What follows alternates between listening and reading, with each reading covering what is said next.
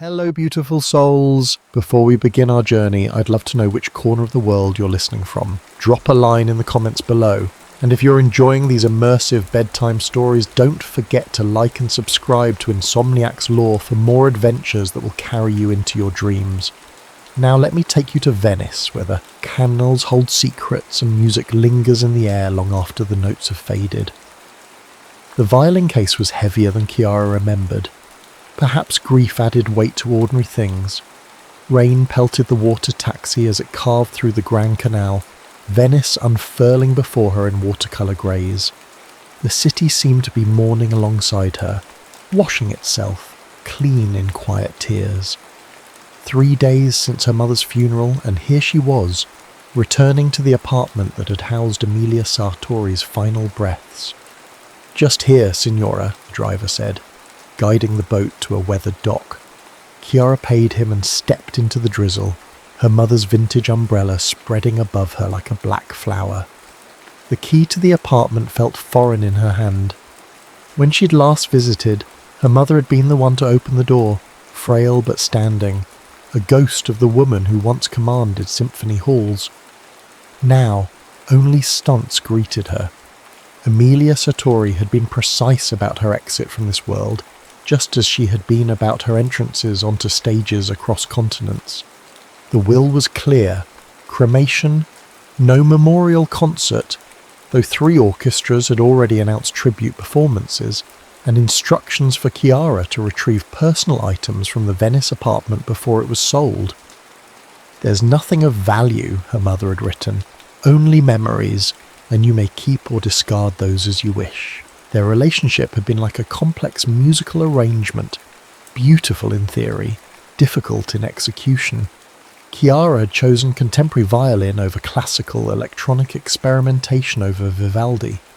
Her mother had responded with polite interest masking disappointment. The apartment smelled of rosemary and dust. Chiara moved through its narrow hallways, touching surfaces her mother had touched. In the bedroom, clothes hung with military precision. In the kitchen, a single cup and saucer sat in the drying rack, a life distilled to essentials. She left the music room for last. When she finally pushed open the door, the late afternoon light was streaming through tall windows, catching dust motes in golden suspension. Her mother's Guarneri violin rested in its open case on a small table, looking orphaned. Chiara approached it with the reverence one might approach a sleeping child. The instrument, worth more than most Venetian apartments, had been her mother's voice for 60 years. Now it would go to a museum, per the will. She ran a finger along the polished wood, feeling the invisible imprint of her mother's touch, when something caught her eye. Tucked into the lining of the case was the edge of a photograph. Chiara gently worked it free. The image was sun-faded but clear. Her mother, perhaps 20 years younger, standing in a Venetian piazza beside a man Chiara had never seen. They weren't looking at the camera, but at each other, captured in a moment of shared laughter. The man held sheet music in one hand, his other rested lightly on Emilia's arm. Chiara turned the photo over, written in her mother's elegant script. Luca and me, San Marco, 1999. Luca. A name never mentioned in family conversations. She looked more closely at the case and noticed a slight bulge beneath the velvet lining. Working her fingers underneath, she extracted a yellowed envelope and a single sheet of handwritten music titled "The Last Song in Venice." The envelope contained 1 page, written in a hand that wasn't her mother's. "My dearest Emilia, by the time you read this, you'll be gone from Venice. I understand, you've always been moving towards something while I've been standing still. Perhaps that's why the universe allowed our melodies to intertwine, if only briefly, to teach us both something about time. I've enclosed our song. Play it when you're ready to remember, not before. Some music isn't meant to be heard too often. Like us, it exists in a moment." With love that doesn't require forever to be real, Luca Chiara sat on the faded velvet bench, holding the letter to her chest. Who was this man? Why had her mother, so forthcoming about her achievements, so reticent about her heart, kept him hidden. A knock at the door startled her. She wasn't expecting anyone. She opened it to find an elderly woman with sharp eyes and a cane. "You must be Chiara," the woman said. Her English carried on in an Italian accent. "I'm Sophia Ricci. I lived across from your mother for 15 years. I saw the lights on and thought I should introduce myself." "Please come in." Sophia moved slowly into the apartment, her cane tapping a gentle rhythm. "Your mother was a private woman, but I think she would want you to understand her life here." "Did you know her well?" "Well enough to bring you this." Sophia reached into her bag and extracted a leather-bound journal. "She asked me to give it to you if you came. She said you might have questions." Chiara accepted the journal, her throat tightening. "Did you ever hear her mention someone named Luca?" she asked. Sophia's expression softened. "Ah, so you found him. Who was he?" The old woman smiled sadly. "That's not my story to tell, but it's all there." She gestured to the journal. "Just promise me you'll read it where they played." "At the Piazza della Musica Persa, the Square of Lost Music. It's not on tourist maps, but any local can point the way." After Sophia left, Chiara sat by the window, watching Venice slip into evening, the journal unopened beside her. Outside, a church bell tolled 7 times. She thought of her mother hearing those same bells year after year, keeping whatever secrets this journal held. As darkness fell, she opened to the first page and began to read. Venice, May 12th, 99. Tonight I heard jazz in the piazza. I followed the sound like a woman possessed and found him there. Fingers dancing over keys, creating worlds I've never allowed myself to enter. He plays like a man without fear. How strange it must be to make music without the certainty of notes on a page. Venice, May 99. Emilia Sartori stood on her small balcony watching evening descend on the canals. Her 51st birthday had passed uncelebrated the day before. What was there to mark after all? Another year of borrowed time. Dos Rinaldi's words echoed. 2 years, maybe 3, before the tremors make public performance impossible. She'd sought second and third opinions, but the diagnosis remained. Early onset Parkinson's disease, progressing faster than they'd hoped. Already she could feel the betrayal in her fingers, slight hesitations, moments when her legendary precision faltered. No one in the orchestra had noticed yet, but she could hear it, that microscopic space between intention and execution. For someone else, perhaps it wouldn't matter. For Emilia Sartori, first chair violinist with the Rome Philharmonic for 22 years, it was the beginning of the end. This European tour would be her last. She'd decided but told no one, not even her daughter. Especially not her daughter, who had chosen her own musical path, electronic and experimental, a rejection of everything Emilia had built. The sounds came to her on the night breeze, piano notes, scattered like coins across the evening air. Not classical, something looser. Jazz. She didn't care for jazz, with its improvisation and lack of structure. But tonight the melody pulled at her. Emilia found herself walking, following the music through narrow alleys and over footbridges, until she emerged into a small piazza she'd never noticed before. A modest fountain burbled at its centre, and beside it sat a weathered grand piano. A man played, his fingers moving with casual mastery, his eyes closed. The audience was sparse, a few tourists, some locals nursing espressos at outdoor cafe tables. The music didn't seem to care. It spilled out, filling the space between buildings, climbing towards stars just beginning to appear. Emilia stood in shadow, listening. The man played like he was having a conversation with the night itself, asking questions, receiving answers, sometimes arguing, sometimes making love. She found herself holding her breath between phrases. When he finished, people applauded politely and dropped euros into a hat on the piano. Most drifted away. Emilia remained, unable to explain to herself why she stayed. The pianist noticed her. He was older than she had first thought, perhaps 50, with silver threading through dark hair and lines etched beside eyes that caught the lamplight. He nodded to her as if they were colleagues, then began another song. This one she recognised, a jazz interpretation of the Adagietto from Mahler's Fifth Symphony. The audacity of it should have offended her. Instead, she found herself stepping closer. When he finished, they were alone in the piazza. "You're still here," he said in Italian. "You must really need music tonight." "Or perhaps I'm just lost," she replied. He smiled. Nobody gets lost in Venice. They just find places they weren't looking for. He extended a hand. "Luca Moretti." "Emilia." "Just Emilia?" His eyes sparkled with mischief. "For tonight." He studied her, head tilted. "You're a musician." She raised an eyebrow. "How can you tell?" "You have the posture of someone who spent a lifetime being watched. And you listen differently than other people. Not passively, you were analysing." "Perhaps I was judging," she said. He laughed, a warm sound that seemed to belong to the piazza. "Even better. Tell me, what was the verdict?" "Your Mahler was unorthodox." "Ah, so you know your classical music, and I'm not sure Mahler would have approved." "Mahler is dead. I play for the living." He gestured to the bench beside him. "Would you like to try?" She instinctively stepped back, suddenly protective of her hands. "No, thank you." He nodded, seeming to understand something she hadn't said. "Another night, perhaps. I play here most evenings, unless it rains. Then I move to the covered corner by the cafe. Do you live nearby?"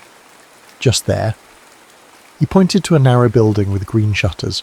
"Second floor, the apartment with the red geraniums. And you?" "I'm just passing through." "Ah, a tourist." "A visitor," she corrected. "For work." "And what work brings you to Venice in May?"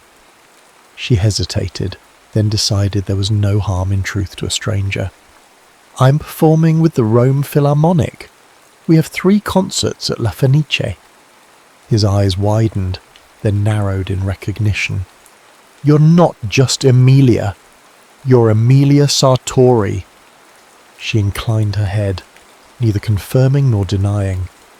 "I saw you perform in Milan years ago. Sibelius. You made the violin sound like it was breaking apart and reforming with each note." Something inside her warmed at the description. Not the usual platitudes about technical precision or emotional control. "Will you come back?" he asked as she turned to leave. "Tomorrow night?" She should have said no. She had rehearsal in the morning, a strict regimen of rest and practice that had governed her days for decades. "Perhaps," she said instead. She did return the next night, and the night after. They talked about music, about Venice, about the quality of light on water. He never asked why she wouldn't play, and she never offered. Instead, she watched his hands and wondered what it would be like to live so openly in music, without the armour of perfection she'd forged around herself. On the 4th night, he wasn't at the piano. Disappointed beyond reason, she turned to leave when a voice called her name. Luca stood in the doorway of the cafe, waving her over. "Too much rain for the piano," he explained. "They have a decent upright inside." She followed him into the warm cafe, where the owner greeted Luca like family. They were guided to a back room where a simple upright piano stood against the wall. A bottle of wine and 2 glasses waited on a small table.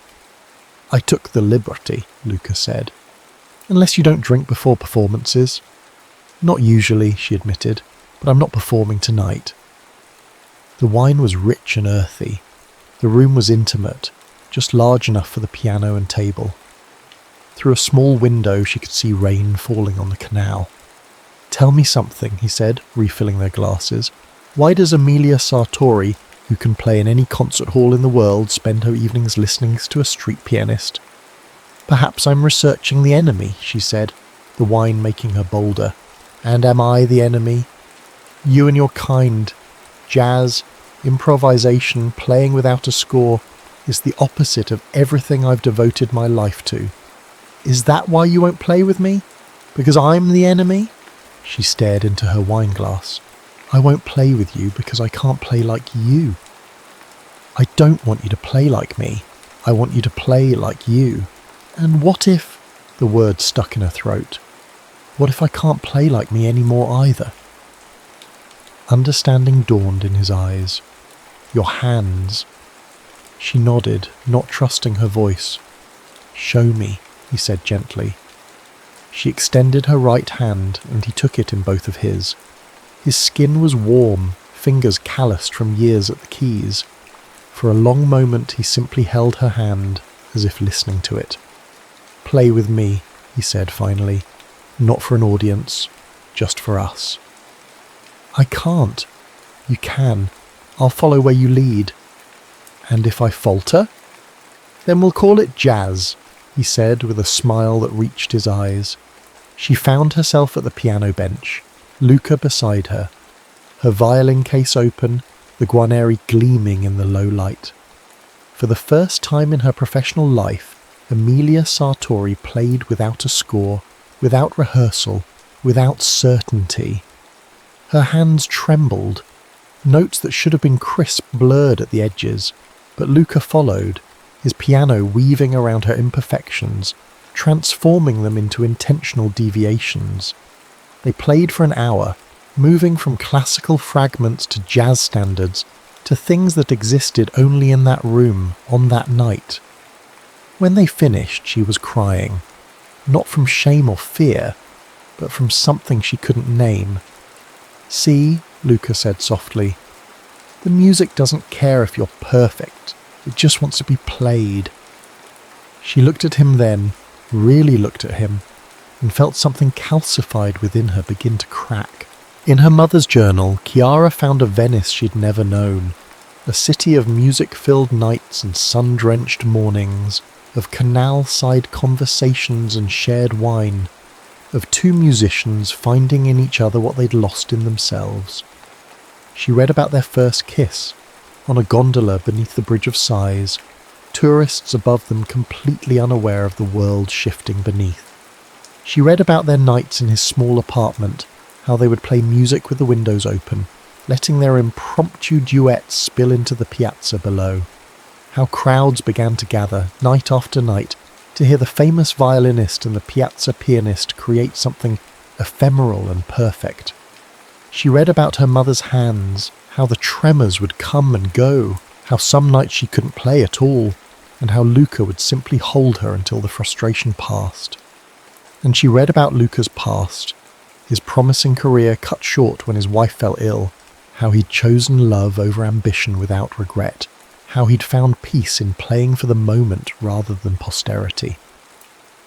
By the time Chiara reached the final pages, dawn was breaking over Venice. She closed the journal and went to stand on the balcony, watching the city wake. The same view her mother must have had, 26 years ago when she wrote, "Venice, June 19th, 1999. I leave tomorrow. The tour ends, reality waits. Luca asked me to stay. We can play until the notes run out," he said. I almost said yes, but what would we become, his hand steady while mine fail? How long before resentment replaced love? How long before I couldn't bear to touch my violin at all? Better a perfect memory than an imperfect forever. At least this is what I tell myself as I pack my case. He doesn't know I'm leaving. Cowardice, perhaps, or mercy. For him or for me, I'm not sure anymore. As the sun climbed higher, Chiara made her decision. She would find the Piazza della Musica Persa. She would understand why her mother had kept this love story hidden for so long. Why she'd returned to Venice years later to live alone with only these memories for company. She bathed and dressed, tucking the journal and the sheet music into her bag. Outside, Venice was alive with morning light and the sounds of a city built on water. "Excuse me," she asked a passing fruit vendor. "Could you direct me to the Piazza della Musica Persa?" The man's weathered face softened. "Ah, the Square of Lost Music. For the American pianist and the violinist, yes. Follow the canal to the third bridge, then left through the narrow passage. You'll hear it before you see it." "What do you mean?" He smiled cryptically. "Some say music never really leaves a place where it was played with love." Chiara followed his directions, moving through the labyrinth of Venice's back streets. The passage he'd mentioned was barely wide enough for one person, walls close enough to touch on both sides. It opened suddenly onto a small piazza with a central fountain. The square was empty, save for a sleeping cat and an old piano under a weathered tarp. She approached slowly, feeling as if she were walking into the pages of her mother's journal. This was where it happened, where Emilia Sartori, renowned for her technical perfection, had learned to embrace imperfection, where she had loved, briefly but completely. A voice startled her. "You must be Chiara." She turned to find an elderly man emerging from the cafe. He moved with the stiffness of age, but had keen eyes that studied her carefully. "Yes, how did you know?" "You look like her." He extended a gnarled hand. "I'm Marco. I own the cafe. I knew your mother. And Luca." "Luca Moretti? Is he still?" "No," Marco said gently. "He passed 5 years ago, heart.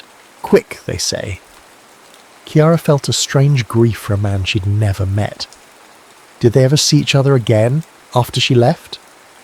Marco gestured to a small table outside the cafe. As they sat, he said, "Not until she moved back to Venice. 10 years ago it was. She came looking for him. By then his health was failing." Did they rekindle their relationship? The old man's smile was sad. They were different people by then, but the music, that was still the same. They played here together every Thursday evening for almost a year, until he couldn't anymore. And my mother, after he died, she came to the piazza often, just to sit, sometimes with her violin, though she rarely played in public by then. He studied Chiara's face. "She never told you about him?" "No, I only found out yesterday, after she died." Marco nodded, as if this made perfect sense. Some loves are too private to share, even with those closest to us. They belong only to the people who lived them. "I brought this," Chiara said, extracting the sheet music from her bag. "It's called The Last Song in Venice. Did you ever hear them play it?" Marco's eyes grew distant.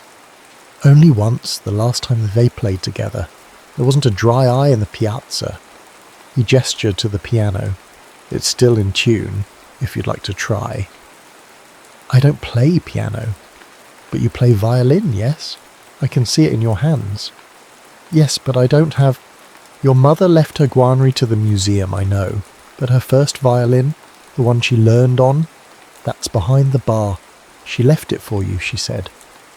Marco disappeared into the cafe and returned with a violin case, the leather cracked with age. Inside was a modestly crafted instrument, not valuable but well loved. She wanted you to have it, and to play here, if you ever came. Chiara lifted the violin, feeling its familiar weight. Different from her own modern instrument, with its aged wood and gentle curves. She tucked it under her chin and drew the bow across the strings. The sound was warm, surprisingly resonant. She placed the sheet music on the edge of the fountain and began to play The Last Song in Venice. The notes were simple at first, a delicate melody that spoke of tentative beginnings. As the piece progressed, it grew more complex, layering emotions like brushstrokes on canvas. Joy, passion, doubt, resignation. People began to gather, drawn by the music. Chiara played with her eyes closed, feeling her way through the story her mother and Luca had written together. When she reached the final notes, a haunting refrain that seemed to ask a question that couldn't be answered, there was complete silence in the piazza, then applause, gentle at first, then building. When she opened her eyes, the small square was filled with people, many of them wiping away tears. Marco approached, his own eyes glistening. "You play like her, but also like yourself." "Thank you for this," she said, gesturing to the violin, the piazza, the moment. "Don't thank me, thank her. She knew you'd come one day." As the crowd dispersed, Chiara remained, holding the violin that had belonged to her mother. She thought of Emilia Sartori, not as the formidable musician the world had known, but as the woman who had stood in this same spot, finding and losing love, choosing duty over desire, carrying the music of those nights through the rest of her life. In that moment, Chiara understood something about her mother that decades of strained conversations had never revealed, and she began to understand something about herself as well. Present-day Venice. Chiara spent the next week immersed in her mother's Venice. She visited La Fenice, where Emilia had performed her final concert with the Rome Philharmonic. She found the gondola stop where, according to the journal, Luca had first told Emilia he loved her. Not despite your hands, but because of everything they've played and everything they still might. She spent evenings in the Piazza della Musica Persa, sometimes playing, sometimes just listening to the ambient sounds of Venice at night. Marco would bring her espresso and tell stories about the summer of '99, when locals and tourists alike would gather to hear the unexpected duets. They weren't just playing music, he told her, they were playing each other. On her 8th day in Venice, a letter arrived from the Conservatory Museum where her mother's Guarneri had been donated. They were organising a memorial concert and wanted Chiara to perform a piece that captures your mother's essence, the director had written. She knew immediately what she would play.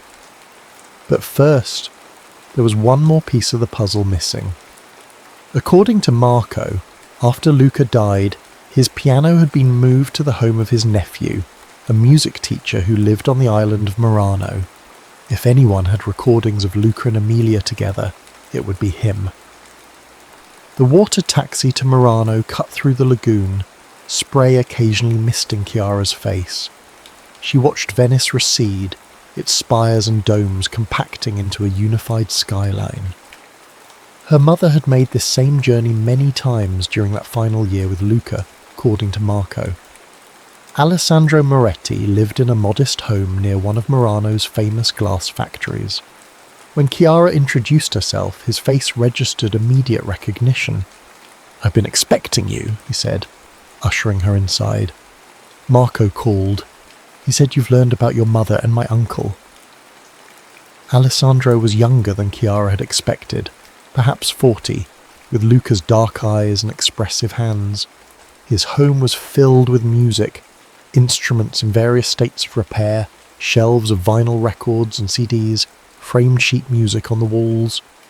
"I teach piano to the children of glassblowers," he explained. "Not as romantic as playing in piazzas, but it pays the bills." "Did you know my mother well?" Chiara asked. "Only in her later years, after she reconnected with Uncle Luca. She was formidable, intimidating, until you saw her with him. Then she softened." Marco mentioned you might have recordings of them playing together. Alessandro nodded, moving to a shelf of unmarked CDs. Uncle Luca recorded most of their Thursday performances, said he wanted to capture lightning in a bottle. He selected a disc and handed it to her. This was their final duet, 3 weeks before he died. Chiara held the CD carefully. "May I?" He gestured to a stereo system in the corner. As she inserted the disc, Alessandro said, "I should warn you.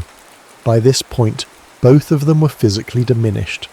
Uncle Luca's heart was failing. Your mother's condition had progressed. The music reflects that." The recording began with ambient noise, conversations, the fountain bubbling, Venice being Venice.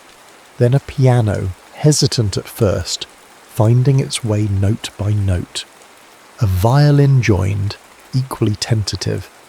Chiara recognized the last song in Venice, but this version was different from the sheet music, more fragile, more human. She closed her eyes, listening to her mother and Luca navigate the piece. There were missed notes, moments when tempos didn't quite align. But there was also a conversation happening between the instruments, a tenderness that transcended technique. As the final notes faded, Chiara heard something unexpected. Applause, yes, but also her mother's voice captured by the microphone. That was for everyone who's ever loved something they couldn't keep. When the recording ended, Chiara opened her eyes to find Alessandro watching her intently. "Your mother was an extraordinary musician," he said, "but I think she was at her most extraordinary in her imperfections." "May I have a copy of this?" Chiara asked. "Uncle Luca would have wanted you to have the original." As she prepared to leave, Alessandro added, "There's one more thing." He retrieved a small wooden box from a bookshelf. "After he died, we found this among his effects. It has your mother's name on it." The box contained a single item, a fountain pen. "I don't understand," Chiara said. "Neither did we at first. Then we realized it was the pen she used to write in her journal the summer they met. She must have left it behind when she departed suddenly. He kept it all those years." Chiara held the pen, imagining her mother's hand gripping it as she recorded her innermost thoughts, her fears about her failing health, her unexpected love, her agonizing decision to leave. "Thank you," she said, emotion thickening her voice. On the water taxi back to Venice, Chiara reflected on all she'd learned. Her mother, always so controlled in life, had experienced a brief period of beautiful chaos with Luca. She'd walked away from it, returned to her ordered existence, raised a daughter alone, built a legendary career. But she'd kept the memory close, finally returning to Venice when her performing days were over. Had she regretted her choice? The journal offered no clear answer, but the fact that she'd sought Luca out decades later, that she'd played with him despite her progressed condition, suggested she'd carried him with her all along. Back at the apartment, Chiara sat at her mother's writing desk and began composing a piece to accompany The Last Song in Venice, a daughter's response to a mother's hidden heart. The memorial concert at the Conservatory Museum drew an international audience. Former colleagues, students, admirers of Emilia Sartori's perfectionist brilliance filled the intimate performance space. Chiara, waiting backstage with her mother's first violin, felt oddly calm. The museum director's introduction was brief. "Tonight we honour not only a musical legacy, but the woman behind the music. Her daughter, Chiara Sartori, will perform a piece that captures something essential about Emilia that perhaps we never fully understood." Chiara walked onto the stage where, behind her, a large photograph of her mother in her prime was projected, Emilia in profile, violin raised, eyes closed in concentration. It was the image the world knew. "Good evening," Chiara began. "My mother was known for her technical precision, her unwavering commitment to the score as written. What many of you don't know is that there was another side to her musicality, one she kept private until the final years of her life." She explained about finding the journal, about discovering Luca Moretti, and the summer of improvised duets in a hidden piazza. "The piece I'll play tonight is called The Last Song in Venice. It was composed by Luca for my mother, capturing their brief but profound connection. I'll be playing it on her first violin, the instrument she used during that Venetian summer." Chiara placed the CD player beside her and pressed play. The recorded piano introduction began, Luca's part, from their final performance together. When the violin would normally enter, Chiara raised her mother's instrument and joined the recording, playing not to the audience but to Luca's phantom piano. The piece unfurled like Venice itself, complex, layered with history, simultaneously melancholy and beautiful. Chiara followed the emotional arc that Luca had composed and that her mother had completed, adding her own interpretations where it felt right. When the final notes faded, there was silence, then gentle weeping from several corners of the hall, then applause, building into a standing ovation. Later, as attendees filtered out, the museum director approached Chiara. "That was unexpected," he said, "and perfect. We would like to include the sheet music and recording in the permanent exhibition alongside the Guarneri." "I think my mother would want that," Chiara said. to be remembered not just for her perfection. The following morning, Chiara returned to the Piazza della Musica Persa one last time. She'd agreed to sell her mother's apartment, but not before making arrangements with Marco to establish a small music scholarship in Emilia and Luca's names. The piazza was empty except for Marco, who was supervising the installation of a small bronze plaque beside the fountain. "What does it say?" Chiara asked, approaching. Marco stepped back so she could read the inscription. "In this piazza from May to June 99, and again from 2019 to 2020, Emilia Sartori and Luca Moretti created music that exists now only in memory. Some songs are meant to be played just a few times. Some loves are meant to be lived just once, but both echo forever." "It's perfect," Chiara said, tears welling. "Your mother approved the text before she died," Marco revealed. "She knew she wouldn't live to see it installed." "She planned all of this," Chiara realized. "The journal, the violin, making sure I would find my way here. She wanted you to understand not just her story with Luca, but something about music itself, about life." "That perfection isn't the point," Chiara said softly. Marco nodded. "That beauty exists in the attempt, not just the achievement. That sometimes the notes we don't play are as important as the ones we do." As Chiara prepared to leave Venice the next day, she tucked her mother's journal and Luca's fountain pen into her carry-on bag. She would return to her own life, her own music, carrying with her a new understanding of the woman who had raised her. Emilia Sartori had lived two lives, one of public perfection and private loneliness, and another, briefer one of messy, beautiful connection. She had chosen duty over desire, structure over improvisation, but she had also, in her final years, returned to the scene of her greatest vulnerability and found it again. Chiara thought about her own career, her own choices. The electronic compositions that had so disappointed her mother now seemed less like rebellion and more like continuation. Different instruments, but the same search for something transcendent in sound. On her final night in Venice, she returned once more to the balcony of her mother's apartment. The same moon that had watched over Emilia and Luca's brief romance now illuminated the city's ancient facades and rippling canals. Below, a solitary pianist played in a different piazza, the notes drifting up like prayers. Chiara closed her eyes and listened, not just to the music, but to everything that lay beneath and beyond it. The water lapping at stone foundations, distant conversations in multiple languages, the gentle creaking of a city perpetually in dialogue with the sea that both threatens and sustains it. She understood now what her mother had found in Luca's jazz, in his philosophy of musical improvisation. Life itself was improvisation, a constant navigation between structure and spontaneity, between what we plan and what simply happens. The journal's final entry, dated just 3 months before Emilia's death, read, "Venice, January 2025. Chiara will come when I'm gone. I've arranged everything.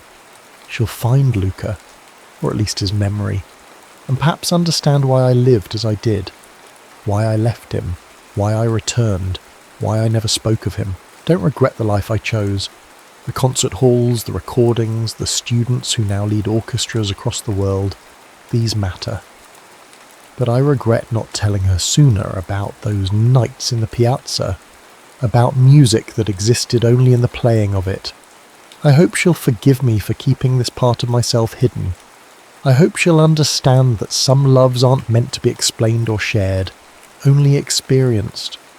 And I hope most of all that she finds her own piazza someday, a place where her music can simply be, without judgment, without fear."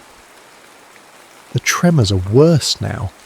Some days I cannot hold a pen, let alone a bow, but in my mind I still play our last song perfectly. Memory at least allows for flawless performance. Chiara closed the journal and held it to her chest. In the morning she would leave Venice, carrying with her both versions of her mother, the perfectionist and the improviser, the woman who chose duty and the woman who, however briefly, chose love.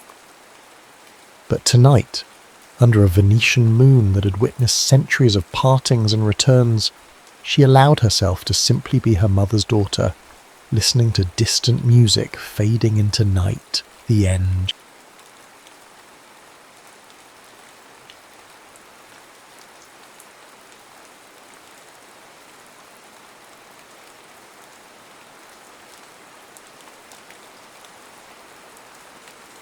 The winter of 1992 settled over Sarajevo like a shroud. Not the pristine white blanket of postcards, but something grey and oppressive, stained with soot and speckled with blood. Lena Kovacevic moved through it like a ghost, her medical bag clutched to her chest, a prize more valuable than gold in a city where morphine had become currency and antiseptic was worth dying for. The makeshift hospital had once been a primary school, now children's drawings still clung stubbornly to walls that trembled with each distant explosion. Lena worked by candlelight, the electricity having failed 2 days prior. Her patients lay on classroom desks pushed together to form beds, their groans forming a terrible chorus that echoed down hallways once filled with laughter. "Water!" rasped the boy beneath her hands, no older than 12. A piece of shrapnel had torn through his abdomen while he stood in line for bread. His mother had carried him 3 kilometers under sniper fire to reach them. "Please, water." Lena reached for her canteen, half empty, reserved for patients, and held it to his cracked lips. She had learned to ration compassion as carefully as supplies.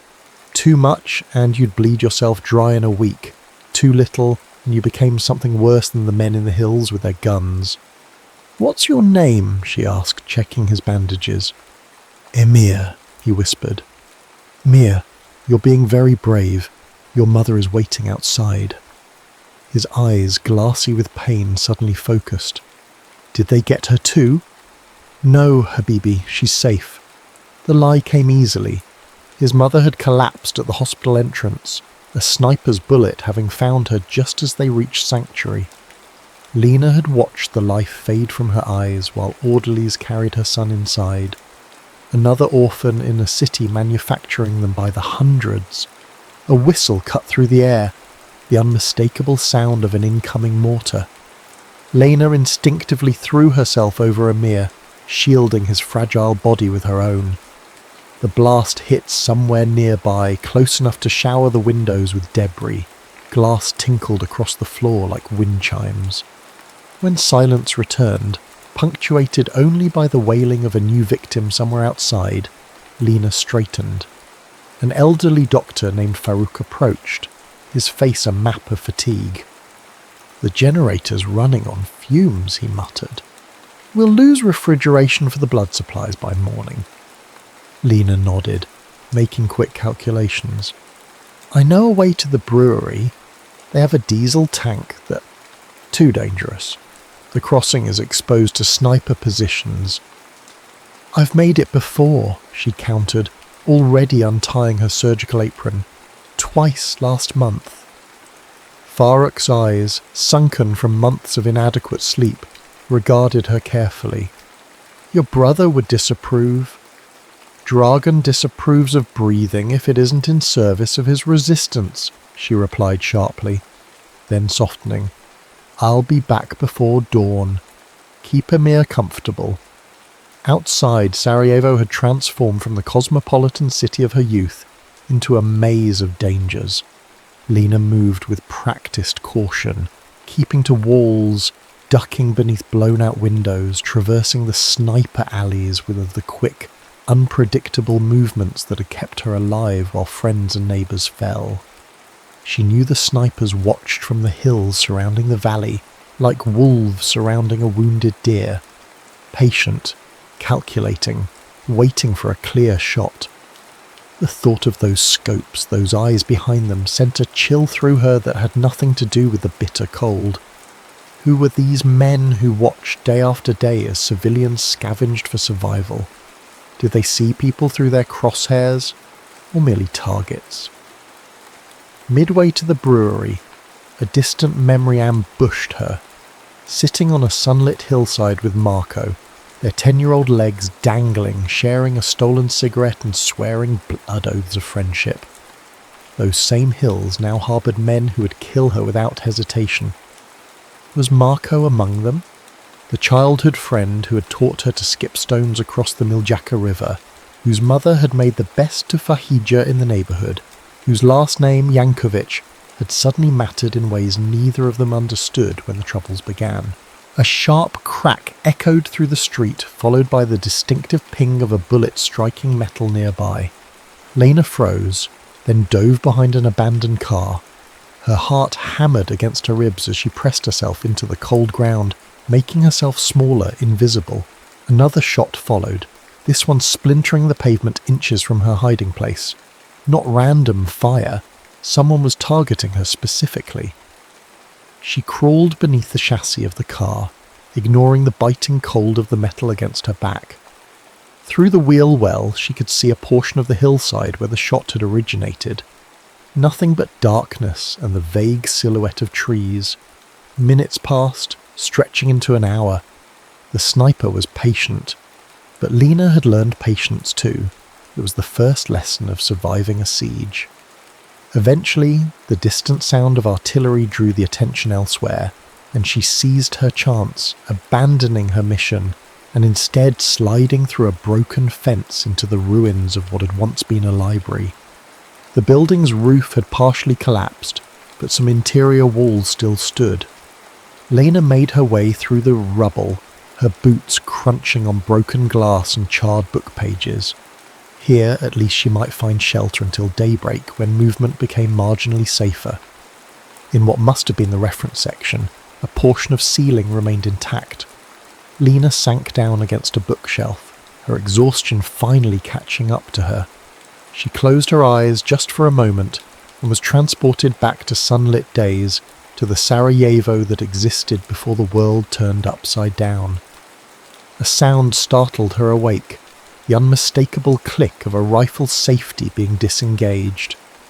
"Don't move," came a man's voice, low and controlled. Lena froze, her eyes adjusting to the darkness.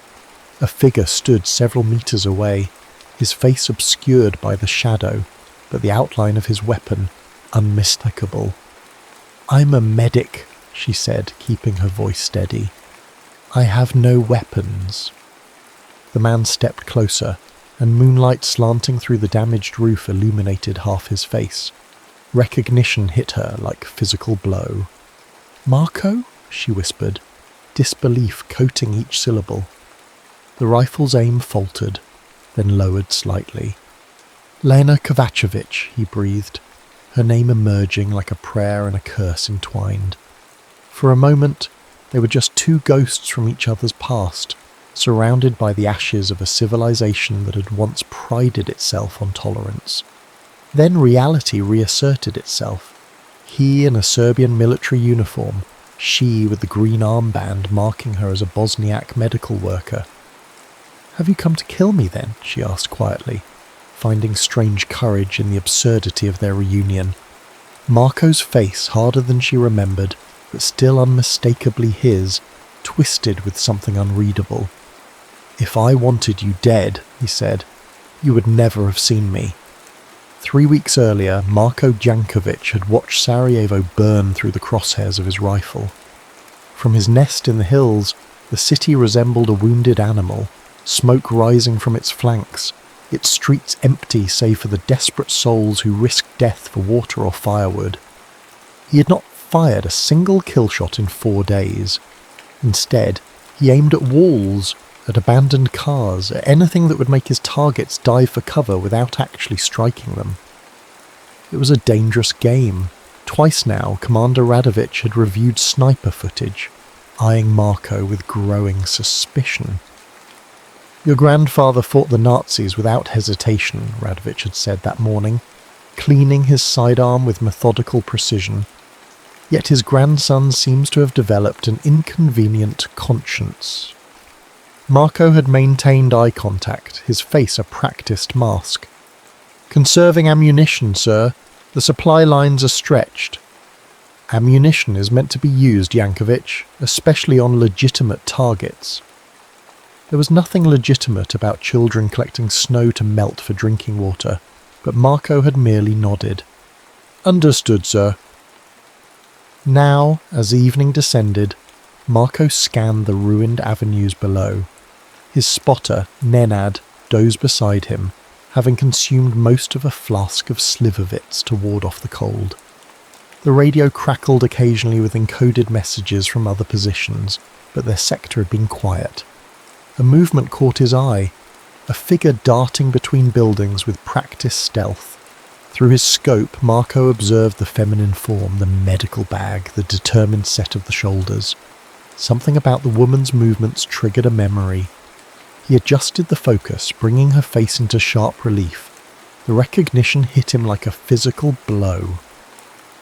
Lena, the girl from the apartment below his, the one who had taught him to dance before his first school formal, the one whose family had abruptly stopped speaking to his when the nationalist rhetoric began heating up. She paused at an intersection, checking for danger, unaware that she had already been seen. Marco's finger hovered near the trigger, not to shoot, but in acknowledgement of a terrible irony. Here she was, saving lives while he was assigned to end them. He tracked her movement, providing invisible protection. When another sniper's bullet struck near her position, Marco swiftly located the shooter 2 nests over and did something he had promised himself he would never do. He fired at a countryman, sending a round close enough to the other sniper's position to make him duck and curse over the radio. What the hell? Nenad jerked awake beside him. Did you fire? Thought I saw movement, Marco lied smoothly. Just a dog. Later, after Nenad had fallen back into his drunken slumber, Marco watched Lena take shelter in the library. He knew he was crossing a line that could not be uncrossed, but after months of following orders that hollowed him out with each passing day, the sight of her had awakened something he thought long dead. He waited until full darkness before slipping away from his post, leaving Nenad snoring softly. The descent into the city was perilous. Serbian patrols were under orders to shoot deserters on sight. But Marco knew the blind spots, the gaps in coverage that resulted from months of comfortable superiority in the hills. The library's broken shell offered multiple entry points. He moved silently through the debris, guided by the moonlight and memory. When he found her, sleeping against a bookshelf, vulnerability etched across features hardened by war, he almost turned back. Almost. Instead, he deliberately made a sound to wake her, needing her to see him, to confront what they had both become. "Have you come to kill me then?" she had asked, and the question lacerated him. "If I wanted you dead, you would never have seen me." Now they stood facing each other across the ruins of literature, culture, knowledge, all the things that had once bound their city together. "You're with them," she said, her voice hollow, eyes fixed on his uniform. "I was conscripted," he replied, though it sounded hollow even to his ears. "My father was ill.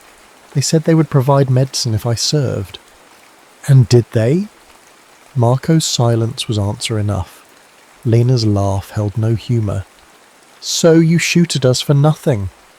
"I don't shoot," he said, the confession dangerous even here. "Not at civilians, never."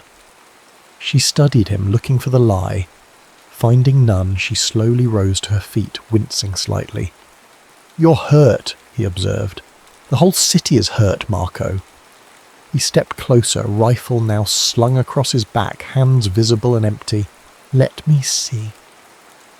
Reluctantly, she showed him her side, where a fall during her hasty retreat had embedded a shard of glass. Without speaking, Marco removed a field medical kit from his pocket.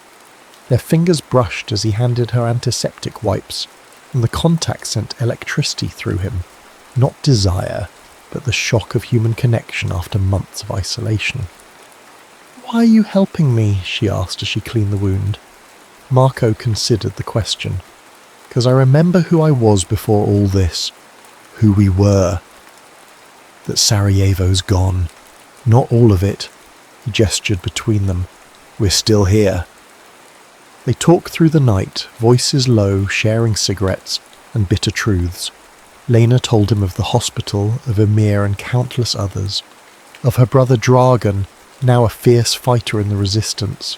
Of their parents killed by a mortar while queuing for bread last spring. Marco spoke of the commander's growing suspicions, of the way some men took pleasure in the killing, of his plan to desert when winter deepened and patrols thinned. As dawn approached, they both knew their time had ended. I can help, he said suddenly. Information, warnings about planned attacks. Lena's eyes widened. You'd be shot for treason. I'm dead either way, he replied, surprising himself with the certainty of it. If not by a bullet, then by what this place is turning me into. She considered him carefully. The east side of the central market. There's a damaged phone booth with resistance markings. Leave messages there. He nodded, memorizing the location. Why take the risk? She pressed. Why now? Marco looked at her, really looked, seeing both the girl she had been and the woman forged by suffering.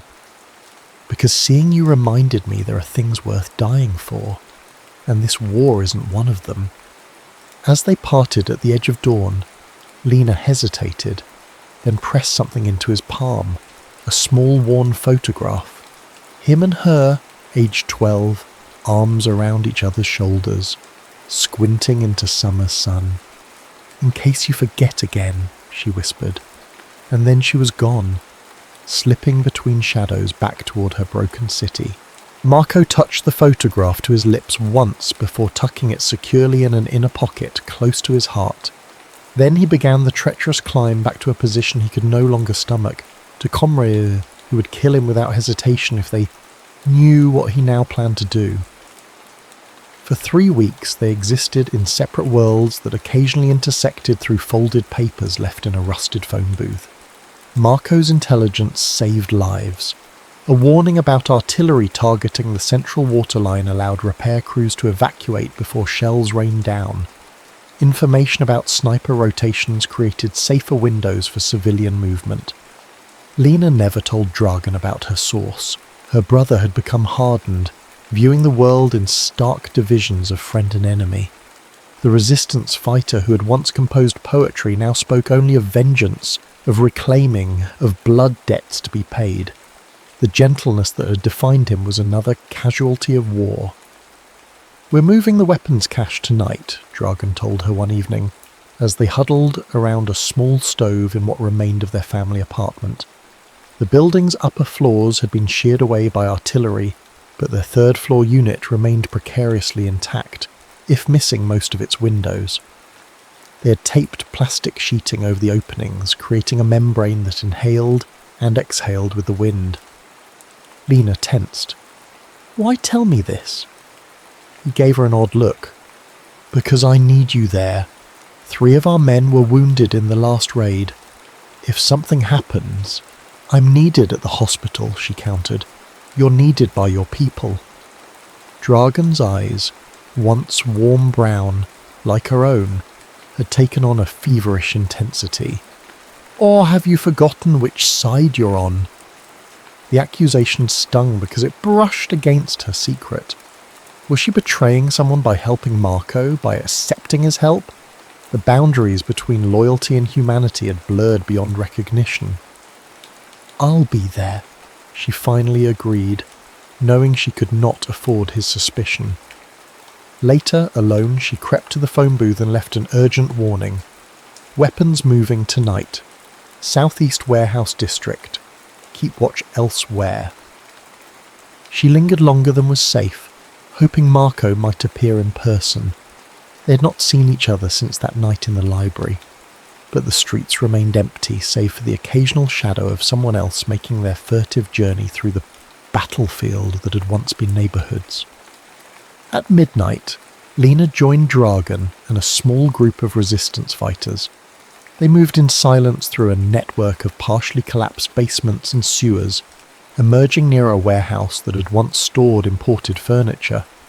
Now it contained ammunition, small arms, and this grim determination of people who had adjusted their definition of victory from thriving to merely surviving. Halfway through the transfer, the night erupted. Not with gunfire, but with the thunderous approach of tanks. Dragan cursed, shooting her a look of pure betrayal that made her blood freeze. "How did they know?" he hissed, grabbing her arm roughly. "Who did you tell?" "No one!" The defense was automatic, but the guilt must have shown on her face. Before Dragan could press further, the warehouse's wooden doors splintered under the impact of a vehicle. Chaos erupted as fighters scattered, grabbing what weapons they could. Lena found herself pulled along by her brother's iron grip as they fled towards the river. "We were compromised!" he spat as they crouched behind an overturned kiosk. "Someone knew!" The accusation hung between them, unspoken but palpable. Lena's heart hammered against her ribs. Had Marco betrayed her? Had her message somehow been intercepted? Or was this raid planned regardless? Coincidental timing that now marked her as suspect. They made it back to relative safety, but the damage was done. 3 resistance fighters captured, a cache of precious ammunition lost, and Dragan's trust in his sister, already fragile, had fractured further. The next morning, Lena made her way to the phone booth, anger and confusion warring within her. To her shock, Marco was there, hunched inside the broken structure, waiting. "You betrayed us," she accused without preamble. His face, gaunt with exhaustion, registered surprise, then understanding. "The raid," he said. "It wasn't because of your message. I never received it." "Then how did you know what I was talking about?" "Because I've been demoted," he explained, voice low. "They caught me filing false reports about civilian sightings. I'm no longer in the intelligence loop. The raid was planned days ago by Commander Radovich himself." Lena wanted to believe him, needed to believe him. "Prove it." Marco unbuttoned his jacket enough to reveal angry purple bruising across his torso. "This is what happens to soldiers who show too much restraint," he said quietly. "I'm being watched now. Coming here was a risk, but I needed to warn you."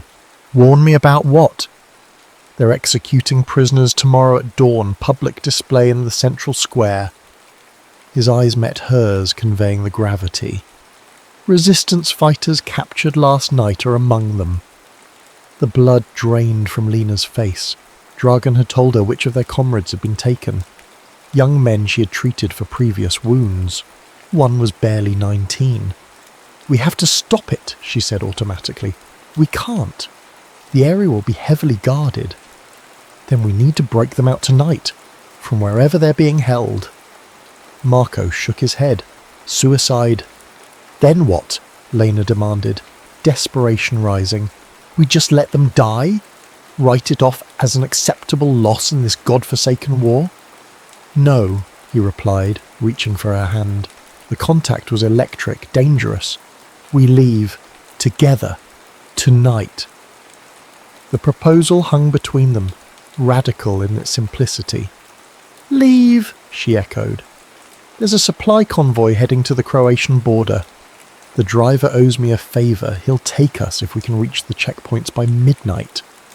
"I can't leave," Lena protested, though a treacherous part of her heart leapt at the possibility. "The hospital, my patients.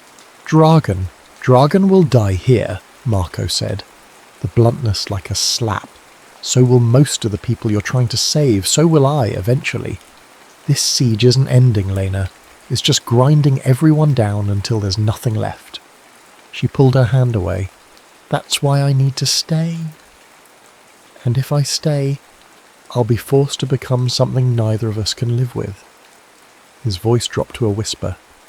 "Please, we can start again, somewhere else. Help in different ways." The possibility unfurled before her. Life beyond checkpoints and snipers, beyond the daily calculus of survival. It was tempting, seductively so.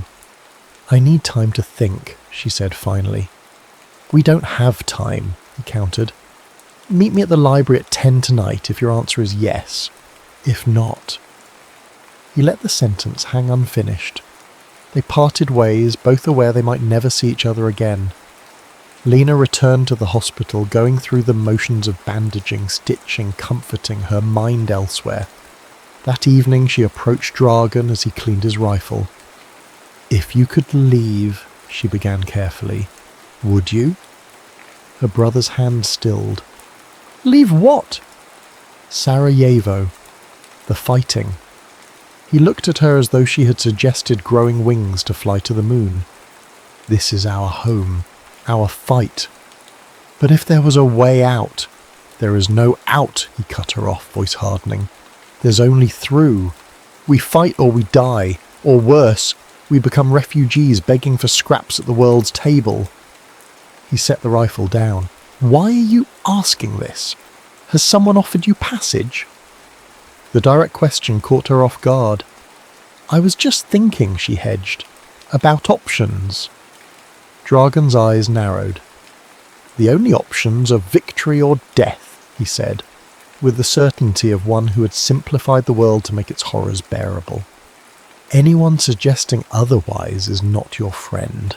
By 9:30, Lena had made her decision. She packed a small bag, extra bandages, a few precious medicines pilfered from the hospital stores, a change of clothes, and a photograph of her family from before. She left a brief note for Dragan, explaining nothing, apologizing for everything. The streets were treacherous at night, but Lena had become adept at moving through shadows. She reached the library by 10, heart pounding with the magnitude of her choice. But the agreed-upon meeting place was empty. 10 minutes passed. 20. Doubt crept in. Had Marco changed his mind? Been caught? Was this all an elaborate trap? At 10:30 she heard footsteps. Not the measured tread she associated with Marco, but something more erratic. She pressed herself into the shadows, watching as a figure stumbled into the library's ruined atrium. Marco, but not as she expected.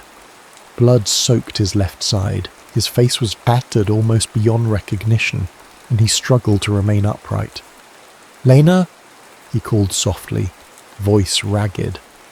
She rushed to his side, medical instincts taking over. "What happened?" "Radovich," he managed, leaning heavily against her.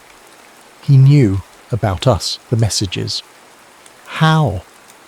"Someone saw you at the phone booth." Lena helped him to a relatively clean area, laying him down to examine the wound. A bullet had torn through his side, not immediately fatal but dangerous without proper treatment. "I need to get you to the hospital," she said. Marco grabbed her wrist with surprising strength. "No, they'll be watching hospitals." He coughed, a wet, alarming sound. "The convoy. We can still make it." "You can't travel like this." "I won't survive here." His eyes, feverish but determined, locked onto hers. "Please, Lena. I'd rather die trying to escape than waiting for Radovich to finish what he started." She knew he was right. Knew also that their window was closing with each passing minute. With swift efficiency, she cleaned and bandaged his wound as best she could with her limited supplies. "Can you walk?" she asked when finished. "With help." They moved slowly through the darkened city. Marco's arm draped across her shoulders, his weight increasingly heavy as blood loss weakened him. Twice they froze at the sound of patrols pressing into doorways, holding their breath until danger passed. The rendezvous point was an abandoned garage 3 blocks from the official checkpoint. The driver, a gruff man named Amir, took one look at Marco's condition and cursed. "You didn't say he was half..." hissed at Lena. "Will you still take us?" she demanded. Emir hesitated, calculating risks versus the payment Marco had promised. "He'll need to be hidden better than I planned. Under the cargo, not just behind it." They had just begun transferring Marco to the truck when shouts erupted from the street. Flashlight beams cut through the darkness, accompanied by the unmistakable sound of rifles being readied. "Serbian patrol," Amir muttered, backing toward his cab. "This wasn't part of the deal." Before Lena could protest, the driver had slipped into his truck and gunned the engine, roaring away and leaving them exposed in the empty garage. "Go," Marco urged, pushing her toward a rear exit. "I'll distract them." "I'm not leaving you." The voices drew closer. Among them, Lena recognized one with chilling clarity, her brother, Dragan. "The tracks lead here," he was saying. "Spread out and search everything." Lena and Marco exchanged a look of perfect understanding. There would be no escape, not tonight, perhaps not ever. "You shouldn't have come back for me," Marco whispered, as they crouched behind a stack of wooden pallets. His breathing had grown laboured, each inhalation a battle. "Quiet," Lena urged, though she knew it was futile. The pool of blood beneath him had grown alarmingly large. Even if they somehow escaped this immediate danger, Marco needed surgery and transfusions that she couldn't provide with a field kit. Footsteps approached their hiding place. A flashlight beam swept across the floor, stopping at the trail of blood Marco had left. Lena reached for the scalpel in her medical bag, a pathetic defense against rifles, but the only weapon she had. "Here!" called a voice, and the beam locked onto their position. Rough hands dragged them into the open. Lena found herself staring into Dragan's face, contorted with a mix of fury and betrayal. "So it's true," he said, voice eerily calm. "My sister and a Chetnik." "He's not," Lena began, but Dragan's open-handed slap silenced her. "Don't," he warned. "Don't defend him to me." Marco, barely conscious, was thrown to the ground by two resistance fighters. A third pressed a rifle barrel to the back of his head. "Wait," Lena cried. "Dragan, please, it's not what you think." "Really?" Her brother circled her like a predator.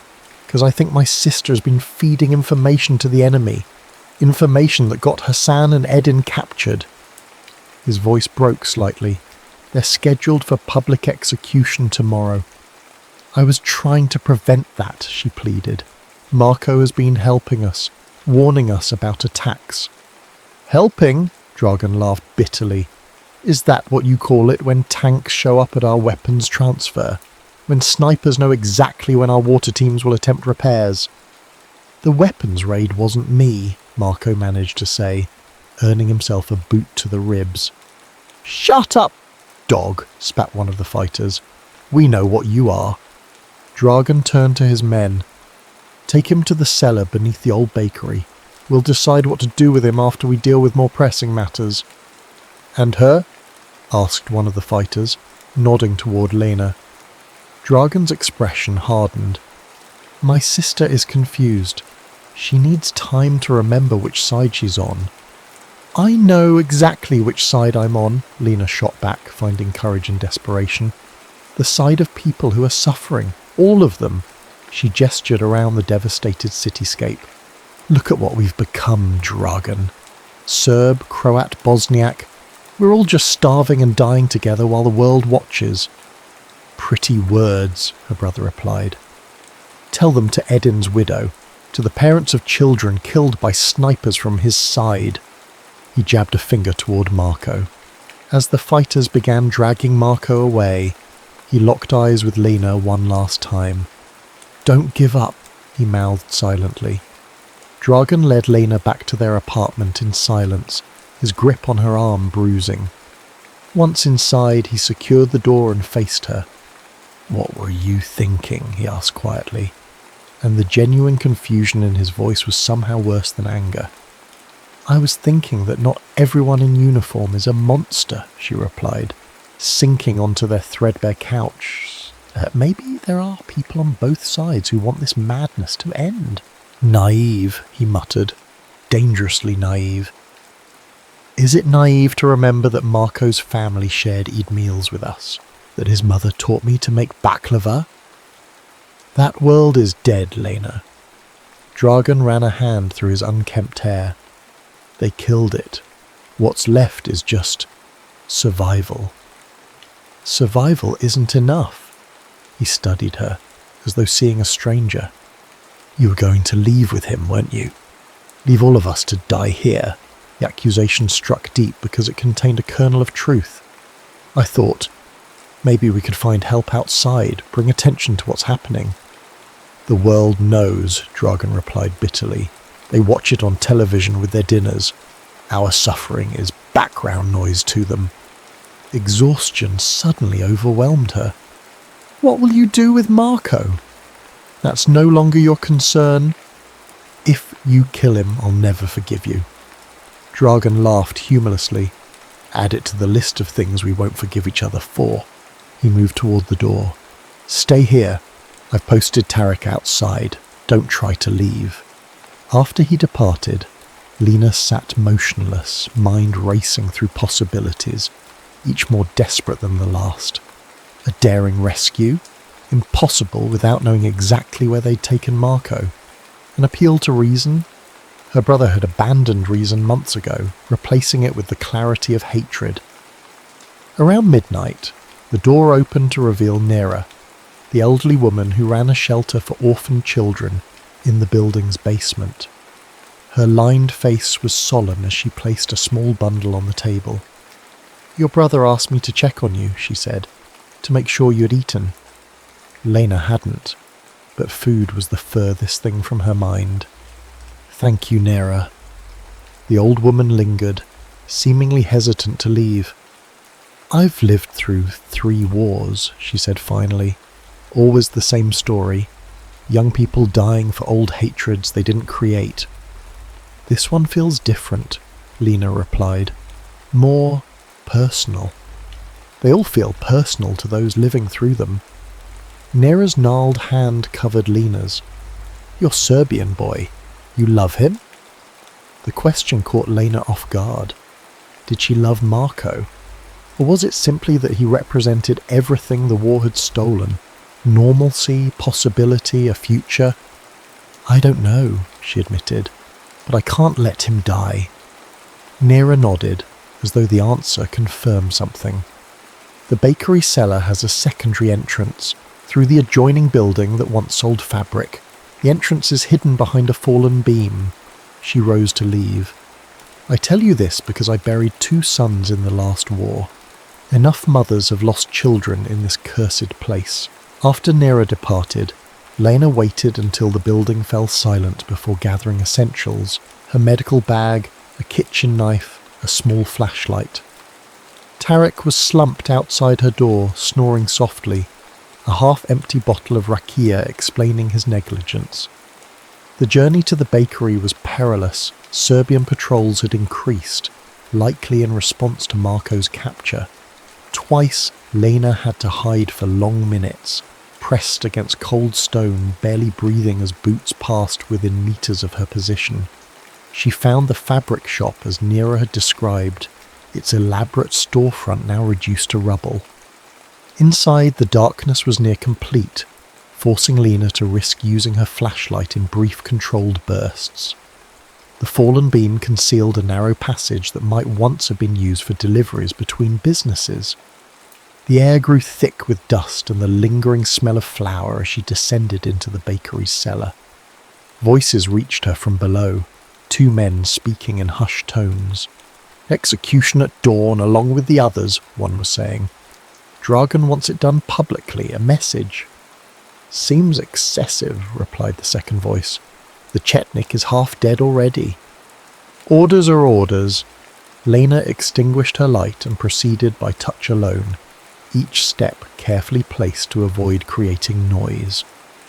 The cellar opened into a larger space, dimly lit by a single kerosene lamp. Through a partially open door, she could make out 2 resistance fighters playing cards at a small table. Beyond them, barely visible, lay a figure on the ground, Marco, unmoving. She retreated, mind racing. Direct confrontation was suicide. She needed a distraction.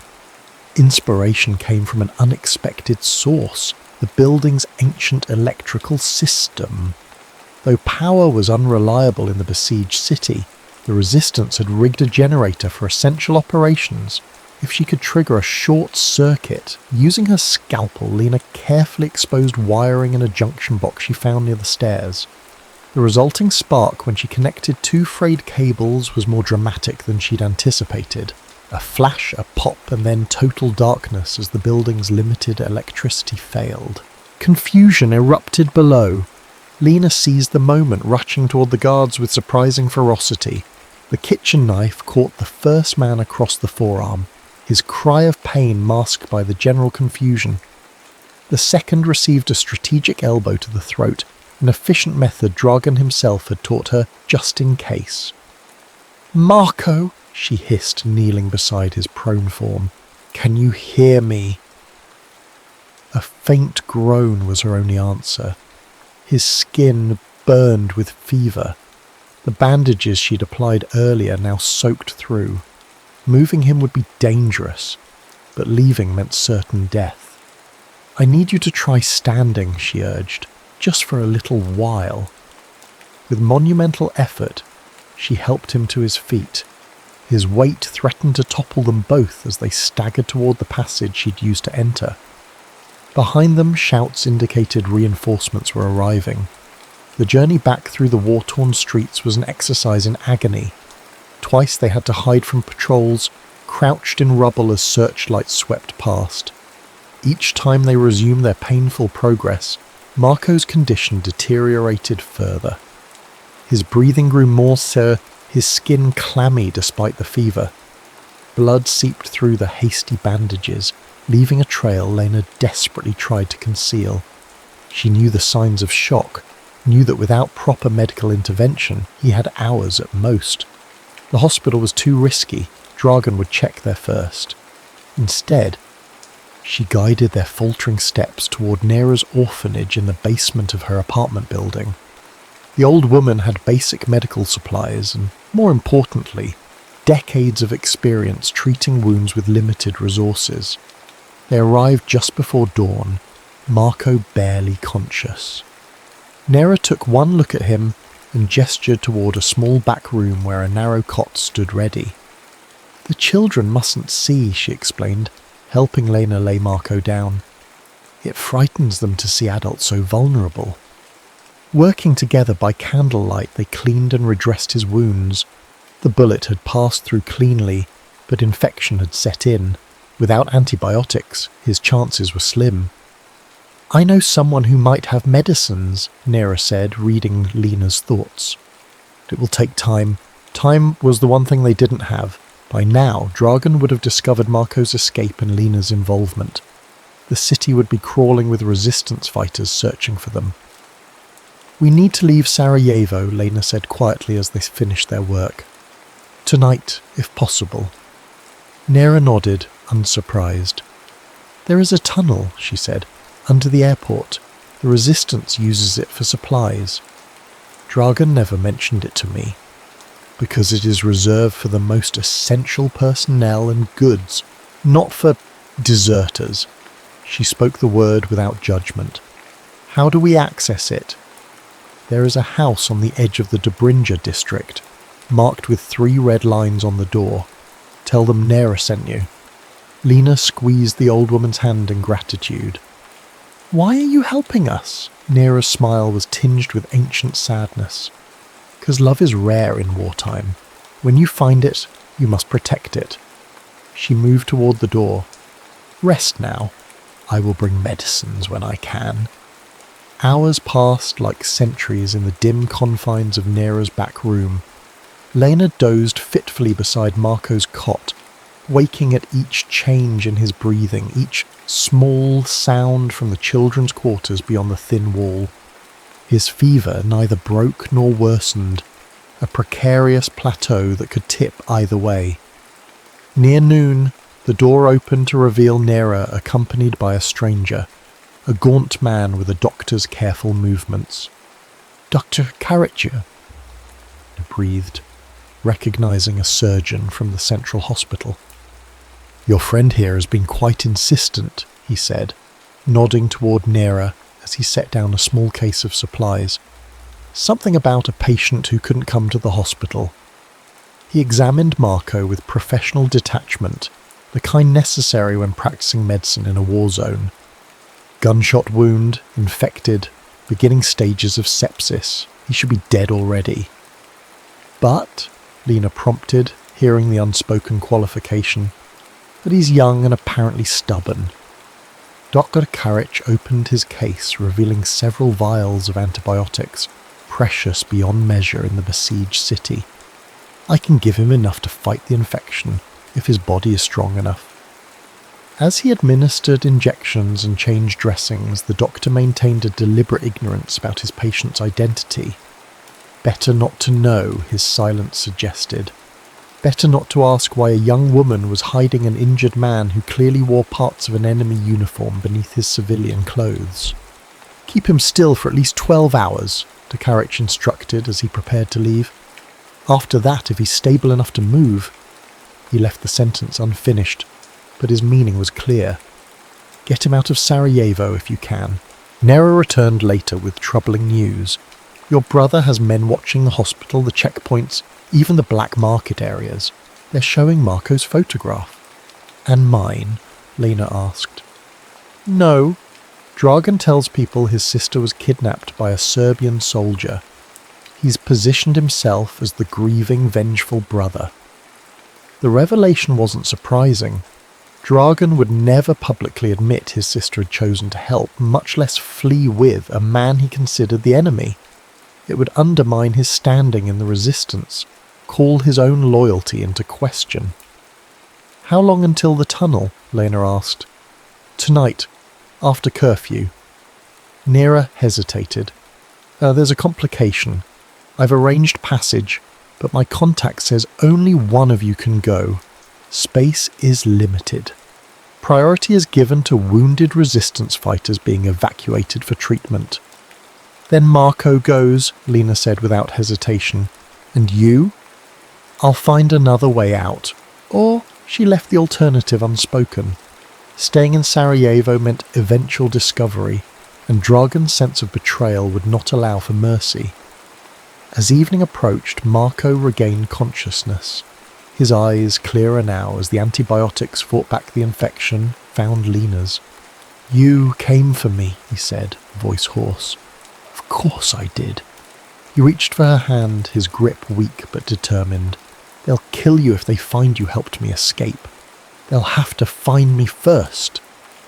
She tried for a lightness she didn't feel. When Nera explained the plan, the tunnel, the single passage available, Marco's response was immediate. No, I won't go without her. You'll die here, Lena argued. I'm not leaving you behind to face your brother's wrath. His attempt to sit up ended in a grimace of pain. Stop being a hero, she snapped, frustration born of fear making her voice sharp. One of us needs to survive this. Otherwise, what was any of it for? Their argument was interrupted by a commotion outside. Through the small window, Lena could see people running, hear distant shouts. Nera hurried in moments later, her usually composed face tight with anxiety. They're searching the building, she said. House by house, room by room, someone must have talked, perhaps saw you arrive. Lena's mind raced. The children are my concern, Nera cut her off. You must go, now, through the back alley. My contact will meet you behind the collapsed school, the one with the blue door. Marco can't walk that far yet. Then you must help him, or you both die here. The old woman's bluntness left no room for argument. With desperate efficiency, Lena gathered their meagre supplies. Marco insisted on trying to stand, his determination compensating somewhat for his weakness. Together they slipped out through a narrow door as the sounds of the search grew closer. The journey to the meeting point was excruciating. Marco leaned heavily on Lena, each step clearly agony. Twice they had to hide as patrols passed, crouched behind debris, his laboured breathing seeming impossibly loud to her terrified ears. Their guide, a thin boy who couldn't have been more than 15, appeared as promised, leading them through a bewildering series of passages that wound beneath and between bombed-out buildings. The route was clearly designed to avoid open areas where snipers might have clear shots. How much further? Lena whispered, as Marco's weight grew heavier against her shoulder. Almost there, the boy replied. "There's a problem. The entrance area is guarded tonight." "By whom?" "Your brother's men," he said, glancing at her with something like pity. "They were not there earlier today." Dragan had anticipated their plan. Perhaps not the specific route, but he knew the tunnel represented the only real hope of escape. The question was whether he had shared this suspicion with others or kept his own counsel, unwilling to admit publicly that his sister had betrayed him. "Is there another way in?" Marco asked, each word a visible effort. The boy hesitated. "Yes, but it's exposed. You'd have to cross about 50 meters of open ground. The snipers would be on our side of the siege line," Lena finished. "Serbian positions." Marco straightened slightly. "That might work in our favor." "How?" she demanded. "I'm still wearing parts of my uniform under these clothes. If they see me clearly enough, they might hesitate," Lena realized. "But it's a desperate gamble." "We're down to desperate gambles," he replied. The alternative entrance was through the cellar of a partially collapsed apartment building.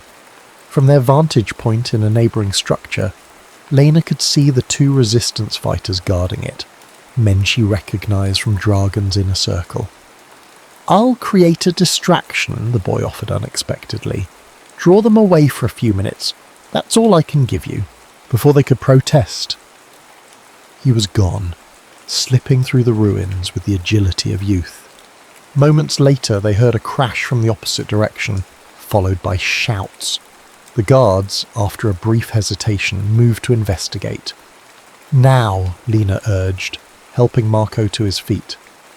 They crossed the open space as quickly as his condition allowed, painfully visible against the moonlit rubble. With each step, Lena expected gunfire, expected to feel the punch of a bullet, but only silence followed them to the cellar entrance. Inside, the passage narrowed to a crude tunnel barely wide enough for one person.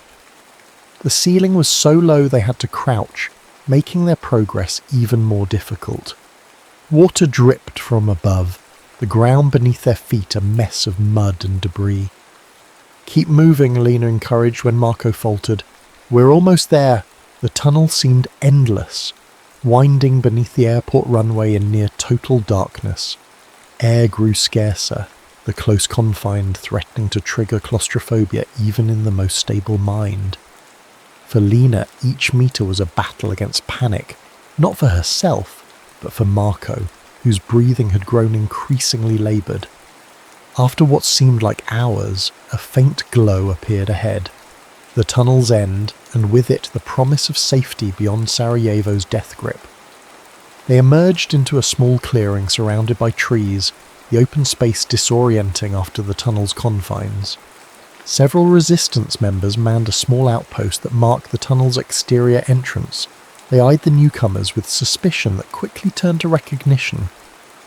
"That's him," one said, gesturing toward Marco. "The Serbian, the one we're supposed to watch for." "And her, Dragan's sister." Lena felt hope slipping away as hands reached for weapons. Then, unexpectedly, an authoritative voice cut through the tension. "Stand down." A tall figure emerged from the shadows, Commander Jusic, the overall leader of this sector's resistance. His weathered face betrayed nothing as he approached them. "Dragan Kovacevic claims his sister was taken against her will," he said evenly, addressing Lena directly. "Yet here you are, supporting this man rather than fleeing from him." Lena lifted her chin. "My brother knows the truth. He simply can't accept it." "And what is the truth, Ms. Kovacevic?" "That I choose humanity over hatred. That this man risked everything to save lives on both sides." Jusic's expression remained neutral. "You realize I could have you both shot as traitors?" "Yes," she replied simply.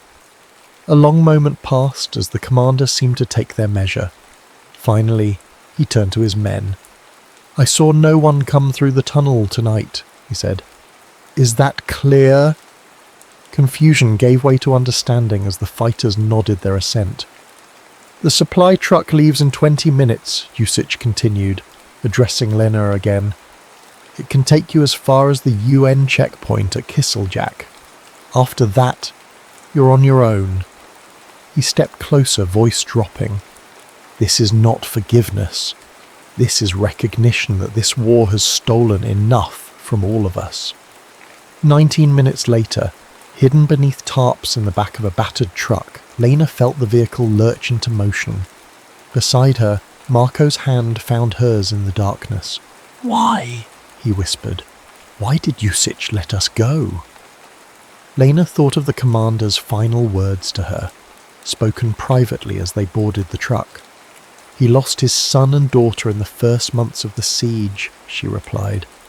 "He said sometimes mercy is the only victory left."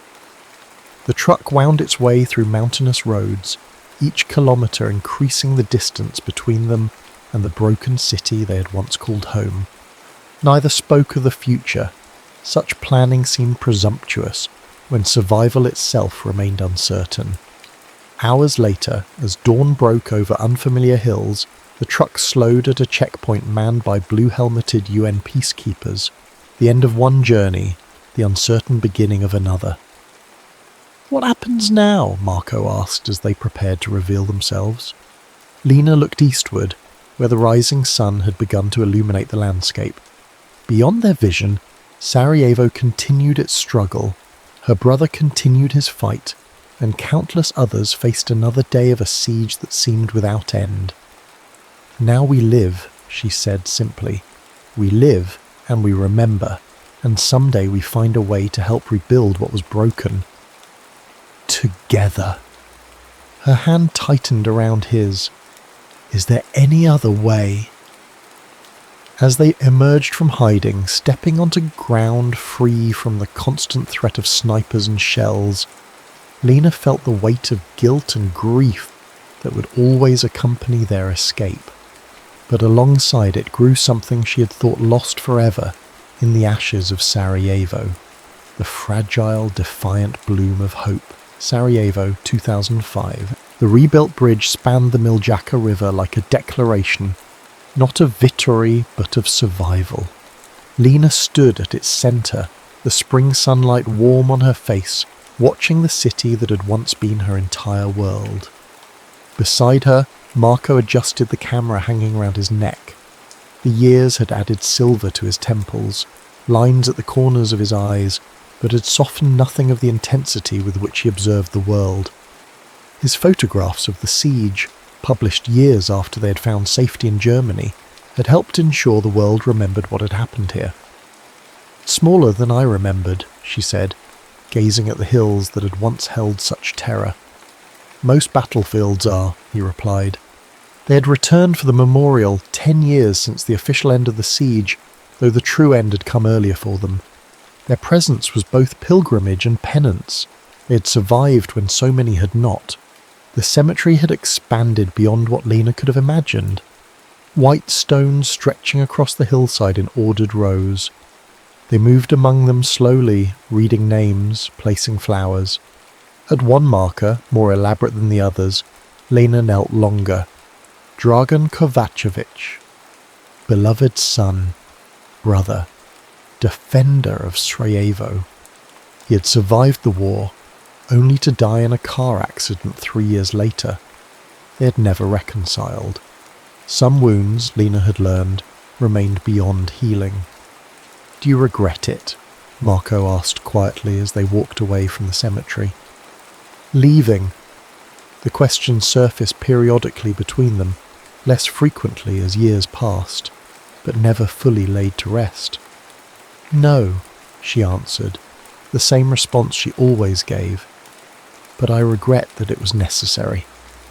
They made their way toward the old library, its reconstruction finally complete after years of international fundraising.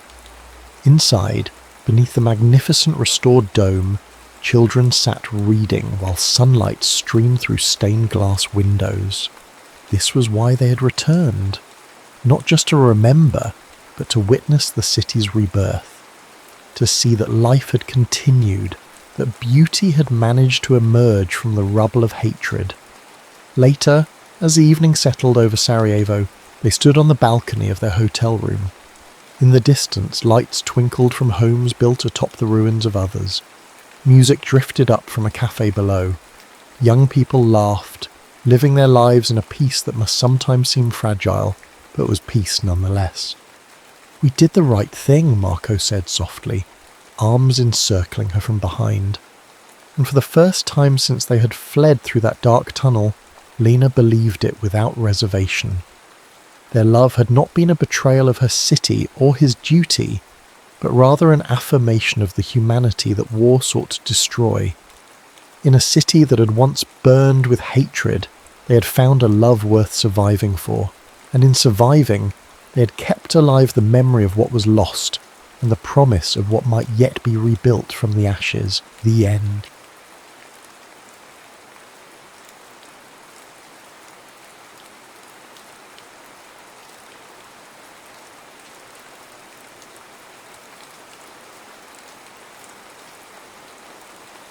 Rain pelted the glass roof of the Parisian auctioneer's, where high society mingled in tailored suits and glimmering gowns. The item of the night, the coveted blue siren sapphire, was rumoured to be worth more than a king's ransom. Its origin was steeped in myth. Sailors once believed the gem called out like a siren song to drag men beneath the waves. Tonight, it was perched on a rotating pedestal under bulletproof glass, surrounded by an aura of impossible desirability. For Jade Kaufman, the blue siren was just another job, albeit one with a higher risk and an even higher reward. 27 years old, resourceful and infamous in the underground for her flawless thefts, she prided herself on leaving no trace behind except rumours. Growing up in the foster system had taught her not to expect loyalty or kindness, but it had also forged her into someone with unbreakable survival instincts. She moved like a shadow across the rafters, invisible to the partygoers below. Though she wore a form-fitting black jumpsuit that allowed for maximum flexibility, she felt the weight of the hidden compartments carrying her tools, glass cutters, specialised wires, and lock-picking devices. She had a plan for each step of this heist, but plans could always go wrong. The stakes, more than she liked to admit. The auctioneer's gavel fell with a resounding crack, announcing the final sale, 50 million euros. Polite applause rose from the crowd, cameras flashed, and the tension in Jade's chest tightened. Now was her moment. She exhaled slowly, counting heartbeats, and rappelled down a near-invisible cable toward a section of the glass roof that was briefly out of view of the security cameras. Once on a narrow ledge, she inserted a small disc that scrambled the alarm system for precisely 30 seconds. The hush of the device felt like a countdown in her mind. 30 seconds to cut through the glass, descend, snatch the sapphire and vanish. She executed each move with a precision that came from years of practice. The glass cutter made a near silent hiss, and a perfect circle fell into her gloved hand. Another breath, and she dropped onto the pedestal's platform.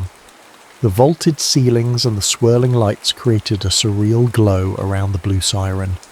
Jade's heart pounded in her throat as she lifted the gem from its cushion.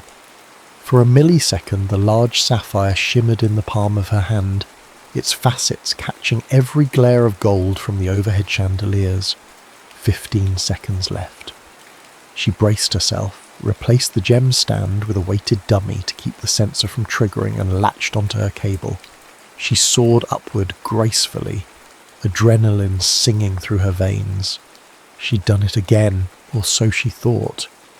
The instant she cleared the roof, an alarm shrieked through the building. An edge of panic touched her as she darted across the dark rooftop, hooking up a rappelling line to the next structure. Something was off. Her scrambled device wasn't supposed to fail so suddenly. She reached the alley, the sapphire tight in her grip. The plan had been to pass the gem to her contact, a fence known simply as Rodin, a man with a reputation for under-the-radar dealings. He waited near a sleek black car, a grin slashing his face. "Jade, you truly never disappoint," he said in a low murmur, taking the gem from her. His voice quivered in that excited, greedy way she'd heard countless times. Payments in the bag. She unzipped the small satchel he handed her. Her stomach twisted when she noticed it was empty except for a single bullet rolling at the bottom like a cruel joke. "I'm sorry about this," Rodin whispered, voice trembling with guilt or maybe fear. She whirled around to see more men stepping from the shadows, men she recognised from hush-hush rumours in the black market gem trade. Their suits were immaculate. Their eyes were cold. One of them stepped forward. "Mr. Castellano wants to see you." The name Castellano rang like thunder in her mind. The Castellano cartel dominated the illegal gemstone circuit across continents. The rumour was that Adrian Ash Castellano was the new kingpin, after a messy, bloody power struggle within his own family. He was known for his iron grip, for incinerating enemies in terrifying ways. Jade's heart thundered like a war drum. Rodin had set her up for them. Before she could think, arms seized her, pinning her body. She lashed out, elbowing one of the men in the face, and a burst of satisfying pain shot up her arm, and the man cursed, stumbling back with a bleeding nose. But there were too many of them, 4 or 5, maybe more. Cloth drenched in something acrid was clamped over her mouth. She tried to scream, but everything blurred. She fought the encroaching darkness with every fibre of her being, mentally counting down her last conscious moments. The smell of the city's wet pavement turned nauseatingly sweet. Her knees buckled, and the last thing she saw was Rodin's pale face as he backed away, eyes skittering with regret. Jade's final coherent thought was that she had lost the blue siren, and that she was about to be delivered like stolen goods to the most dangerous man in the underworld. She drifted in and out of a fever dream. Memories twisted with illusions, a soft mattress beneath her, the steady hum of an engine, possibly on a plane, then the bass thump of loud club music, felt rather than heard. A cold compress on her forehead that smelled faintly of citrus. Finally, after what felt like an eternity, a silent car ride over uneven cobblestones. When she surfaced from the haze for real, she found herself in a room that screamed wealth. Mahogany floors, marble walls, a chandelier made of glass so clear it seemed to float in mid-air. Her lips were chapped and her wrists bore bruises, but she was free of handcuffs. If this was a prison, it was the kind lined in silk. She swung her legs over the bed's edge, noticing that someone had changed her into a satin robe likely to check for concealed weapons or trackers. A jolt of revulsion shot through her. There was a large mirror on the adjacent wall, reflecting the warm glow of wall sconces. She scanned the space, an ornate door in front, plus a smaller side door that might lead to a bathroom. No visible cameras, but given whose den she had likely ended up in, she assumed they were hidden.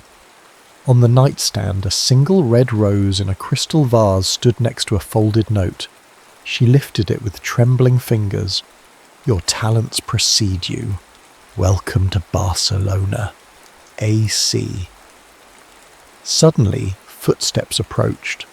The door opened to reveal a man with broad shoulders, dark hair precisely swept back, and eyes the colour of onyx. He wore a crisp vest over a black dress shirt, sleeves rolled up to reveal corded forearms. A faint scar traced his jawline, as if to declare he'd been through real violence. He studied Jade with a predatory calm. This had to be Adrian Ash Castellano. The air in the room thickened, and Jade's pulse pounded. "You made quite an impression in Paris," he finally said, voice quiet but resonating with power. "I've wanted to meet the elusive Jade Kaufman for a long time." His gaze flicked down to the note in her hand, before returning to her face. The corners of his lips curled into a smile that was neither warm nor cold. It was the smile of a man used to having control. His throat felt dry. She wanted to fling the rose in his face to demand her freedom, but something about the lethal confidence in his posture stopped her. She remembered the stories. Men who crossed Ash ended up missing or worse. He gestured with a slight tilt of his head. "You have something of mine, or rather, you stole it in Paris. Now, you'll repay that debt, one way or another." Jade swallowed, her mind racing for an exit strategy. She had always survived on her own terms, but this time she had a sinking feeling she was about to discover just how complicated survival could become. Jade stood at the threshold of the lavish penthouse suite in Barcelona, her bare feet against the cool marble, a swirl of dread and defiance clashing in her chest. She had no illusions. She was a captive, just one with gilded shackles. Adrian Ash Castellano's presence was a suffocating force. Though polite on the surface, he exuded that brand of quiet menace only the truly powerful possess. Every object in the penthouse, from the imported rugs to the antique paintings, declared wealth. Yet it felt sterile, as if no real life ever thrived there. Jade wondered if that reflected Ash himself, all shine, no warmth. He lounged on a leather chair near a panoramic window that overlooked the Barcelona skyline. Night lights gleamed over the city like fallen stars. In front of him lay a mahogany coffee table bearing a folder, an elegant crystal decanter, and 2 tumblers. "Sit," he said calmly, motioning to the sofa across from him. Jade hesitated, scanning for potential weapons or escape routes. Her instincts told her there might be a chance if she caught him off guard, but his men were undoubtedly outside the door, and she lacked her gear. Reluctantly, she settled onto the sofa. Ash handed her a tumbler. "Drink," he commanded.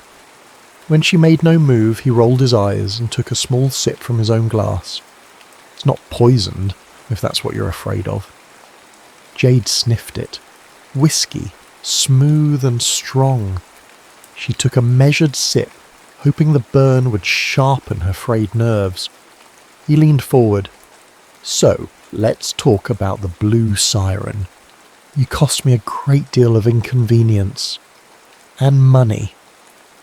"You don't strike me as the type to worry about loose change," Jade replied, her tone biting.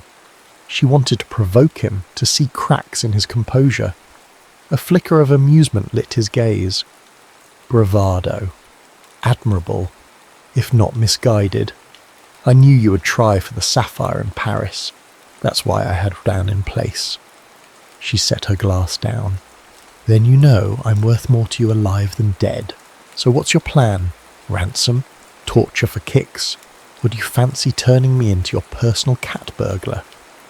Ash's jaw tightened, but his voice remained calm. "You're perceptive, Ms. Kaufman. Indeed, I want your services. You owe me, and I prefer to collect debts through utilization of talent rather than brute force. If you refuse, I'll deliver you to a less forgiving party, Interpol, or certain other individuals who'd relish your downfall. Alternatively, you can work off your debt stealing for me." She hated the chill of his words, more so because they were true. She doubted there was a safe corner of the world where she could run now that Ash Castellano had her in his sights. "What if I say no?" she challenged. He shrugged, a gesture too casual. "Then you spend the rest of your life in prison, or in a shallow grave, depending on who claims you first. You're smart enough to see that's not a bluff." A knot of fury formed in her throat. She had always loathed having her freedom stripped away. Memories of her childhood in foster homes, where every rule felt like a cage, came rushing back. She clenched her fists. "Fine, I'll do it. But on one condition. Once this is done, you let me go. Clean break." He paused, swirling the whiskey in his glass, as though contemplating. "That's what a bargain is, Jade," he said at last, letting her name roll off his tongue with a strange intimacy. "You deliver, I release you, no strings, for now." Over the next few days, Jade explored the penthouse's halls, each corridor leading to opulent rooms decorated with priceless art. The windows, however, were bulletproof and impossible to open from inside. Security cameras were discreetly embedded in corners. At intervals, she saw well-dressed guards who politely averted their eyes, but she could sense their readiness to pounce. A private tailor arrived with racks of designer clothing just her size. Jade scowled, feeling like a doll being dressed for display. She selected only practical items: black trousers, form-fitting tops, boots that wouldn't hinder her movement if she decided to make a run for it. She hadn't seen Ash much. Rumour had it he was dealing with fallout from a smuggling ring on Sour, but on the third day he summoned her to a penthouse library. Jade stepped inside cautiously. Shelves of leather-bound books rose to the ceiling, and a single massive window offered a breathtaking view of the city. Ash stood behind a carved wooden desk, pressing a phone to his ear. A silver laptop was open, showing an array of security feeds, warehouses perhaps, or secret vaults. He ended the call abruptly upon her entrance, then gestured for her to come closer. "I have your first assignment," he said, sliding a folder across the desk. She flipped it open. Photographs and blueprints revealed a grand mansion in Amsterdam with a vault rumoured to contain a rare emerald pendant. A note at the bottom read, "Owner under watch by Interpol. Proceed with extreme caution." Jade's adrenaline spiked. He continued, "My buyer wants that emerald. Your partner for this job will be Valentina Yates, my second in command. Do as she says." She's thorough. Jade's eyes narrowed. "I don't do well with partners." "Neither do I," Ash replied, his voice tinged with bitterness. "But you'll cooperate if you value your continued existence." Before she could retort, he nodded to a side door. Valentina Yates strode in, a tall, raven-haired woman with a gaze so cold it could crack glass. She wore a tailored suit, exuding an aura of no-nonsense efficiency. "Ready, Kaufman?" Valentina asked without preamble. Her tone was clipped, her posture ex-military. Jade matched her stare. "If it means getting out of this penthouse, absolutely." They departed at dusk via a private jet from Barcelona's El Prat airport. Valentina barely spoke, lost in her laptop. Jade used the time to memorize the mansion's layout. She noted security cameras, potential infiltration points, and an intricate plan to bypass motion detectors. The air hummed with an unspoken tension. Jade suspected Valentina disapproved of her, maybe even resented that Ash had singled Jade out. But Valentina's loyalty to Ash seemed unbreakable, which made Jade wary.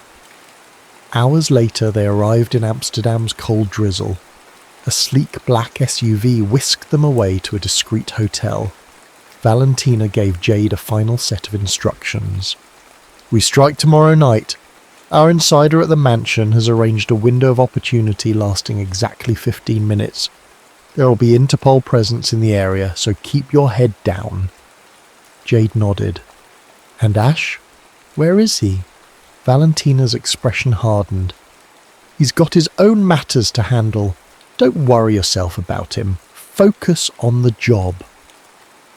Under the cover of darkness, they approached the mansion, a palatial estate with manicured lawns, stone fountains, and patrolling guards.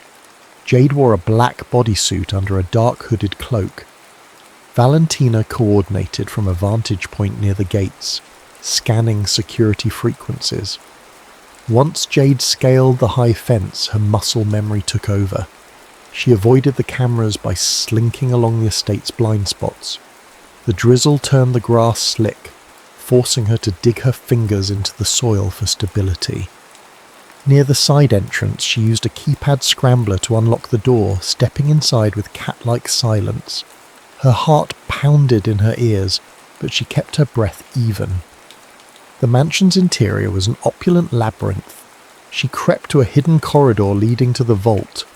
The informant had guaranteed no guards would patrol there for precisely 5 minutes. The vault's lock was a complicated puzzle of rotating discs, but Jade's nimble fingers deciphered the mechanism swiftly. When the heavy door finally swung open, she saw it. An emerald pendant resting on a velvet cushion.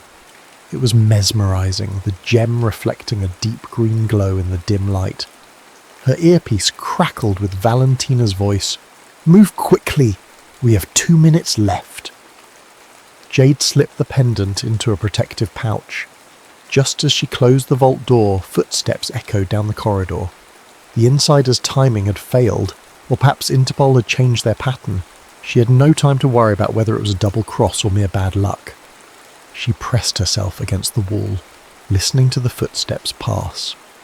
After the guard disappeared around a corner, Jade sprinted back the way she'd come. She nearly collided with a second guard rounding a corridor, forcing her to slide behind a potted plant.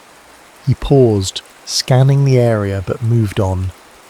Heart hammering, Jade made it outside and scurried across the lawn toward the fence.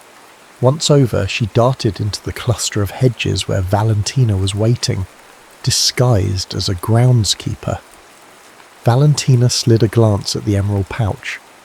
"Got it?" Jade held it up, panting. "Good. Let's get out of here." Back at the hotel, Valentina examined the emerald pendant under a small flashlight. She nodded, satisfied. Ash will be pleased. They flew back to Barcelona that same night, exhaustion creeping into Jade's bones. She wondered if completing the job actually brought her closer to freedom, or just pulled her deeper into Ash's world. The next evening, Ash summoned her to his study. She entered, tossing the emerald to him with a forced casualness. He caught it mid-air. "Nicely done," he murmured, a hint of approval lighting his features. "You continue to impress." Jade folded her arms. "So that's one job done. How many more before I'm free of this arrangement?" He set the emerald on his desk. "See, Jade. Trust is earned piece by piece. Rest for now. New instructions will follow." Before she could protest, he turned away, his posture dismissive. Jade left with her teeth clenched, hating how he played her like a chess piece. Yet, an unsettling warmth flickered inside her. Had she seen a spark of admiration in his eyes, or was it simply her imagination? Life in Ash Castellano's penthouse turned into an odd dance of tension and anticipation. Jade no longer felt like a caged animal. She had partial freedom to roam the estate, but only under the watchful eyes of discreet guards. She was part prisoner, part asset, and when Ash was near, she felt something else entirely.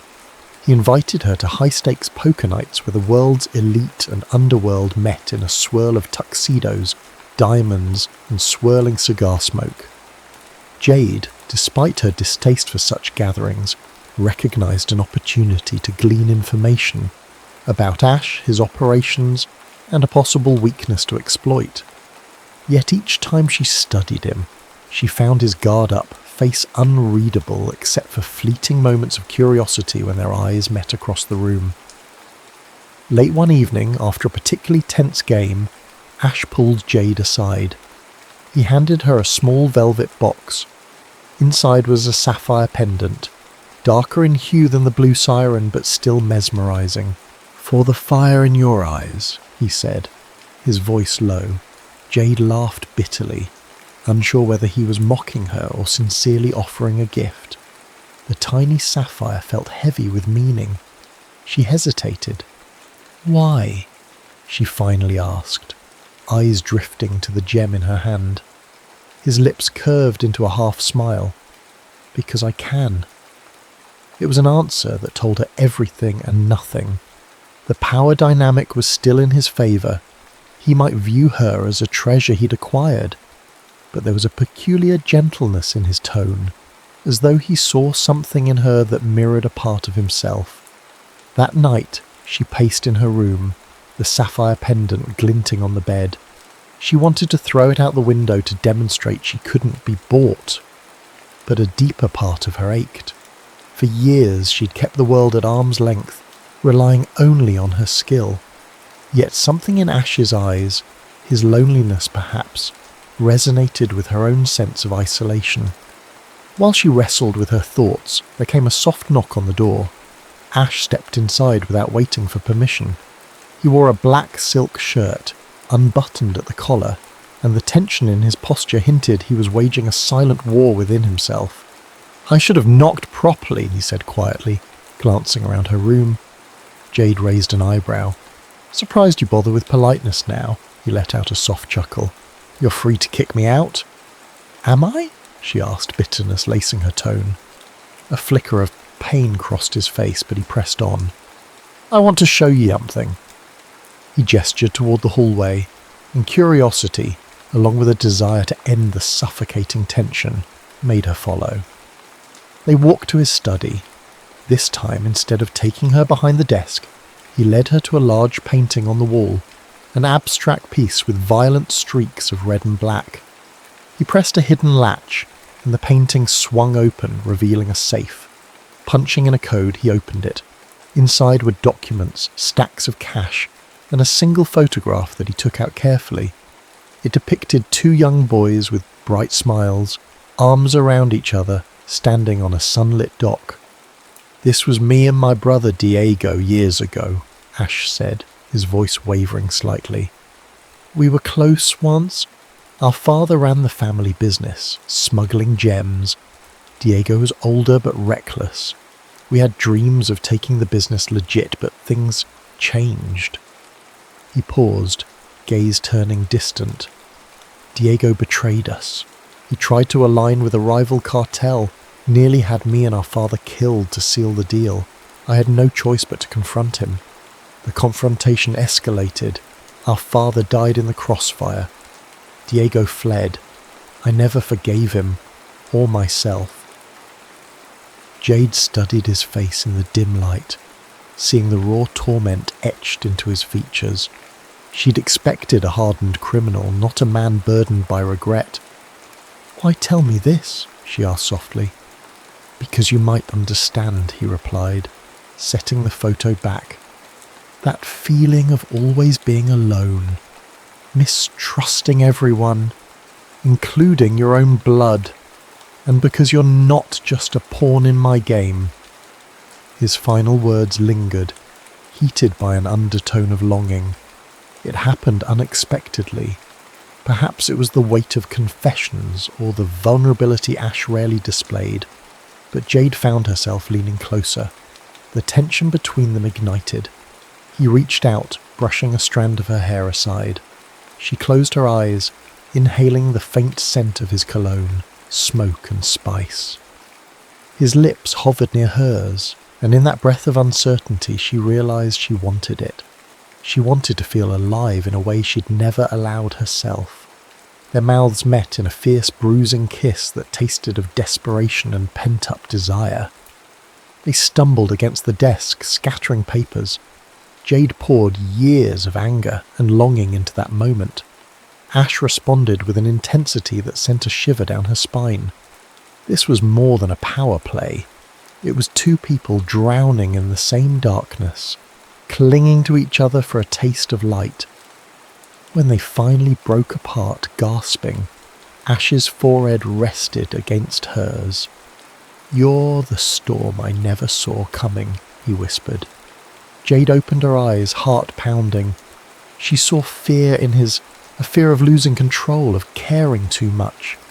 Before she could speak, the phone on his desk buzzed, shattering the quiet intimacy. Ash pulled away, breath ragged. He grabbed the phone. "Yes?" A flash of anger crossed his features. "What do you mean we have a problem?" He muttered a curse, his gaze flicking to Jade with a mix of apology and frustration. "I have to handle this." Jade swallowed hard, stepping back. The moment had ended, but it left a crack in the wall she had built around herself and a fissure in his stoic persona. A week later, word reached them from Dubai. Diego Castellano, Ash's older brother, had resurfaced after years of staying hidden. The rumour was that he'd commandeered a rival cartel, forging alliances with extremist groups that valued precious gems as untraceable currency. The atmosphere in Ash's penthouse chilled overnight. Guards appeared at every corner. Valentina doubled security protocols. One evening, Jade was in the library, pretending to browse books while eavesdropping on a hushed conversation between Valentina and Ash. She overheard enough to catch that Diego was planning something big, something that threatened Ash's entire operation. Later, an anonymous message reached Jade on a secure phone she'd hidden in her room. The voice on the line was scrambled, but she recognized the slight Spanish accent. The caller's content was more startling than the voice itself. "Ash killed our father. He's lying to you. Everything he's told you is a facade. Don't let him make a fool of you." The line went dead before Jade could respond. She tried calling back, no luck. Was it Diego? If so, was he telling the truth? A knot formed in her stomach. Ash had said Diego's betrayal led to their father's death. But what if the blame wasn't so simple? As the days passed, Jade's thoughts turned restless. She was falling for Ash, or at least the tender illusions he allowed her to see. But if he'd lied about his father's death, what else might he have concealed? She couldn't openly ask him. That would raise suspicions. Instead, she spent nights in the penthouse's small office, hacking into restricted files. She found references to the Castellano patriarch's demise, but the documents were heavily redacted. There were hints that their father had been shot in a warehouse, both sons present, but no official conclusion on who pulled the fatal trigger. Jade's heart pounded with each new clue. Was she letting desire blind her to Ash's darker secrets? She recalled how effortlessly he manipulated her life. Could he have done the same with the truth about his father? Valentina summoned Jade to a private lounge for a briefing. She laid out the next operation, a black opal heist in Italy that promised to fetch an obscene sum. But Jade's mind was elsewhere, on Diego's warning, on Ash's possible deception. At the end of the briefing, Valentina stared hard at Jade. "Something's off with you lately. Don't let your personal entanglements compromise your focus." Jade bristled. No risk there. Valentina's gaze was icy. Good, because Diego Castellano isn't playing around. If you get tangled in his web, you'll regret it. Jade forced a cool nod. Inside she was torn. If Ash had lied, Diego might be the lesser evil. Or maybe both were devils. She was caught between warring shadows, uncertain which flicker of light to follow. On the eve of their departure to Italy, Ash found Jade pacing by the balcony, the city lights shimmering below them like restless spirits. The tension between them was suffocating. She wanted answers, but feared what she might discover. He approached from behind, gently laying a hand on her shoulder. She flinched, fighting the urge to confront him right then. Instead, she turned and pressed her lips to his in a desperate kiss. For an instant, his arms wrapped around her, and she leaned into the solace of his warmth, trying to forget the serpents of doubt coiling in her mind. But as they parted and their gazes locked, Jade saw that same wariness. Something had shifted irreversibly. Tomorrow they would face dangers from the outside world, but tonight it felt like the real battle was already raging inside them. Italy beckoned with promises of beauty and danger. Jade, Ash and a small team landed in Florence under cover identities. Their target was a secluded estate owned by a private collector rumoured to harbour an exquisite black opal necklace worth millions on the black market. But Jade carried more weight than her infiltration gear. Diego's warning, "Ash killed our father," echoed in her mind. She had not confronted Ash yet. She needed tangible proof.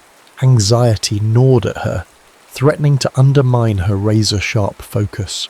They scouted the estate, noting guards armed to the teeth, advanced surveillance and a treacherous layout. Valentina was in charge of logistics, while Jade was once more the point person for the break-in. The plan was airtight, until it wasn't. Halfway through disabling the estate's security grid, the lights flared back on. Sirens blared. "Ambush!" Valentina's voice crackled through Jade's earpiece. "Get out, now!" Jade sprinted down a corridor lined with Renaissance paintings. She found Ash cornered by armed men. Without thinking twice, she hurled a smoke grenade, covering their retreat. Gunfire erupted, bullets ricocheting off marble. As the smoke thickened, she seized Ash's hand, guiding him toward the exit. The moment they were clear, Ash whipped around, suspicion blazing in his eyes. "You told Diego, didn't you? You sold me out." Jade's chest tightened in outrage. "I never—" He cut her off, voice razor sharp. "Don't lie. My father's memory might mean nothing to you, but I won't die in a trap orchestrated by my own blood." Something inside Jade snapped. "If you trusted me, you'd know I'd never do that. But you don't, do you?" She almost spat out the question about his father's death, but held back at the last second. The chaos surrounding them wouldn't allow for deep conversations or confessions. Valentina appeared, helping them fight off 2 more guards. The team evacuated into black SUVs, speeding through the Tuscan countryside until they reached a safe house. The heist was a complete failure. They'd barely escaped with their lives and a few flesh wounds. Back at the safe house, tension sizzled like a live wire. Ash paced the floor, Valentina cleaned her pistol in brittle silence, and Jade fumed in a corner, her heart banging against her ribcage. Finally, Jade rounded on Ash, fury fueling her words. "You accuse me of betrayal, but maybe you're the one who set this up. A test of loyalty or something twisted to confirm your paranoia." Her voice cracked with pent-up frustration. Ash glared. "I lost men out there. Don't suggest this was a game." "Then maybe you're just incompetent," she fired back. The regret stabbed her immediately. She knew that would sting.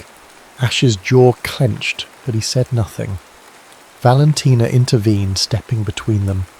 "Enough. We need to regroup and figure out how Diego orchestrated this. One of our inside men must have flipped." Her gaze lingered on Jade, implying Jade might be that flipped asset. Jade scoffed in exasperation, whirling around to go to her room. She needed to get away before she said something she couldn't take back. That night, Jade made a decision. She couldn't continue drowning in half-truths and accusations. She needed to know the truth about Ash, about the father he might or might not have killed, and about Diego's real motivations. While the rest of the team was busy securing the perimeter, Jade slipped away. She found an unlocked car in the safe house garage and hotwired it.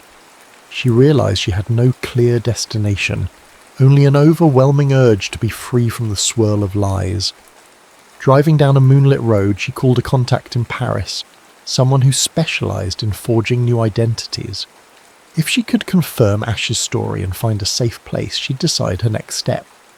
Yet, she'd barely gotten a few miles when headlights flared behind her. A black motorcycle roared up, weaving dangerously close. Jade recognized the rider, Ash. He pulled up beside her window, motioning for her to pull over. Fear and anger clawed at her. She accelerated, hoping to outrun him, but he cut in front, forcing her to stop. They screeched to a halt on the deserted roadside. Ash yanked off his helmet, eyes ablaze. "You're running!" he demanded, stepping toward her car. Jade jumped out, slamming the door. "I have no choice. You won't tell me the truth. You don't trust me. You treat me like a thief in a gilded cage." He grabbed her arm. "You are a thief, and you've stolen more than you realize." She met his gaze, tears threatening to blur her vision. "Let go." His grip loosened, but he didn't release her. The road was silent except for the hiss of the wind through olive trees. Emotions warred on his face. Anger, desperation, something else unspoken. Finally, he let her go. "If you truly want out, go. But know this. If you walk away, Diego will come for you. He wants to use you against me. He's even more ruthless than I am." Jade swallowed the lump in her throat. "And that's my burden to bear." For a long moment, neither spoke.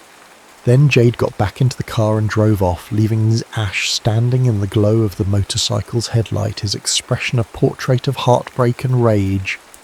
Jade returned to Paris, the city where this nightmare began.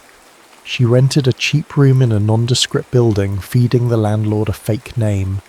Days turned into a week marked by paranoia and isolation. She kept to back alleys, changed her appearance with a wig, avoided her usual hangouts. A gnawing emptiness followed her every step. The more she tried to forget Ash's haunted eyes, the more they consumed her thoughts. She felt fractured, unsure of where she stood in this war between brothers. Then one evening, as she slipped into a dimly lit cafe, she spotted Valentina, sitting alone at a corner table. Jade's pulse spiked, suspecting a trap, but Valentina waved a white napkin in a gesture of peace.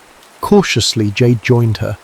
The hush of the cafe enveloped them, the smell of espresso cutting the tension. "Why are you here?" Jade demanded, ready to flee at the slightest threat. Valentina leaned forward, voice low. "Diego has mobilized a personal army. He's planning to assassinate Ash at a meeting in Istanbul. You might not care about the cartel, but I know you care about him." Jade's heart thumped. "Why should I believe you?" Valentina's eyes flashed. "Because I know Ash better than anyone. He made mistakes, yes, but he didn't kill his father. Diego's the one who set up the entire thing, possibly even pulled the trigger. Diego's men have been feeding you lies to turn you against Ash. I came because, despite everything, he still trusts you, and I don't want him dead." After Valentina left, Jade couldn't sleep. She roamed the Paris streets until dawn, mind roiling. If Valentina was telling the truth, Jade had been a pawn in Diego's revenge plot. The realization made her blood run cold. She pictured Ash, his guarded smiles, the vulnerability he'd shown, the way he'd risked everything to build an empire after losing his father and brother. A sharp pang of longing and regret speared through her. She might be the only one who could warn him in time, but returning to him meant trusting again, an act that felt alien and perilous. Yet something stronger than fear pulsed in her veins. She wanted to protect the only man who had ever dared to see through her hardened exterior. Whatever twisted form their connection took, it was real to her. As dusk fell the next day, Jade packed her gear. She made some calls, calling in old favours for travel documents. By midnight, she was on a cargo plane bound for Istanbul, determined to reach Ash before Diego struck. All the while, she clung to the memory of that shared kiss in the study, the raw honesty in his eyes. If she was risking her life, it might as well be for the one person who made her feel alive. Istanbul's Grand Bazaar pulsed with life, a chaotic blend of colours and scents. Beneath its vibrant exterior, an underworld deal was about to happen. Ash Castellano stood in a secluded corner of a warehouse near the Bosphorus Strait, accompanied by a handful of loyal guards. He looked more tense than ever. Word on the street was that Diego had orchestrated this meeting to negotiate, but everyone knew it was a trap. Jade watched from the rafters, heart pounding. She'd arrived just in time to witness Diego's men slipping into position, rifles gleaming under fluorescent lights. A chill ran through her. She had to act now or Ash would be cut down in a hail of bullets. When the first shot rang out, Jade leaped into action, dropping from the rafters behind a stack of crates. She lobbed a flash grenade that disoriented Diego's men, then darted forward to where Ash took cover behind a steel pillar. He started to aim his gun, until recognition flickered in his eyes. "Jade?" She gave a nod, breath ragged. "I'm sorry, I didn't know. Diego, he lied to me. I'm here to help." Emotions cascaded across his face, shock, relief, anger, maybe even a hint of gratitude. But there was no time to talk. Diego himself strode into view, flanked by bodyguards. The older brother's face wore a triumphant sneer. "This ends now, Ash," he spat, levelling a pistol. "And this time, I won't miss." Gunfire erupted from every direction. Jade and Ash fought back to back, covering each other in a deadly dance of bullets and cunning. At one point, Jade rolled across the concrete floor to grab a fallen weapon, taking out 2 of Diego's men. She realised she was fighting not just for survival, but for a chance at redemption, for both her and Ash. Valentina arrived with reinforcements, pushing Diego's men into retreat, but Diego himself remained, determined to kill his brother. He cornered Ash behind a shipping container, pistol aimed at Ash's chest. Jade, hidden behind a nearby crate, took a shot that grazed Diego's arm. He howled in pain, pivoting the gun toward her. Ash seized the moment. He lunged, wrenching the weapon from Diego's grasp. A scuffle broke out, brutal and personal. In the end, Ash pinned his brother to the ground, chest heaving, gun pressed to Diego's temple. Diego glared, panting. "Do it, brother. Prove you're just like me." Jade felt her heart spike. Would Ash pull the trigger? The seconds stretched like wire about to snap. Finally, with a growl of rage, Ash hurled the gun aside. "No," he said, voice shaking. "I'm not you." Valentina's men secured Diego, who spat curses as they dragged him away. Jade knelt next to Ash, heart in her throat. He had a bleeding gash on his arm, but it seemed superficial. Cradling his face in her hands, Jade looked into his eyes, tears wetting her lashes. "I'm sorry I doubted you," Ash exhaled, a shuddering breath. "You saved my life, twice now." They helped each other up, battered but alive. The city lights of Istanbul glittered outside like 1,000 possibilities. For the first time, Jade believed in something more than just survival. A gentle ocean breeze caressed Jade's skin as she stood on the sun-drenched balcony of a secluded island villa. The horizon was a tapestry of turquoise waves and golden sunlight. She sipped from a cup of spiced tea, letting the salty air soothe her. Behind her, Ash emerged, dressed casually in linen pants and a half-buttoned shirt, a faint scar visible on his forearm, one of the many they'd both acquired. After the showdown in Istanbul, rumours spread that Adrian, Ash Castellano, and his infamous jewel thief accomplice had vanished, presumed dead or in hiding. The truth was more nuanced. They'd decided to step away from the black market empire altogether, leaving Valentina to handle the transition to legitimate ventures, or dismantle them if she wished. Now, on this remote island, they ran a private security firm specialising in the protection and recovery of rare artefacts, flipping their skills from theft to preservation. It felt like a surreal twist of fate, yet it also felt right. Jade's hand absently touched the ring on her finger, its centrepiece, the blue siren sapphire. Once a symbol of her captivity, now it sparkled as a testament to a shared destiny. The memory of their stormy path still brought flashes of pain and regret, but they found solace in building something honest, side by side. From the open doorway, Ash smiled. "Ready for our next job? There's a lost manuscript in an auction house that needs protecting." She turned, a playful glint in her eye. "Let's go steal it before anyone else tries then. Old habits die hard after all."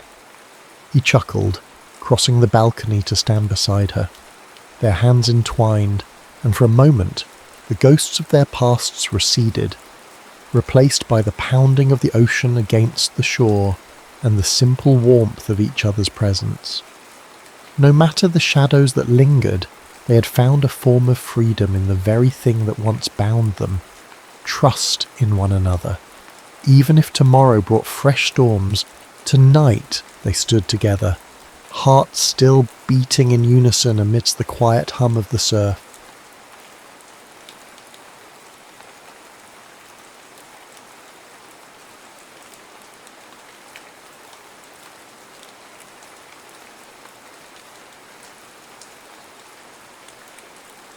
Carmen Green felt the prick of the IV in her arm, the slow rhythmic beep of the heart monitor, and the unspoken tension that lived inside those 4 hospital walls. She'd been stuck there for weeks, the Phoenix Children's Hospital, room 512, 16 years old, newly diagnosed with leukemia, and still trying to figure out why the universe had singled her out for this unfair battle. Across the hallway, nurses bustled in bright scrubs, families walked in and out trying to hide tears, and the clink of medical carts was as constant as the Arizona sun. If Carmen closed her eyes, She could almost picture herself anywhere else, in a movie theatre with friends under stadium lights at a Friday football game, or even just lazing around in her bedroom with a music playlist turned way up. But every time she opened them, the reality of her fight drifted back. On a hot June afternoon, she heard a stir of excitement from the hallway. Whispers. A nurse flustered at the nurse's station.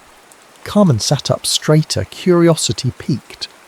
A few seconds later, the handle turned and in walked a young man who looked both ridiculously out of place and exactly like someone you'd see on a national sports magazine cover. He was tall and lean with the broad shoulders of an athlete. His short chestnut hair peeked out from beneath a grey LA Angels cap, and his face, still soft enough to reflect his youth, lit up with a warm grin. In his left hand, he clutched a gift bag decorated with cartoon baseballs. "Hey there, I'm Colton Hayes," he said, leaning against the doorframe. He cleared his throat. "You probably, well, maybe you don't know me, but I play for the Angels," Carmen said, tilting her head with a knowing smile. "That means you crush my Diamondbacks whenever you're in town." His grin turned wry. "I mean, we try our best, but the Diamondbacks aren't an easy team to beat." Carmen laughed. She didn't consider herself a baseball fanatic, but living in Phoenix, she'd picked up the basics. And it was kind of impossible to be sports-averse when your family watched baseball religiously, especially once they heard about Colton Hayes, the 20-year-old phenom who was making waves on every sports highlight reel in America. "How are you feeling today?" he asked, stepping closer. I brought you this." He held out the gift bag. Inside was a small plush teddy bear wearing a miniature baseball jersey, along with a foam baseball that had been signed by the entire LA Angels roster. Carmen let out a small gasp, her eyes darting across the scribbled signatures. "It's just something the team does," he explained, rubbing the back of his neck. "We heard there was a big baseball fan on this floor. And, well, might be you, might not be, but I figured it was worth a shot." Carmen's heart warmed, and not just because of the gift. There was something in his voice, a genuine nervousness. He was big-time famous. She'd definitely seen him in a commercial or two, yet he seemed almost shy talking to her. For the next 15 minutes, they chatted about everything from hospital cafeteria food. She gave it a solid 5 out of 10, although the Jell-O is suspiciously bland, to the latest Marvel movies, to how unbelievably hot an Arizona summer could get. Carmen found herself cracking more jokes in that short time than she had in her entire hospital stay. The conversation was easy, like they'd known each other for months. At one point a nurse peered in making subtle time's up gestures, but Carmen didn't want him to leave. There was something comforting about having someone so full of life in her sterile room. Before he left, Carmen acted on impulse. "Hey, you know how people sometimes become pen pals in these, really old black and white movies?" He stuffed his hands in his pockets, curious. "Like writing letters? Letters, postcards, Instagram, whatever. You see, being stuck here, I can't exactly get out and do normal stuff, but maybe we could keep in touch?" Colton broke into a relieved grin.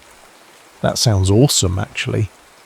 He scribbled his Instagram handle on a piece of scratch paper from the nurse's station at Colton Hayes 24 and gave it to her. Carmen stared at it like it was a golden ticket. She wasn't delusional enough to think a famous athlete would keep messaging her, but it was nice to pretend. "One condition," she teased. "You better respond when I message you.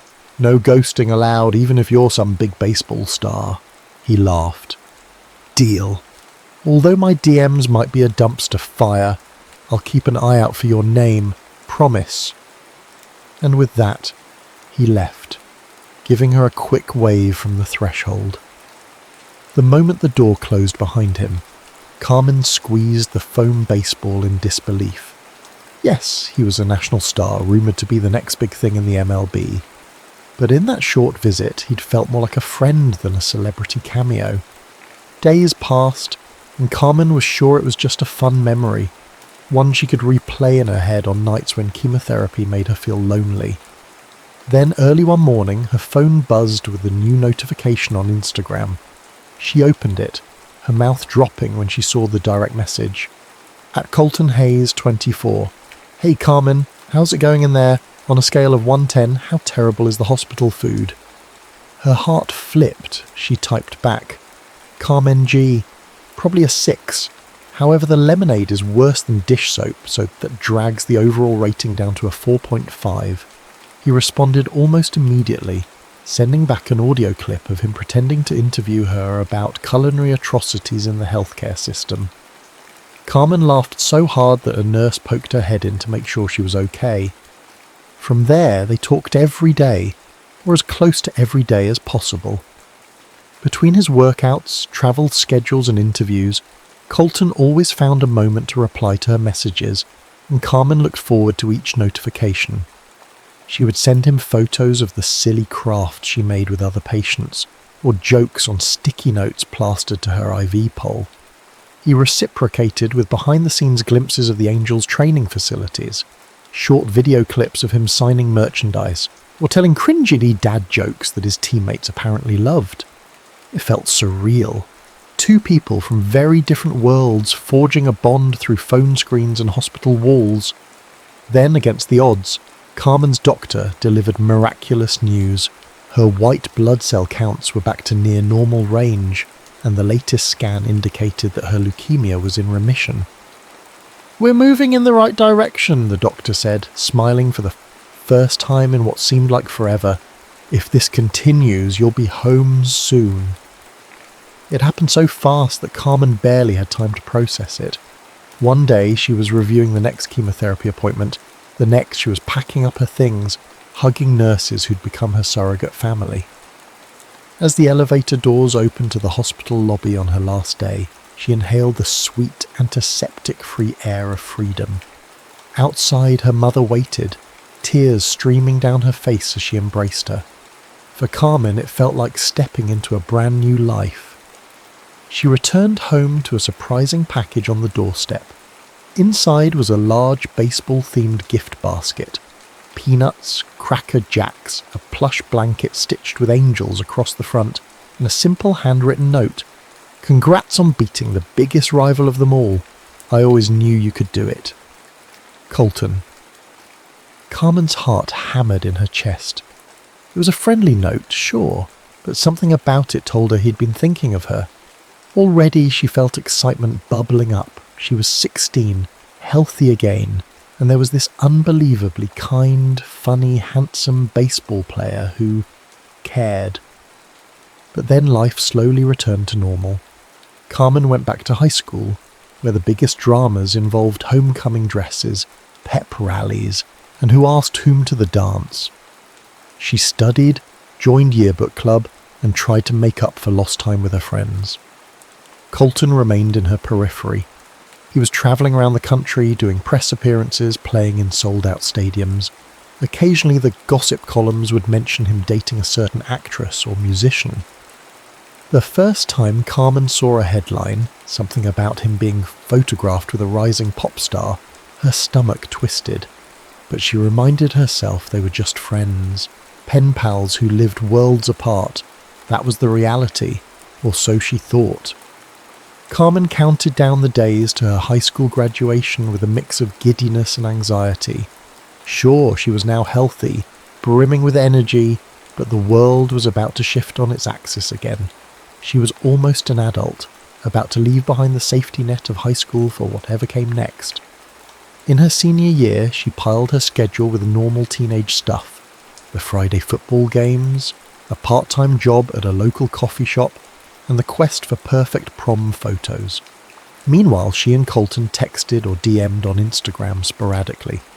She'd see glimpses of his life, charity events, glimpses of awards he'd received for his performance on the field, and occasional red carpet appearances that made her realise how big his world really was.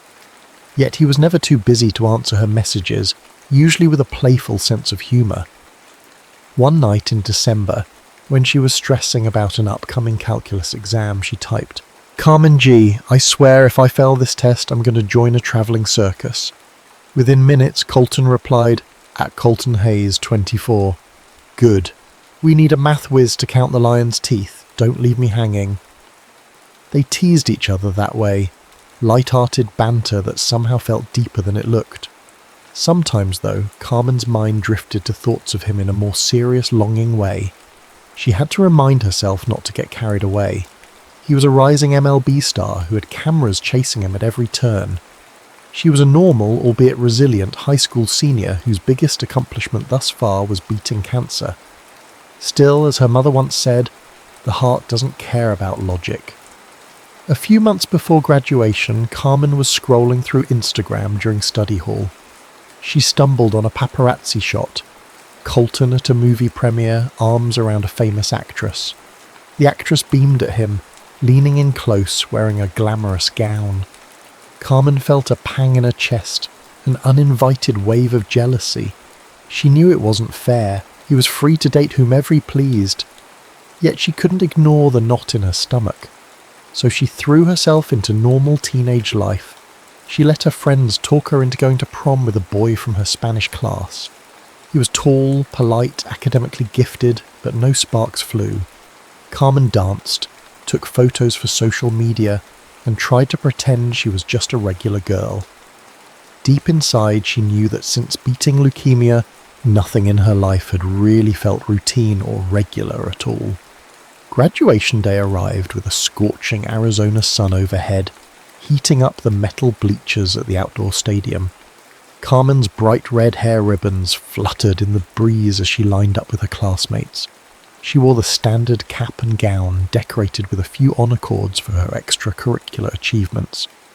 Her parents waved from the stands, and her younger brother was there too, busy taking photos on his phone. The principal gave a speech about resilience, about how these seniors had persevered through adversity. Carmen noticed her father wiping his eyes during the part about challenges that tested our faith. After all, he nearly lost his daughter. It was a day of celebration beyond just academic achievement. Then, from the corner of her eye, Carmen saw something that made her heart pound. Toward the back of the bleachers, half hidden by a pair of sunglasses and a baseball cap pulled low, was Colton Hayes. No entourage, no camera crew, just him, leaning forward slightly to catch a glimpse of the ceremony. She nearly tripped walking across the stage to get her diploma. When her name was called, Carmen tried to look poised, but she was all too aware of him in the crowd. How had he found the time or even the desire to come to her high school graduation? The idea both thrilled and terrified her. As soon as the ceremony ended, and they tossed their caps into the air, the stadium erupted into cheers and general chaos. Carmen wove through the crowd, scanning for that baseball cap. Family and friends pressed in, and she offered quick hugs, but her eyes kept searching. Finally, on the edge of the bleachers near the exit, she found him, sunglasses perched on his nose, a grin so big it seemed to radiate happiness. "You made it," she breathed, throwing her arms around him for a tight hug. The adrenaline of the moment made her bold. "Are you kidding? I wouldn't miss this for the world," he said, stepping back just enough to look into her eyes. "Congratulations, graduate." She felt her cheeks warm. "Thank you. Oh my gosh, do my parents know you're here? They'll flip out." "Not sure," he said with a chuckle, "but I'm prepared for anything." Sure enough, her mum and dad came rushing over, starstruck. They welcomed Colton with open arms.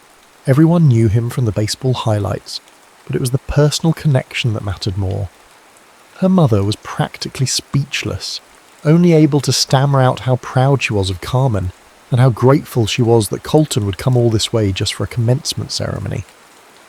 "I've got a couple of days here in Phoenix before heading to Chicago for a series," he said, glancing at Carmen. "I'd love to take you and your family out to dinner, celebrate your big day properly." Carmen hesitated, a swirl of excitement and apprehension. Her father nodded immediately. "We'd be honoured." That evening they gathered at a local southwestern grill. The hostess nearly dropped her pen when she realised who was in the party. A mild commotion ensued. But once they were seated, the haze effect seemed to mellow. Everyone gave them space to enjoy the meal. Colton asked Carmen how she felt about finishing high school, what her plans were for college. She spoke animatedly about possibly attending Arizona State, maybe majoring in journalism or something communications related, but she wasn't locked in. Afterwards, on the short walk back to their cars, Carmen's mother pulled her aside for a moment. "I might be imagining things," her mum whispered, "but you two have an incredible connection. Are you sure there's nothing more going on?" Carmen gave a wry smile, shaking her head. "He dates movie stars, Mum, and I'm just a kid fresh out of high school. This is just a friendship that started when I was sick, that's all." But her mother's words played over in her mind all night. She couldn't deny the truth.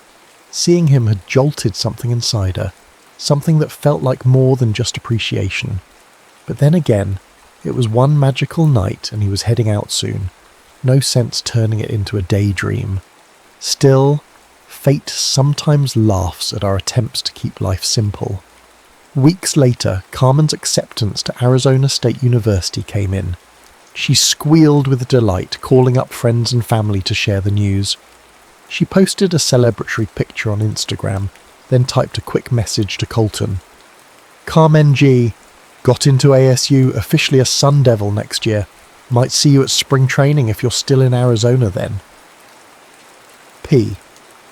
He responded with an immediate swirl of emojis, fireworks, baseballs, confetti, and a promise at Colton Hayes 24. "That's awesome. Let me know when you're settled on campus. And definitely come visit during spring training. I owe you a celebratory lunch at least." Carmen felt a fresh wave of excitement. For once, the future didn't seem so uncertain. It felt full of promise. The desert sun was beginning to mellow, slipping into the mild warmth of early March. Carmen, now 18 and a freshman at Arizona State, couldn't believe how busy college life was. She juggled classes, study groups, and the thrill of living in a dorm with new friends. It was everything she'd hoped for and more. Independence, a chance to reinvent herself, and a schedule that bordered on chaos in the best possible way. Mid-semester, Colton messaged her. "At Colton Hayes 24, spring training is in full swing. Want to swing by and watch us practice?" He attached a digital pass to the team's training facility, complete with VIP access. Carmen's pulse sped up. For some reason, even though they'd been in touch for years, every new invitation from him felt like stepping into a surreal dream. She asked two of her closest college friends, Haley and Denise, if they wanted to come along. They screamed "yes" in unison the moment she mentioned Colton's name. When they arrived at the practice field, Carmen expected to feel awkward or out of place. Instead, an official usher guided them to a shaded seating area near the dugout. For the next couple of hours, they watched batting practice, fielding drills, and pitchers warming up. Colton, wearing his red Lay Angels jersey with the number 24 on the back, snuck them ways between drills. Each time, Carmen's stomach fluttered. When practice ended, Colton jogged over, still catching his breath. Sunlight glistened off the fine layer of sweat on his arms. Haley and Denise were starstruck. Carmen, for her part, wasn't sure if her sudden warmth was from the Arizona heat or from seeing him in action. "You made it," he said, beaming, as he gave Carmen a half hug. "Thanks for coming." "You kidding? Thanks for letting us watch," Carmen replied. "You were amazing out there." He shrugged, but she could see the pride in his eyes. "We're still working out the kinks before the regular season starts." Before long, he proposed taking them all out to dinner. "I know a place nearby, good tacos, great music," he said, pulling off his batting gloves. "We can just relax and catch up." The four of them ended up at a lively Tex-Mex joint. The walls adorned with colourful murals and neon signs. A local band played upbeat tunes on a small stage in the corner. The energy was infectious. Haley and Denise teased Carmen relentlessly, describing embarrassing stories from the dorm. You should see her at 2 a.m. with a mountain of flashcards. Colton took it all in stride, matching their humour with a playful banter of his own. While the others were busy trying different hot sauces, Carmen and Colton slipped into easy conversation at the corner of the table. He asked how her classes were going, whether she'd chosen a major yet. She told him about her interest in broadcast journalism, how she dreamed of telling stories that mattered, especially stories of resilience, like the patients she'd met at the children's hospital. He listened intently, nodding along. At some point, Hayley suggested they go dancing. The restaurant had a small dance floor near the band, and couples were already swaying to the beat. Denise dragged Carmen out there, and Colton followed, leaving his baseball cap behind at the table. Under the twinkling lights, with the band switching to a slower romantic tune, Carmen found herself paired with Colton. He placed a hand gently on her waist, and she slid her arms over his shoulders. It felt like the rest of the world blurred out, leaving just the hum of the music and the thump of her heart. They talked quietly as they swayed. He told her about the pressures of being the youngest star on the team, how the media hype sometimes made him want to crawl into a bunker just to breathe. She confessed her fears about post-cancer checkups, the lingering worry that overshadowed her future plans. Their honest words created a bubble of closeness, a tether that seemed to draw them even nearer. By the time the evening wound down, all four were buzzing from the experience, good food, dancing, and that intangible spark that lit the air. Carmen's friends teased her on the drive back to campus. "Girl, he's into you," Denise insisted. "He looks at you like you invented baseball." Carmen laughed it off. "We're just good friends," she insisted. But inside, a swirl of confusing emotions tugged at her. Part of her wanted to believe it might be something more. Another part was scared to imagine what it would be like if the tabloids got hold of any of this. Then came Colton's next invitation a week later. "Want to hang out after our scrimmage this Saturday? Just you and me, if that's cool." On the designated evening, Carmen arrived at the training facility after the stands had emptied. Players milled about, heading to the locker rooms or chatting with staff. Colton emerged wearing casual jeans, a plain black t-shirt, and a hat turned backward. He flashed a grin that made her pulse quicken. "Hungry?" he asked. "We can go grab a milkshake or something." They ended up at a hole-in-the-wall burger joint. The neon sign out front flickered, and inside the decor seemed frozen in the 1950s. They slid into a vinyl booth, ordered 2 chocolate milkshakes, and talked about everything from music tastes to childhood memories. He spoke with passion about his father, who had passed away a few years prior, and how baseball was their shared dream. She opened up about the existential fear she felt after beating leukemia, like her life was on borrowed time, so every moment had to count. After the milkshakes and burgers, they stepped back out into the warm desert night. The distant city lights of Phoenix stretched across the horizon. In a nearby empty lot, someone had strung fairy lights around a battered chain-link fence, an odd but whimsical sight. Colton glanced around, then guided her gently by the elbow toward the fence. It felt private, illuminated by soft light and the hum of the city. They walked in comfortable silence for a minute, his hand resting lightly at the small of her back. Carmen sensed a trembling excitement building with every step. She turned to him, intending to say something witty, but the moment their eyes locked, words faltered. The vulnerability in his gaze, like he was both terrified and exhilarated, mirrored her own feelings. Then he leaned in, hesitant at first, almost to give her a chance to stop him. She didn't. Their first kiss was tender, laced with the sweetness of chocolate milkshake and the thrill of a million what-ifs.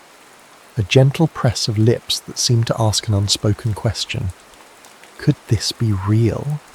And the answer, at least for that moment, felt like an undeniable yes. A flash interrupted them, bright and unmistakable.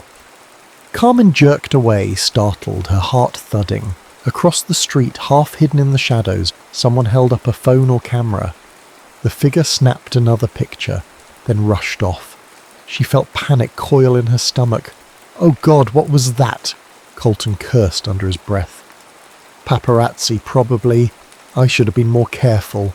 Her mind flooded with anxiety. Would they post it? Of course they would. And soon. The tabloids would have a field day with the headline, LA Angels phenom kisses mystery girl. And that mystery girl was her.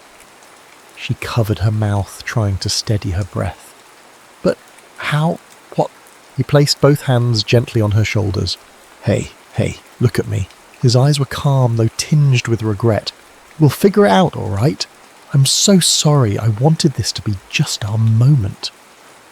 Carmen swallowed hard, her cheeks burning from both embarrassment and fear. She was old enough to understand the ramifications, but also so new to this kind of spotlight. She'd read about celebrities and the mania that followed them, but never envisioned she'd be caught up in it. All she wanted was to savour that magical first kiss under fairy lights. Now, it was compromised by the glare of a camera lens. Still, one thing felt irrevocably clear. Their connection had shifted. This was no longer just a pen-pal friendship or a casual bond formed in a hospital room years ago. It was something deeper, more fragile, and definitely more complicated. They clung to each other a moment longer before heading to their cars. Even with the swirling chaos in her mind, Carmen's lips still tingled from the kiss. She felt a thrill that overshadowed the fear, because for the first time she fully understood that whatever was happening between her and Colton was undeniably real. It didn't take long for the photos to appear online. By the next morning, Carmen's phone pinged relentlessly. Her social media was ablaze with tags and messages. Who is she? Colton's mystery girl. She's in college? Worse, the paparazzi had found her full name, rummaged through her public posts and spun a dramatic backstory. A couple of fan blogs tried to cast her as a gold digger, or a small town girl chasing fame, while others ran with the angle of her being a leukemia survivor. Carmen barely slept that night. The next morning she had a mild panic attack walking across campus, feeling every glance as though it carried judgment. Was she imagining the stares? Possibly, but then a local news crew actually showed up outside one of her lecture halls, which proved it wasn't all in her head. Her phone lit up with Colton's name. She answered in a hushed voice, hand trembling. "Carmen, I'm so sorry," he said, his tone laden with guilt. "I really am. The last thing I wanted was for you to be harassed like this." Tears pricked her eyes. She knew he meant well, but the avalanche of sudden fame felt crushing. "I just don't know what to do," she whispered. "My professors are giving me weird looks. Students whisper my name in the hallway. It's like I can't just be me anymore." He sighed heavily on the other end. "This is part of my world I wish I could keep you out of. I'll make a statement if you want, or I don't know if that'll help," she said, voice catching. "It might just draw more attention." A short silence fell. "Carmen, if you need space, if you need to walk away, I understand," he said quietly. "I'd never hold it against you." She closed her eyes, a tear slipping down her cheek. "No, it's not that I don't care for you. I just hate this part." They ended the call with a promise to keep in touch and figure things out. Over the next few weeks, the media frenzy slowly subsided. Colton did a subdued interview after a game, gently asking reporters to respect Carmen's privacy and emphasizing that they were getting to know each other. He offered no sensational details, which helped the story fade from the tabloids' front pages. Meanwhile, life marched on. Carmen threw herself into coursework and found comfort in her circle of friends who shielded her from gossip as best they could. Whenever she felt overwhelmed, she remembered how resilient she'd been during her illness. She reminded herself she could handle this too. Colton and Carmen decided to meet up discreetly whenever their schedules allowed. He'd swing by campus in an unmarked car, wearing a hoodie and baseball cap pulled low to avoid drawing attention. She'd slip into the passenger seat, heart pounding. They'd find out-of-the-way spots, an isolated hiking trail at sunrise, a a tucked-away diner on the outskirts of town. In these stolen hours, they laughed about silly things, watched streaming shows on his iPad, or had deep discussions about their futures. Still, the secrecy wore on both of them. There was an unspoken desire to live openly, to share their happiness with the world. But each time Carmen remembered the intense scrutiny, she hesitated. She wasn't ready to become the subject of viral speculation again, at least not until she was sure where this relationship was heading. One afternoon, months later, Colton's name popped up on her phone. She answered cheerily, leaning on a park bench between classes. "Hey," he said. "I have a random day off next week before the regular season starts. I want to see you properly. No baseball caps, no hiding. Would you be okay grabbing dinner in public?" She exhaled. "Are you sure you're ready for that kind of attention again? I mean, last time..." He cut her off gently. "I'm not ashamed of you, Carmen. I'm tired of feeling like we have to hide something that could be really good." Her heart soared. "Yeah," she murmured. "Let's do it." So they did. They picked a casual Italian bistro near the downtown area, known for homemade pasta and a laid-back vibe. Carmen dressed in a simple sundress, not wanting to appear like she was dressing up just for the cameras. Colton arrived in jeans and a button-down shirt, looking calm and determined. When they stepped inside, a few patrons did double takes, whispering as they recognized him. A reporter might have been there, or maybe not, but either way, Colton took Carmen's hand openly and led her to a small corner table. They ordered bruschetta and spaghetti carbonara, clinking glasses of soda, and for a while it truly felt like any ordinary couple on a date. Then a phone camera flashed. A teenage boy at the neighbouring table shyly asked for an autograph. Colton obliged with a smile, and the boy's mother snapped a photo of the moment. It wasn't invasive, just the typical starstruck reaction. Carmen felt her shoulders relax. Maybe this was manageable after all. Just normal fans, not paparazzi climbing fences or stalking them at night. After dinner, Colton drove her back to her dorm. They parked in a quiet lot beneath a street lamp. Turning to face her, he brushed a stray lock of her brown hair aside, letting his fingers linger against her cheek. "You're so brave," he murmured, "for everything you've been through. I admire you more than I can say." She smiled, leaning into his hand. It's easy to be brave when you have someone worth facing the fear for. Their kiss this time was unhurried, warm, and tinged with the relief of acceptance. Carmen's concerns about tabloids and social media took a back seat to the tenderness in that moment. They weren't just friends or pen pals, they were something more. As the weeks turned to months, they settled into a slow, steady rhythm. Colton travelled for games, hitting home runs that dominated sports headlines. Carmen focused on her studies, slowly learning to tune out the occasional social media gossip. They texted throughout the day, FaceTimed after especially tough matches or stressful exams. Whenever he was in Arizona, or she could fly to his city for a weekend, they shared quiet, precious time together. Still, a question hovered between them. What would happen after Carmen graduated from ASU?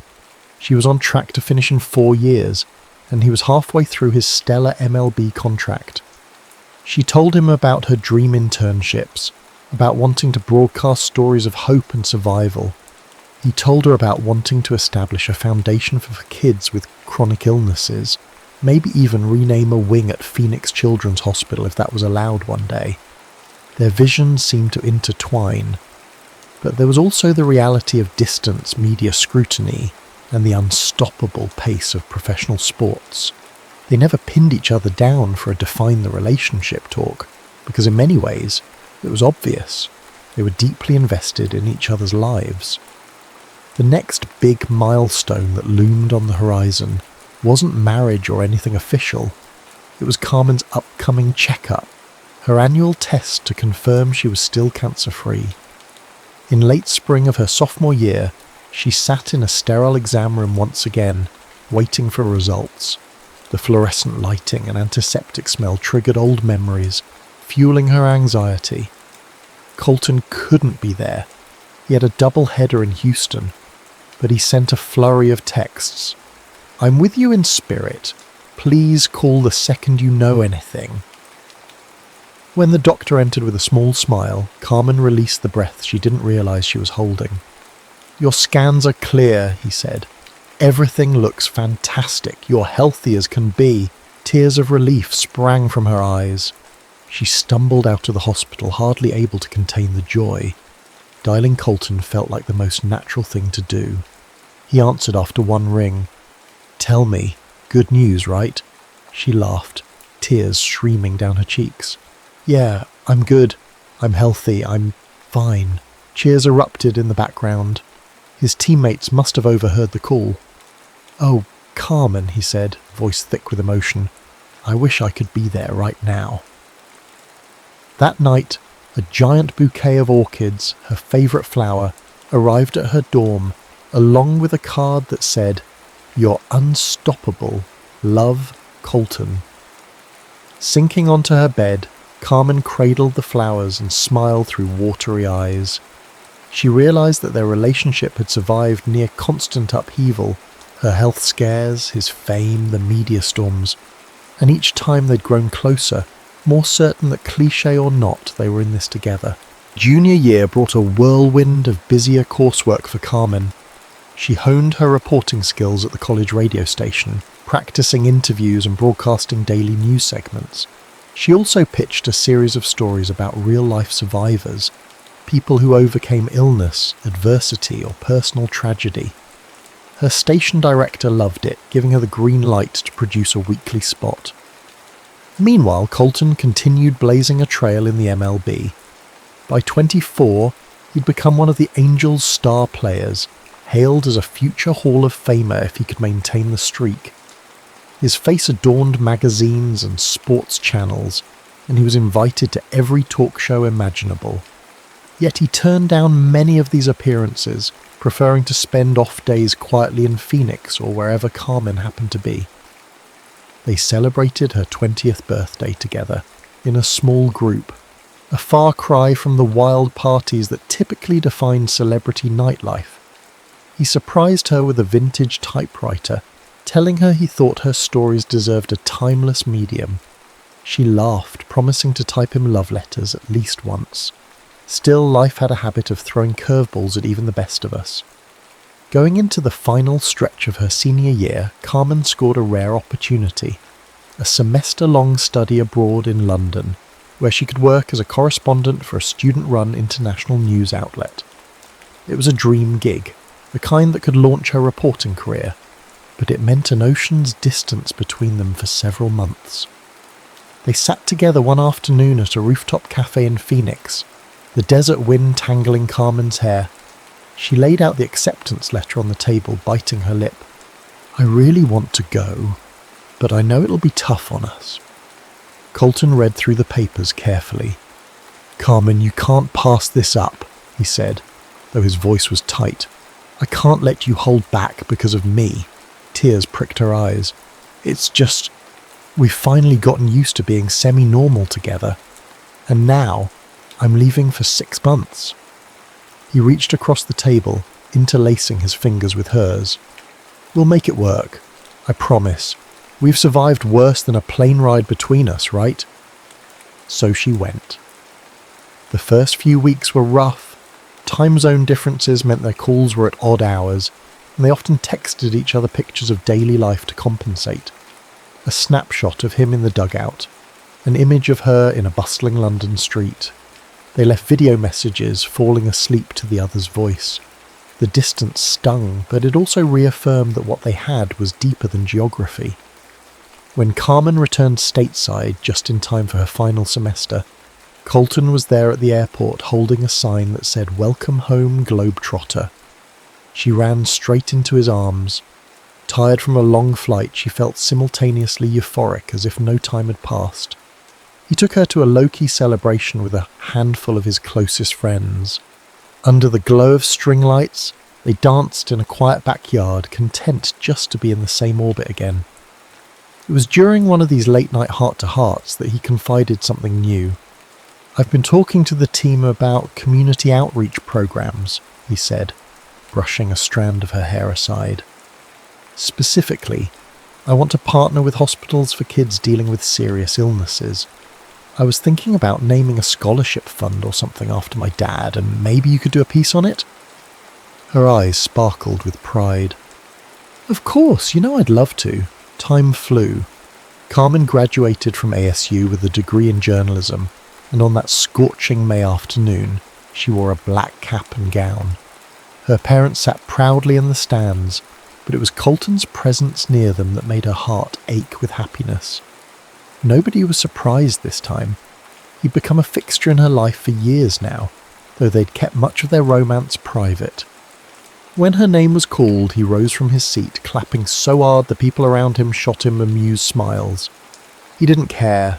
That moment was for her. Once again, Carmen experienced a wave of déjà vu, recalling her high school graduation and how he'd shown up then too. This felt like a new chapter, a second chance at a milestone they could both celebrate openly. Afterwards, they strolled across the campus lawn, where small groups of graduates posed for photos. Dressed in a simple suit, Colton couldn't contain his excitement. Remember that first time I came to your high school commencement? It feels like we've lived a dozen lives since then. Carmen nodded, hugging him close. We kind of have. They found a quiet spot under a jacaranda tree in bloom. Purple flowers strewn across the grass like a royal carpet. With a gentleness that belied his athlete's strength, Colton took both of her hands. There's something I've been wanting to ask you. A flicker of anticipation danced in her stomach, but she tried to play it cool. Oh? He cleared his throat, glancing around to ensure no paparazzi hovered nearby.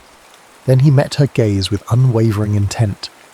I know we're young and we have our whole lives ahead. But Carmen, I've never been surer about anything. You bring out the best in me, and I want to keep building something with you. Something real, something lasting. She realized he was reaching into his jacket pocket. Before she could process it fully, he pulled out a small, unassuming velvet box. Her heart slammed against her ribs. Colton. He opened it, revealing a ring that shimmered modestly in the late afternoon sun. Will you marry me? He asked, voice trembling, just enough to betray his nerves. I don't have a fancy speech, I just know that I don't want to wait any longer to make it clear that I choose you, always. Tears blurred her vision as she stared at him. Memories flooded her.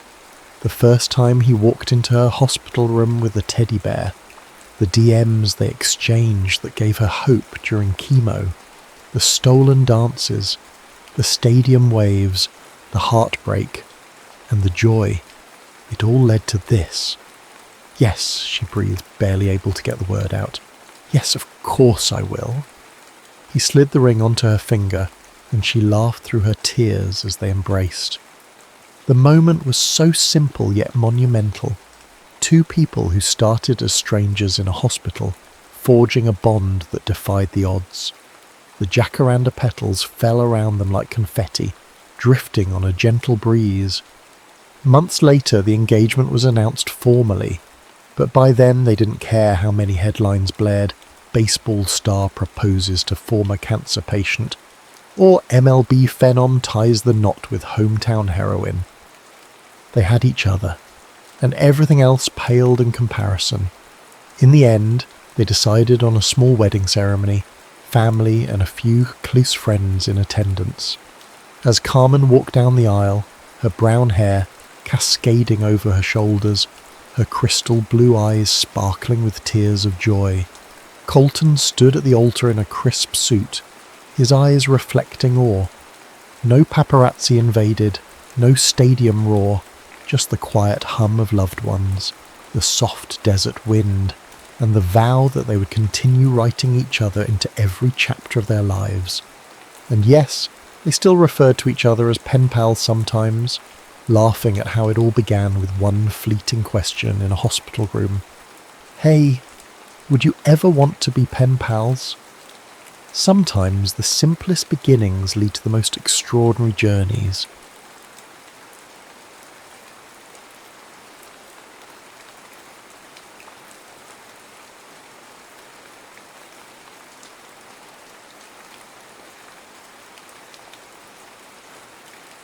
The ring box made a hollow sound when Ethan Cole set it down on his nightstand. 8 years of love, reduced to a velvet cube and a stone that caught light he no longer wanted to see. He hadn't thrown it away, couldn't pawn it, wouldn't return it. The ring existed in limbo, just like him. "I just don't recognise us anymore," Mia had said 6 months ago, her voice gentle as it dismantled his world. "We were children when we met, Ethan. I need to know who I am without you." Ethan stared at his reflection in his childhood bedroom mirror. At 24, he'd become a stranger to himself, unshaven, hollow-eyed and depressed. Then unemployed after Kaplan's architecture let him go. 3 missed deadlines, 2 client complaints, and 1 partner who'd finally said, "Take some time, Cole, come back when your head's clear." His phone buzzed. Another message from Mia. "Just checking in, hope you're doing better. Ran into your mum at Wegmans, she's worried." He typed, deleted, typed again. "I'm fine," then deleted that too. What was there to say? That he spent most nights scrolling through photos of their life together. That he drafted emails to his boss begging for his job back but couldn't bring himself to send them. That his friends had stopped inviting him out after the 3rd time he'd gotten drunk and talked about Mia until closing time. Instead of responding, he opened Reddit, mindlessly scrolling through posts. An hour later, he found himself in R solo travel, reading an AMA from someone who'd spent a year working their way across New Zealand using something called Workaway. Basically, you exchange work for room and board, the poster explained. "I spent 3 months on a vineyard, 2 at a hostel, and the rest at various farms. Best decision I ever made." Ethan's finger hovered over the link. What exactly did he have to lose? The Workaway site was filled with opportunities. Organic farms in Italy, hostels in Thailand, language exchanges in Argentina. He applied to a dozen listings without much thought, writing the same basic introduction, mentioning his background in architecture, his willingness to learn, his need for something new. Most hosts never replied. 2 sent polite rejections. 1 family in Portugal seemed interested until they learned he couldn't commit to 6 months. Then came the email from Alaska. "Hi Ethan, I'm writing on behalf of Northlights B&B in Talkeetna, Alaska. We're looking for someone to help with property maintenance and eventually assist with our dog sledding team. September through February position. No experience needed. My grandfather and I can teach you everything. It's remote, it's cold, and it's not for everyone. But if you're looking to disappear for a while, there are worse places than here. Willow Morgan." The directness of her message struck him. No false enthusiasm, no sugarcoating. If you're looking to disappear for a while. It was exactly what he needed. He replied immediately, and within 3 days had purchased a one-way ticket to Anchorage. The night before his flight, he finally texted Mia back. "I'm going to Alaska tomorrow, taking a job at a B&B. Don't know when I'll be back." She called within minutes, but he let it go to voicemail. Later, he listened to her message. "Alaska? Ethan, that's... wow. I hope you find what you're looking for there. I really do. I'm sorry for how things... just be careful, okay? Call me when you get there. At least let me know you arrived safely." His thumbs hovered over the phone. So many words caught in his throat.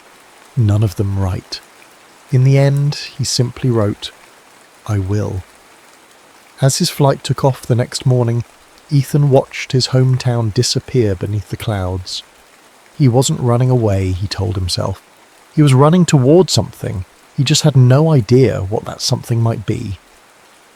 The tiny 8-seater plane rattled as it approached Talkeetna, giving Ethan his first real glimpse of Alaska.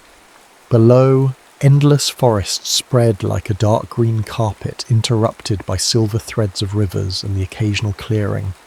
In the distance loomed Denali, its peak crowned in perpetual snow even in September. First time in Alaska. The pilot's voice crackled through the headset. "That obvious? You haven't stopped staring out the window, folks who live here?" He gestured at the other passengers, who were either sleeping or reading. They've seen it before. It's nothing like New York, Ethan said, mostly to himself. Damn right it's not. That's why people come, and why they stay. The landing strip appeared below, a ribbon of asphalt at the edge of what barely qualified as a town.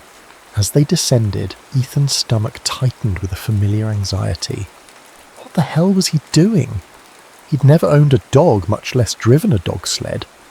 He'd never lived somewhere he couldn't get pizza delivered at midnight. He'd never... Mr. Turcole? A young woman stood beside a weathered truck in the small lot outside the airfield office. She was startlingly petite, maybe 5'2", wearing a flannel shirt that hung loose on her slender frame. Her dark hair was pulled back in a messy bun, revealing a face that looked younger than he'd expected. "Willow?" he asked, extending his hand. "That's me." Her handshake was firm, her eyes an unsettling shade of grey. Not blue-grey or green-grey, but the colour of storm clouds. "Welcome to Talkeetna."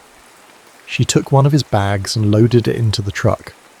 "Thanks for meeting me," he said, struggling to make conversation as they drove away from the airstrip. "The town seems... quaint." A slight smile. "Quaint is one word for it. 300 residents year-round, though it doubles in summer with tourists. Winters, though. Winters, it's just us."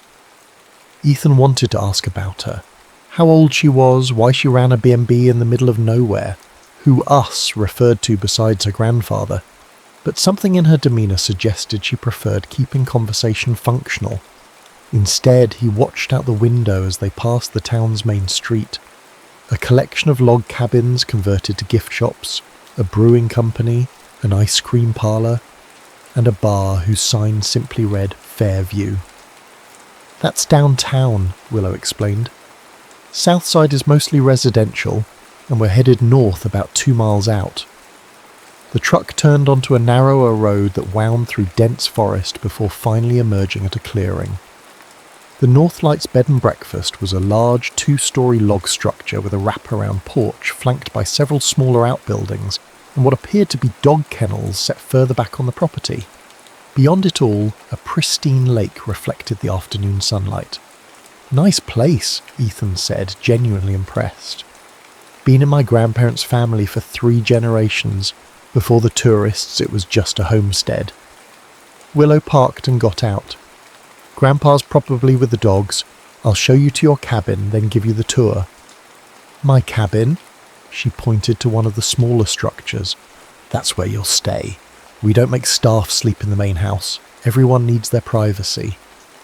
The cabin was simple but comfortable. A studio set up with a queen bed, small kitchenette, bathroom with a stand-up shower, and a desk by the window that overlooked the lake.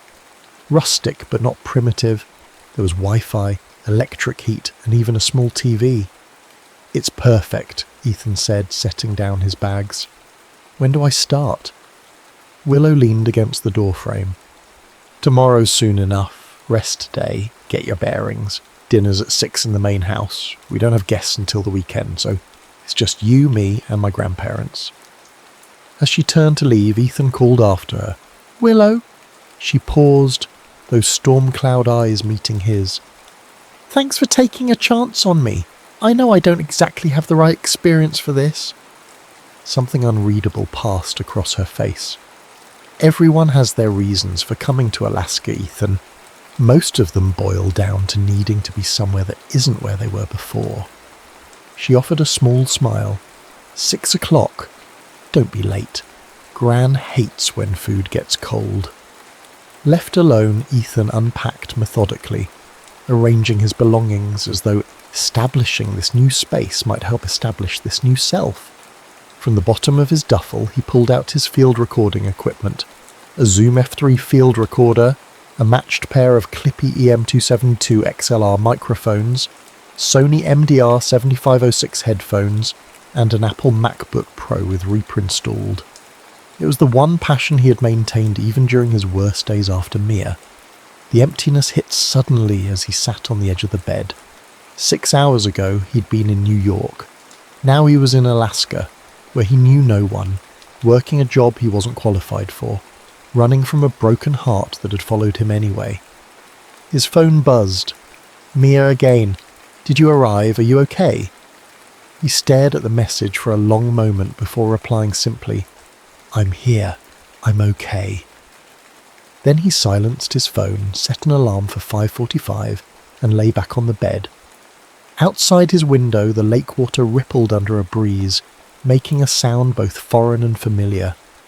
He closed his eyes and listened, really listened, for the first time in months. "Lean with the sled, not against it," Frank Morgan called over the morning wind. "You fight the curve, you'll flip us both."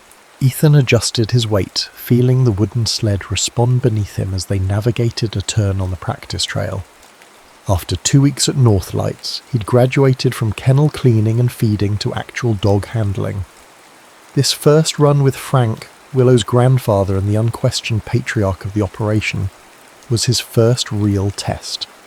The 6-dog team powered ahead, their breath visible in the crisp October air. Talkeetna had already seen its first snowfall, though not enough for proper sledding. Today they used a wheeled training rig, but Frank insisted the principles were the same. "Good. Now give 'em the command to slow." "Whoa!" Ethan called out, surprised when the lead dog actually responded, bringing the team to a gradual halt. Frank clapped him on the shoulder. "You're a natural city boy." Ethan couldn't help but laugh. Nothing about the past 2 weeks had felt natural. His first days had been a blur of sore muscles, blistered hands, and endless instructions about the B&B's operation.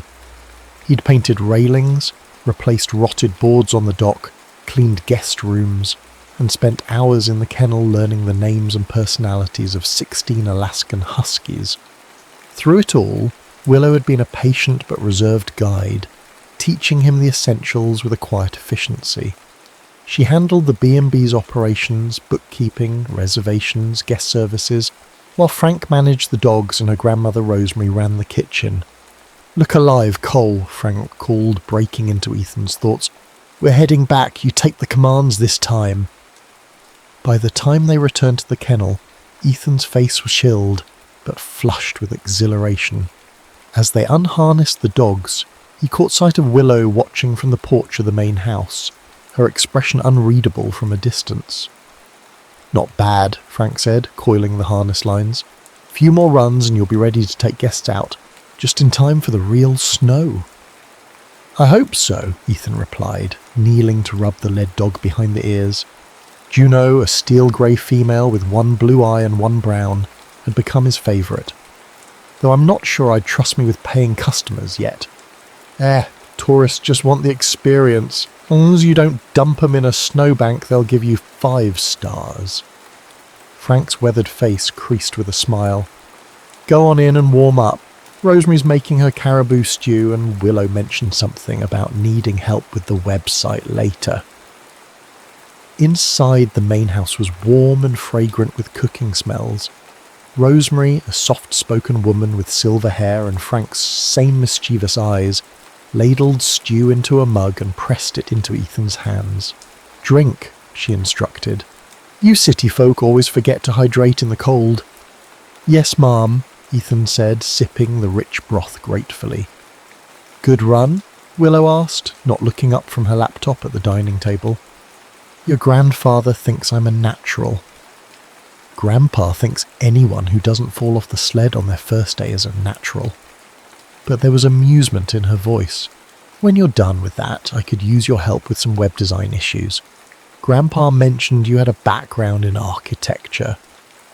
"Yeah, I worked for a firm in Rochester, design and project management mostly." "Good. Our website looks like it was built in 2003. She finally glanced up. "You're still wearing your hat inside." Ethan reached up, surprised to find the knit beanie still on his head. "Oh, sorry." "Don't be. Your ears are bright red. Keep it on until they stop stinging." It was the most personal comment she'd made since his arrival, and he found himself oddly touched by her concern. Over the next hour, they sat side by side at the table, shoulders occasionally brushing as they redesigned the B&B's outdated website. Willow was surprisingly tech-savvy for someone who lived so remotely, and her eye for design impressed him. Where did you learn all this? He asked as she adjusted the CSS on a page. She hesitated. Community college. I was studying digital media before I moved here. Before her boyfriend died, Ethan mentally filled in. Though he'd been at Northlights for 2 weeks, the only personal information he'd gleaned about Willow had come from Frank during their work together. All he knew was that she'd lost her military boyfriend overseas, then left North Carolina to live with her grandparents. She never mentioned it, and Ethan never asked. Well, you have good instincts, he said, keeping his tone professional. This layout works much better. Thanks. She glanced at him, then back at the screen. Frank says you're good with the dogs. I like them. They're uncomplicated. A small smile. Uncomplicated is a nice way of saying they'll love anyone who feeds them. Maybe that's what I like about it. Earned affection. The words slipped out before he could censor them. Willow's hands paused over the keyboard. For a moment, Ethan thought he'd overstepped, revealed too much of his own brokenness. But then she nodded, almost imperceptibly. I understand that, she said quietly. They worked in silence for another hour, but something had shifted between them, some small recognition of shared experience, of parallel paths that had somehow converged in this unlikely place. That night, after dinner, Ethan returned to his cabin and retrieved his recording equipment. The temperature had dropped further, and his breath clouded as he walked down to the lake's edge. Setting up his matched microphones on a stand, he put on his headphones and simply listened.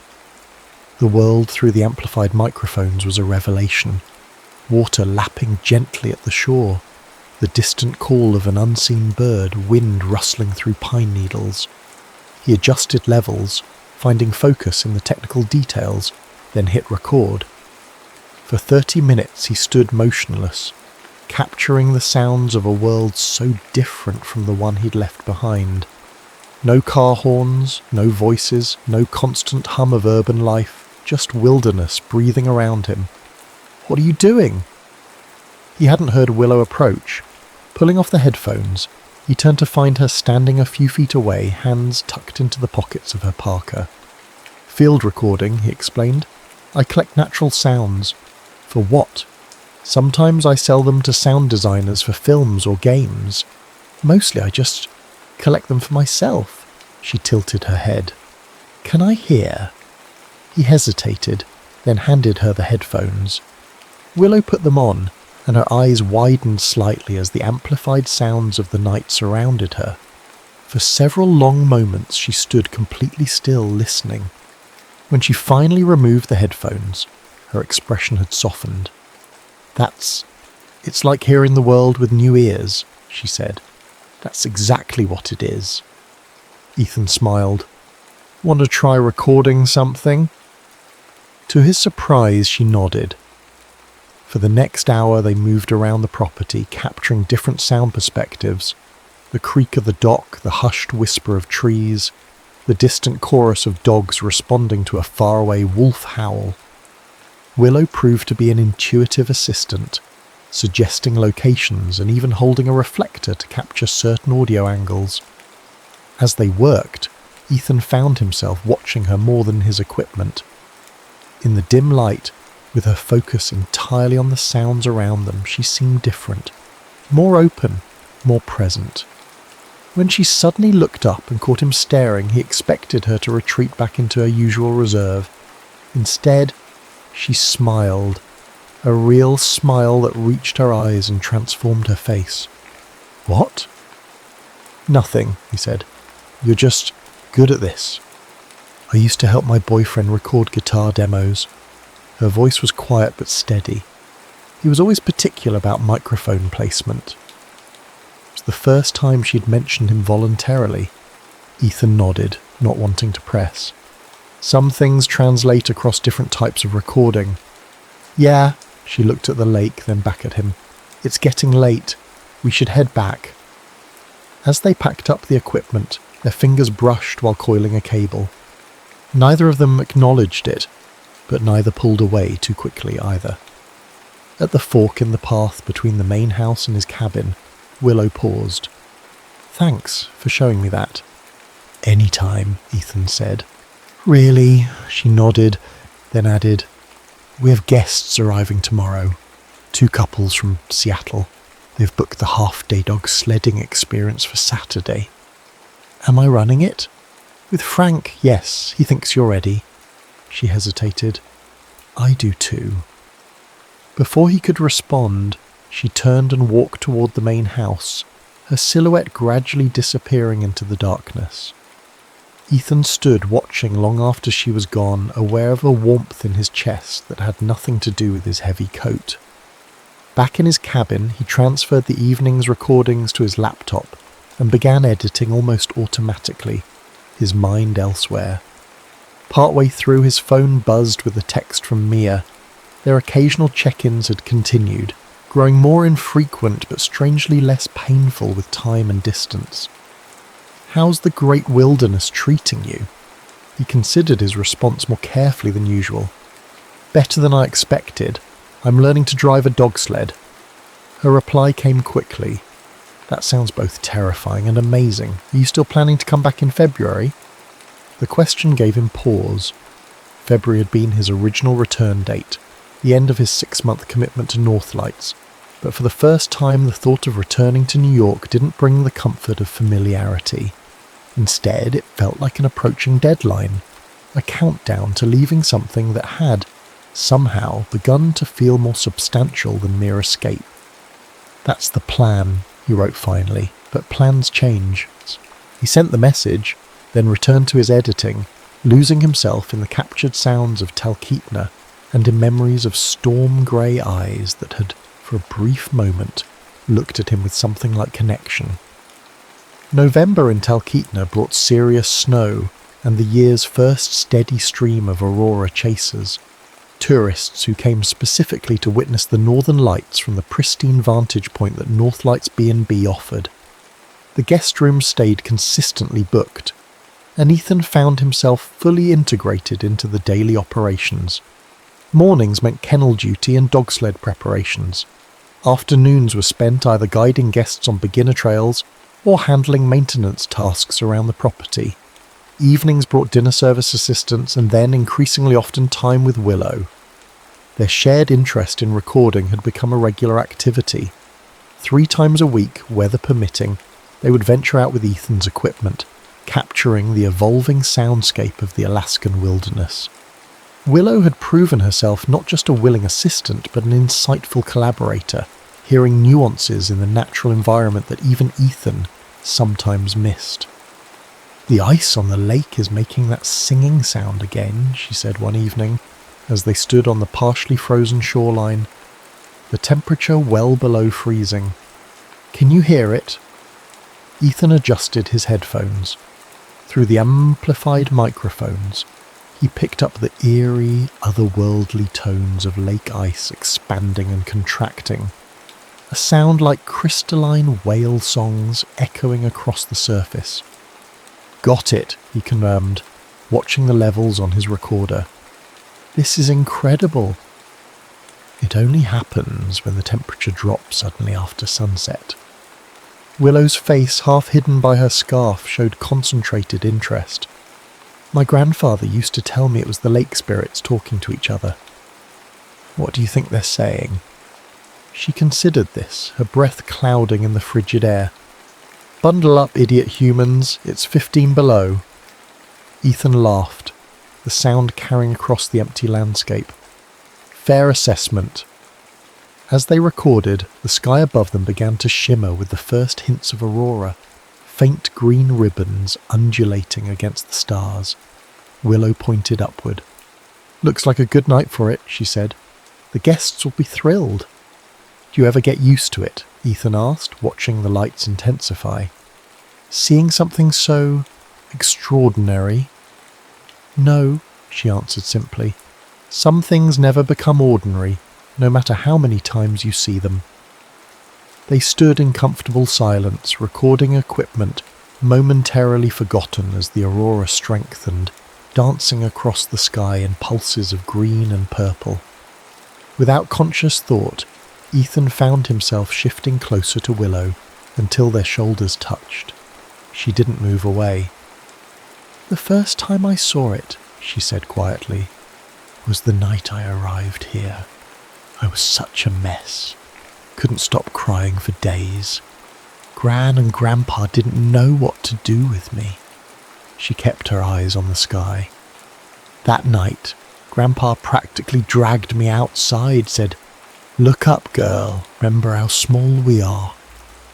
And there it was, the whole sky alive. I stood there until my tears froze on my face. Ethan swallowed. Did it help? Not immediately, but it reminded me that the world was bigger than my grief. She turned to look at him. "What are you running from, Ethan?"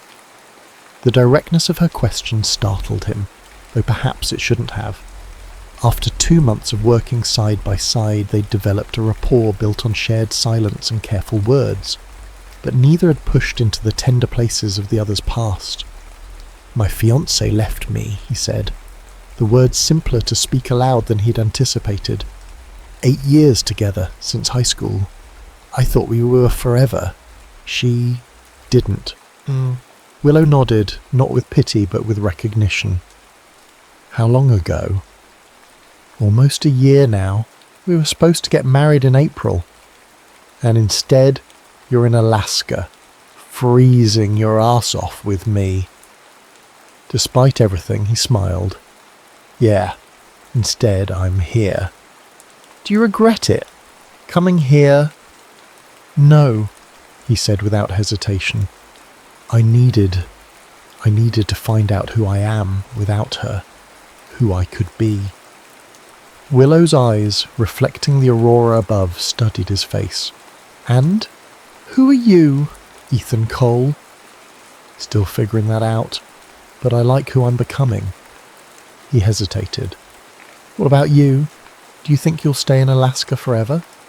She looked back at the sky. I don't know. When I came here, I couldn't imagine being anywhere else. It was the only place that didn't remind me of him. She paused.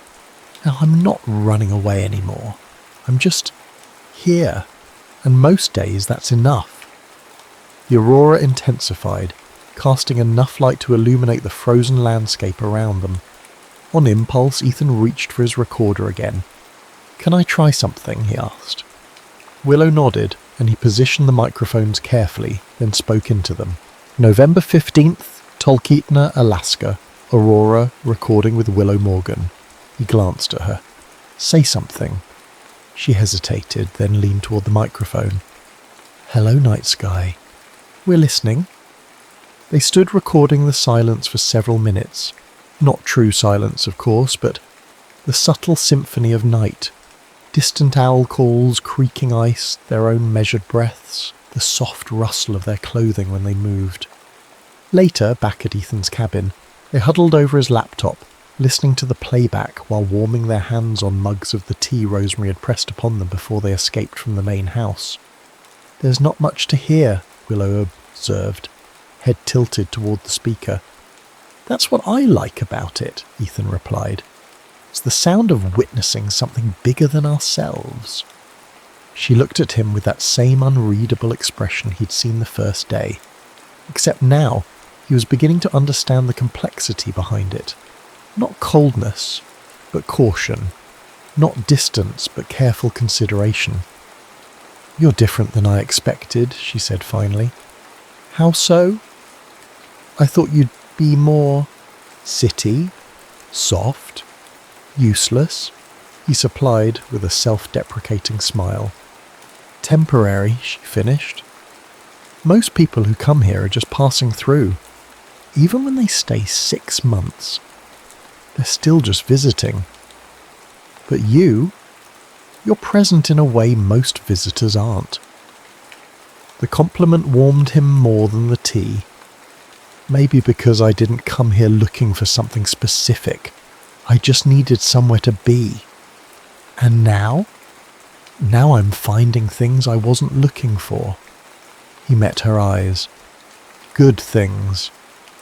The moment stretched between them, taut with unspoken possibilities. Then Willow set down her mug and stood.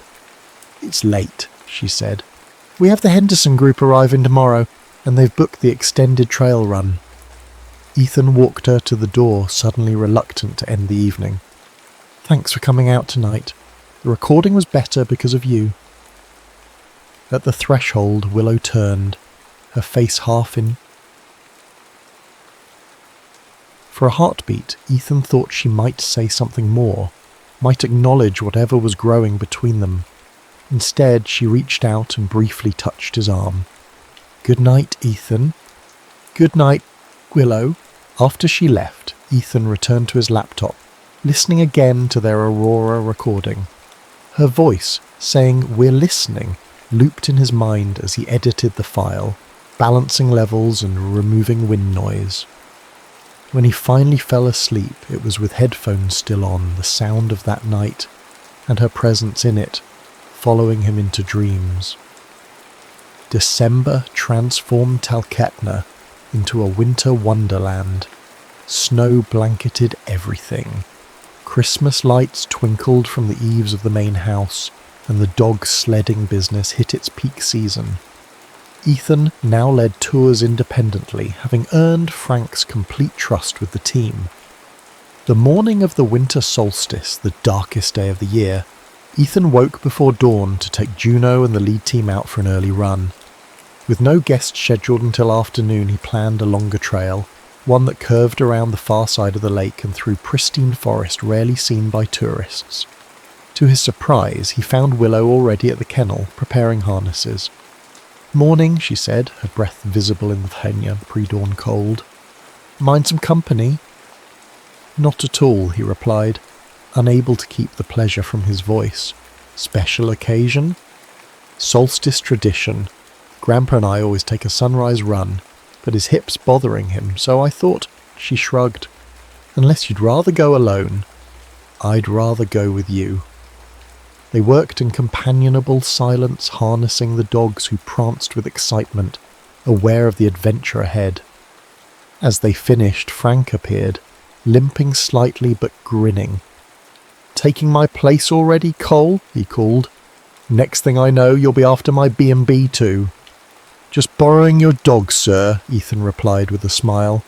"And your granddaughter, apparently." "She's her own woman," Frank's eyes twinkled. "She chooses good company these days." Willow rolled her eyes. "Ignore him. He thinks he's funny before coffee."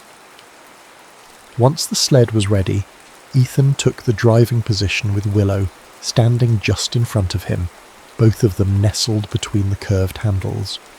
"Ready?" he asked. She nodded, and he gave the command. "Hike!" The dogs lunged forward, and the sled glided across the packed snow with a satisfying hiss. They passed the main house, where Rosemary waved from the porch, then followed the trail that curved around the frozen lake. The sky was just beginning to lighten, not with true sunlight, but with the deep blue that preceded dawn in winter. Ethan was acutely aware of Willow standing within the circle of his arms, her back occasionally brushing against his chest as they navigated turns. They had grown closer over the past weeks, sharing meals, working together, spending evenings recording, or simply talking by the fire, but always with a careful boundary of physical space between them. Now, as the sled picked up speed on a downhill stretch, she leaned back against him more firmly, and he adjusted his stance to support her. "Okay?" he asked close to her ear. "Perfect," she replied, and he could hear the smile in her voice. They sledded in silence for nearly an hour, following the winding trail as dawn slowly illuminated the landscape. When they reached the far side of the lake, Ethan called for the dogs to halt near a small clearing with a view of the mountains.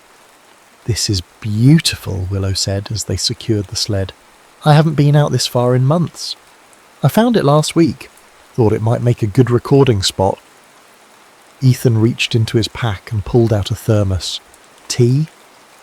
They sat on a fallen log, sipping hot tea while the dogs rested, curled in the snow. The solstice sunrise painted the sky in shades of pink and gold, reflecting off the distant glaciers. "When I first came to Alaska," Willow said, breaking the comfortable silence, "I hated how dark it got in winter. The endless night felt like like it matched how I felt inside. Ethan nodded, understanding. And now? Now I see the beauty in it. The darkness makes you appreciate the light more. She turned to look at him. Like grief. You don't get over it. You learn to carry it differently. Is that what you've done? Learn to carry it? I'm trying. She pulled a small object from her pocket, a brass compass worn with age. This was his, James. My grandpa gave it to him when he enlisted. Ethan watched as she cradled it in her gloved hands. It's beautiful. After he died, I couldn't look at it without falling apart. Now, she held it out to Ethan. Now I can share it with someone who understands what it means to lose your direction and have to find a new one. The weight of her trust settled in his chest as he carefully took the compass. Thank you. I've been thinking about what happens when your 6 months are up, she said, her eyes on the horizon. You'll be leaving in February. The thought had been weighing on Ethan too, growing heavier as the calendar pages turned. What had once seemed like an escape hatch back to real life now felt like an approaching loss. That was the original plan, he agreed carefully. Is it still your plan? He looked at her, really looked at her. The sunlight caught in her dark hair, her storm grey eyes questioning but not demanding. In the 3 months since he'd arrived, broken and adrift, something had healed in him. Something had grown too. I don't know, he admitted. My life is still in New York. My family, my career, what's left of it. And Mia? She asked quietly. He shook his head. No, not Mia. What we had, it's in the past now. I'll always care about her. But I'm not in love with her anymore. When did you know? Willow's voice was soft, almost lost in the morning air. Ethan considered the question carefully. I think part of me knew before I came here. That's why I needed to leave, to make sure it wasn't just hurt or pride talking. He looked at the compass in his hand, its needle pointing steadily north. But being here, finding purpose again, meeting you, it confirmed what I already knew. Some endings are just endings. Willow was quiet for a long moment, then slid her hand into his. Even through their gloves, the contact felt significant, a deliberate crossing of the careful boundary they'd maintained. I didn't think I'd ever want to feel anything for anyone again, she said. After James, I just shut down, came here to disappear. And now, her eyes met his, clear and certain. Now I'm ready to reappear. The kiss, when it finally happened, felt both inevitable and surprising, like the first snowfall of winter or the sudden appearance of aurora in a clear sky. Ethan leaned forward, Willow met him halfway, and their lips touched with gentle certainty. When they pulled apart, their breath mingled in the cold air between them. Willow's cheeks were flushed, her eyes brighter than he'd ever seen them. We should head back, she said, though she made no move to rise. Gran will worry. 5 more minutes, Ethan replied, pulling her closer. The dogs aren't complaining. She laughed, the sound crystal clear in the winter stillness, and rested her head against his shoulder. 5 minutes. They sat together as the sun continued its brief winter arc, casting long shadows across the snow. In the distance, Denali stood immovable and eternal, witness to countless human stories played out beneath its watch. For the first time since arriving in Alaska, Ethan didn't feel like a visitor passing through. He felt improbably but undeniably like he was exactly where he belonged. Christmas at Northlights came with traditions that felt ancient and grounding. Frank and Rosemary closed the B&B to guests for 3 days, creating a private family celebration that now, by unspoken agreement, included Ethan. They cut a small spruce from their property, decorated it with hand-carved ornaments and strings of cranberries, and exchanged modest gifts beside a roaring fire. Ethan's gift to Willow, a custom collection of their recorded sounds edited into what he called the Tolkienna Symphony and loaded onto a dedicated player, brought tears to her eyes. Her gift to him, a handmade journal bound in soft leather, the first pages already filled with her sketches of the dogs, the landscape, and sometimes, when he hadn't noticed her watching of him, left him speechless. "I've never had anyone see me the way you do," he told her later that night as they walked back to his cabin, the sky above them clear and star-filled. "I could say the same," she replied, squeezing his hand. "You hear the things most people miss." Their relationship had blossomed in the week since the solstice kiss, growing with the natural rhythm of people who recognise something essential in each other. They spent most evenings together now, alternating between his cabin and the quiet corner of the main house that Willow had claimed as her personal space.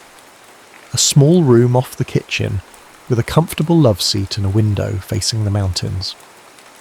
Nothing was hidden. Frank and Rosemary watched their granddaughter's happiness with approving eyes, though Frank occasionally grumbled good-naturedly about young love making everyone else feel ancient. Intimacy developed gradually between them, each step deliberate and meaningful. Ethan, still cautious after Mia and Willow still carrying the shadow of her loss, moved toward each other with tender patience. When they finally made love for the first time on New Year's Eve while Aurora painted the sky outside his cabin window, it felt like a culmination rather than a beginning, a natural progression of the connection they'd been building since that first sunrise dog sled run. "Look," Willow whispered afterward, drawing his attention to the window where green and purple lights danced across the darkness. "The sky is celebrating with us." Ethan kissed her shoulder, marvelling at how perfectly she fit against him. "I never want to leave this place." The words slipped out unplanned, but as soon as he spoke them, he knew they were true. The thought of returning to New York in February, once his anchor to reality, now felt like a sentence. Here, with Willow and the life they were building, he had found something he hadn't known he was searching for. She propped herself up on one elbow, her dark hair spilling across her bare shoulders. "Then don't. It's not that simple." "Why not?" Her grey eyes were serious. "The B&B needs someone year-round. Grandpa's not getting any younger, and his hip's worse than he admits. We've talked about hiring someone permanent, and you already know the operation. You could stay, Ethan, if you wanted to." The possibility hung between them. Tantalising, terrifying. "What about my career? Everything I built back home?" "You were an architect. People need buildings everywhere, even in Alaska." She touched his face gently. "I'm not asking you to decide tonight. Just think about it. About what really matters to you now." He pulled her close again, breathing in the pine and sweetgrass scent of her hair. "I will." But thinking was all he seemed capable of doing in the weeks that followed. January brought the deepest cold and the most brilliant auroras, keeping the B&B fully booked and everyone busy. Ethan led dog sled tours daily, continued helping Frank with maintenance projects, and spent his free moments with Willow, all while the February deadline loomed closer. "You seem distracted," Willow observed one evening as they edited recordings together in his cabin. "Just thinking about the future." He hesitated. "I got an email from my old boss today. They want me back. Said they'd held my position open, hoping I'd return." Willow's hand stilled over the laptop. "Are you going to accept?" "I don't know. It's a good offer. Security, familiar work, a path forward." He ran a hand through his hair. "But the thought of leaving here, leaving you..." "You could try long distance," she suggested, though her voice lacked conviction. "People make it work." "Do they? Really?" He took her hand. "I don't want to start something beautiful just to watch it wither from 2,000 miles away." "Then what do you want, Ethan?" The question was simple but profound. 4 months ago, he wouldn't have had an answer.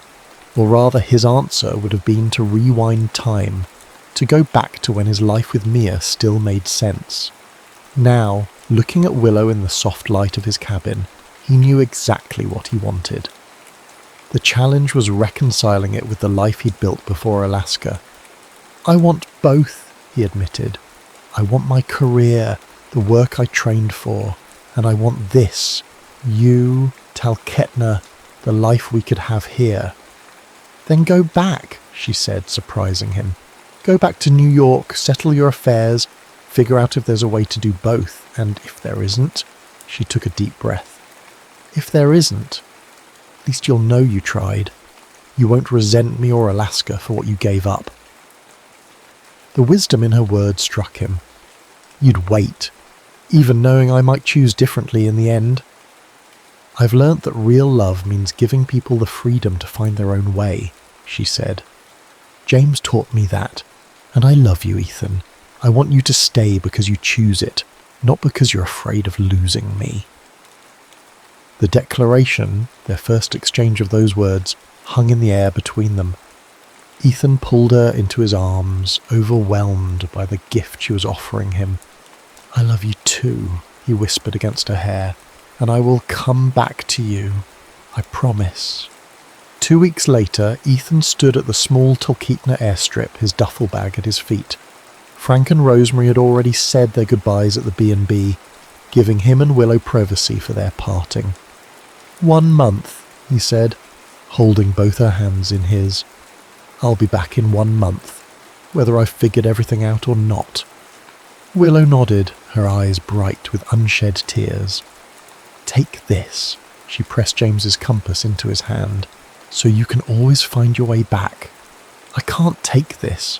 You're not taking it, you're borrowing it. Bring it back to me." She stood on tiptoe to kiss him, then stepped back as the small plane's engines started. 1 month. As the plane lifted off, Ethan watched Talkeetna grow smaller beneath him. Willow remained visible by the airstrip until the landscape blurred into forest and snow, becoming indistinguishable from the wilderness surrounding it. He cradled the compass in his palm, its needle pointing steadily north, toward the place and the person who had unexpectedly become his true direction. New York hit Ethan like a physical force, the noise, the pace, the press of people moving with determined urgency.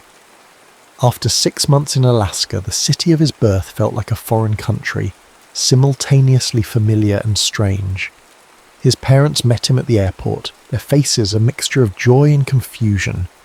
They'd supported his abrupt departure to Alaska, understanding his need for distance after Mia, but his decision to return to Talkeetna so quickly baffled them. "It's just so remote," his mother said over dinner at their home in Rochester. "And the winters.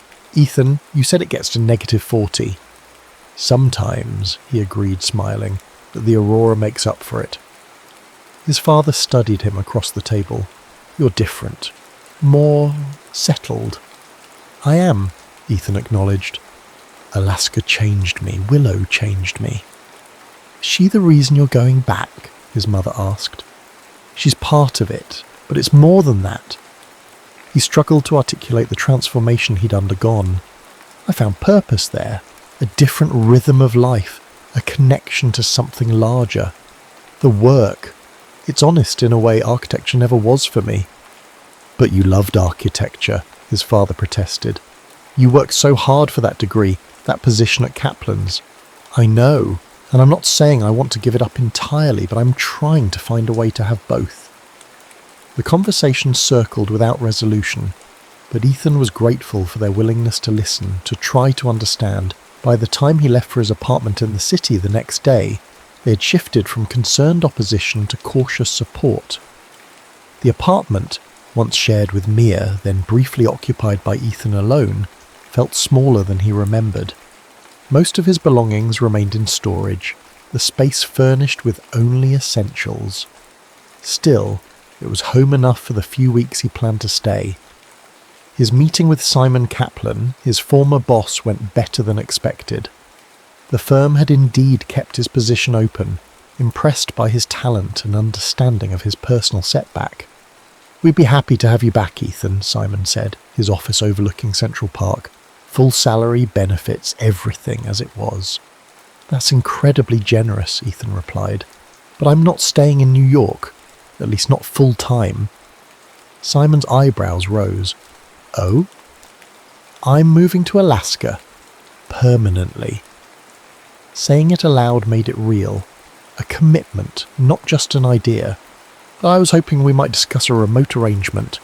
I could handle design work, client consultations via video call, occasional trips back for in-person meetings."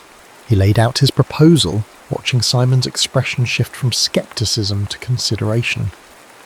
By the end of the meeting, they had sketched the outlines of a possible arrangement: reduced hours, project-based work rather than full employment, quarterly visits to the New York office. Not ideal from Simon's perspective, but workable. "You're talented enough to make this worth accommodating," Simon said finally.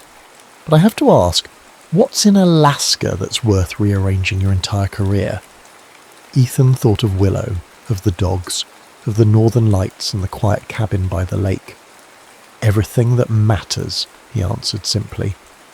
Over the next weeks, Ethan settled his affairs with practiced efficiency.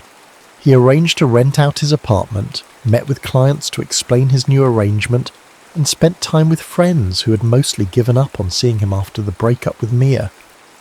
"So you're really doing this?" asked Jason, his oldest friend, as they shared drinks at their favourite bar. "Trading New York for, what did you call it? Talk Etna?" "Yep," Ethan smiled. "Population 301, soon to be 302. Because of a girl you've known for 6 months. Because of the life I found there. Willow is a huge part of that, but it's not just about her." Ethan traced a pattern in the condensation on his glass. "It's about who I am there versus who I was here." Jason studied him. "You do seem lighter, less like the walking corpse you were after Mia left." "Thanks for that image." "You know what I mean. I haven't seen you this sure of yourself in years." Jason raised his glass. "To Alaska, then. May it be everything you hope." The last item on Ethan's New York agenda was the hardest, seeing Mia. They'd maintained sporadic contact during his time away, but he felt he owed her an in-person goodbye, a proper closure to their shared history. They met at a quiet cafe near the apartment they had once shared. When she walked in, Ethan was struck by the absence of the pain he'd expected. Mia was still beautiful, still familiar in the way only someone you've loved for 8 years can be. But the sight of her no longer ached. "You look good," she said, sitting across from him. "Tan, more muscular." "Dog sledding will do that," he replied with a small smile. "You look good too." And she did. There was a lightness to her, a confidence that had been missing in their final months together. She'd cut her hair, changed her style somewhat, but the real difference was in her eyes. Like him, she seemed more at peace. "So you're really moving to Alaska?" she asked after they'd exchanged pleasantries. "For good?" "That's the plan." He told her about the arrangement with Kaplan's, about the B&B, about his cabin by the lake. "And about the girl," Mia added gently. "Willow, right?" Ethan hesitated, then nodded. "Yes, she's important to me. I'm glad." To his surprise, she seemed genuinely pleased. "I was worried about you after us. I didn't want you to close yourself off." "I almost did," he admitted. But Alaska had other ideas. They talked for nearly 2 hours, moving from the awkwardness of ex-lovers to something approaching the friendship that had always been the foundation of their relationship. Mia told him about her new job in publishing, about the classes she was taking, about rediscovering parts of herself she'd set aside during their years together. "I was right," she said as they prepared to leave, "about us needing to find ourselves separately. I just never imagined it would take you to Alaska to do it." "Life has strange detours," Ethan agreed. "I think we both ended up where we needed to be." Outside the cafe, they hugged goodbye, a real embrace, not the stiff, pained gesture they'd shared at their breakup. As he watched her walk away, Ethan felt the final thread of his old life gently release. Not severed, but resolved, set in its proper place among his memories. That night, he called Willow. Their daily conversations had become a lifeline during their separation, but tonight felt different, weightier, more significant. "I saw Mia today," he told her, sitting on the floor of his nearly empty apartment. It was good, healing. "I'm glad," Willow said, her voice clear despite the distance. "Did it make you question anything?" "It confirmed everything." He touched the compass that sat beside him. "I'm coming home, Willow. To you. To Alaska. To the life we're going to build." The silence that followed was filled with emotion he could feel across the miles. "When?" she asked finally. 3 days. I've booked the flights. I just need to pack up the last of what I'm bringing." 3 days, she repeated, and he could hear the smile in her voice. "The dogs miss you. Gran's been making your favourite bread. Grandpa keeps checking the thermometer, saying it's warming up just in time for your return." "And you?" he asked softly. "I've been recording things for you. The lake ice breaking up, the first geese returning, spring sounds." Her voice caught slightly. "I've missed you more than I can say." "I love you," he told her.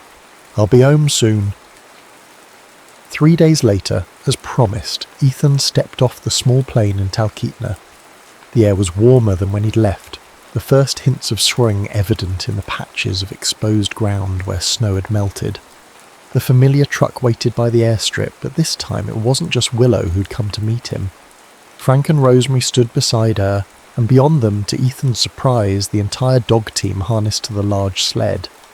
Juno at the lead barked excitedly when she saw him. "What's all this?" he asked as Willow embraced him. "Your welcoming committee," she said, her grey eyes bright with happiness. "And your chariot home." Frank clapped him on the shoulder. "Figured your first ride back should be in style, though you'll have to drive, my hip's acting up again." Ethan laughed, overcome with the rightness of the moment. He greeted Rosemary with a hug, then knelt to give Juno and the other dogs the attention they demanded. Finally, he turned back to Willow. "I have something for you," he said, reaching into his pocket for the compass. "As promised." She took it with a smile, then surprised him by pressing it back into his hand. "Keep it," she said. "You've proven you know how to use it." As they loaded his bags onto the sled, Ethan felt the last of his uncertainty fade. The path ahead might not be perfectly straight or always clear, but he had found his true north, in the wild place with these good people, and especially with the remarkable woman who now stood beside him, ready to navigate whatever came next, together. 1 year later. The northern lights rippled across the Talkeetna sky, painting the darkness with veils of green and purple. On the deck of the newly expanded cabin by the lake, now their home, Ethan and Willow sat wrapped in a handmade quilt, watching the celestial display. "Hard to believe it's been a year," Willow said, leaning into him. "Sometimes it feels like you've always been here." "In the ways that matter, I think I have," Ethan replied, his arm around her shoulders. The past year had brought changes to Northlights and to them. With Ethan's design background and connection to Kaplan's, they'd modernised the B&B's offerings while preserving its rustic charm. Frank's hip had finally required surgery, making Ethan's permanent presence even more valuable. The dog sledding tours now operated year-round, using wheeled rigs in summer, and had become one of the most sought-after experiences in the area. Ethan's remote work arrangement had evolved too. He now served as a consultant for Kaplan's Elay Alaskan projects, travelling to Anchorage occasionally, but maintaining his base in Talkeetna.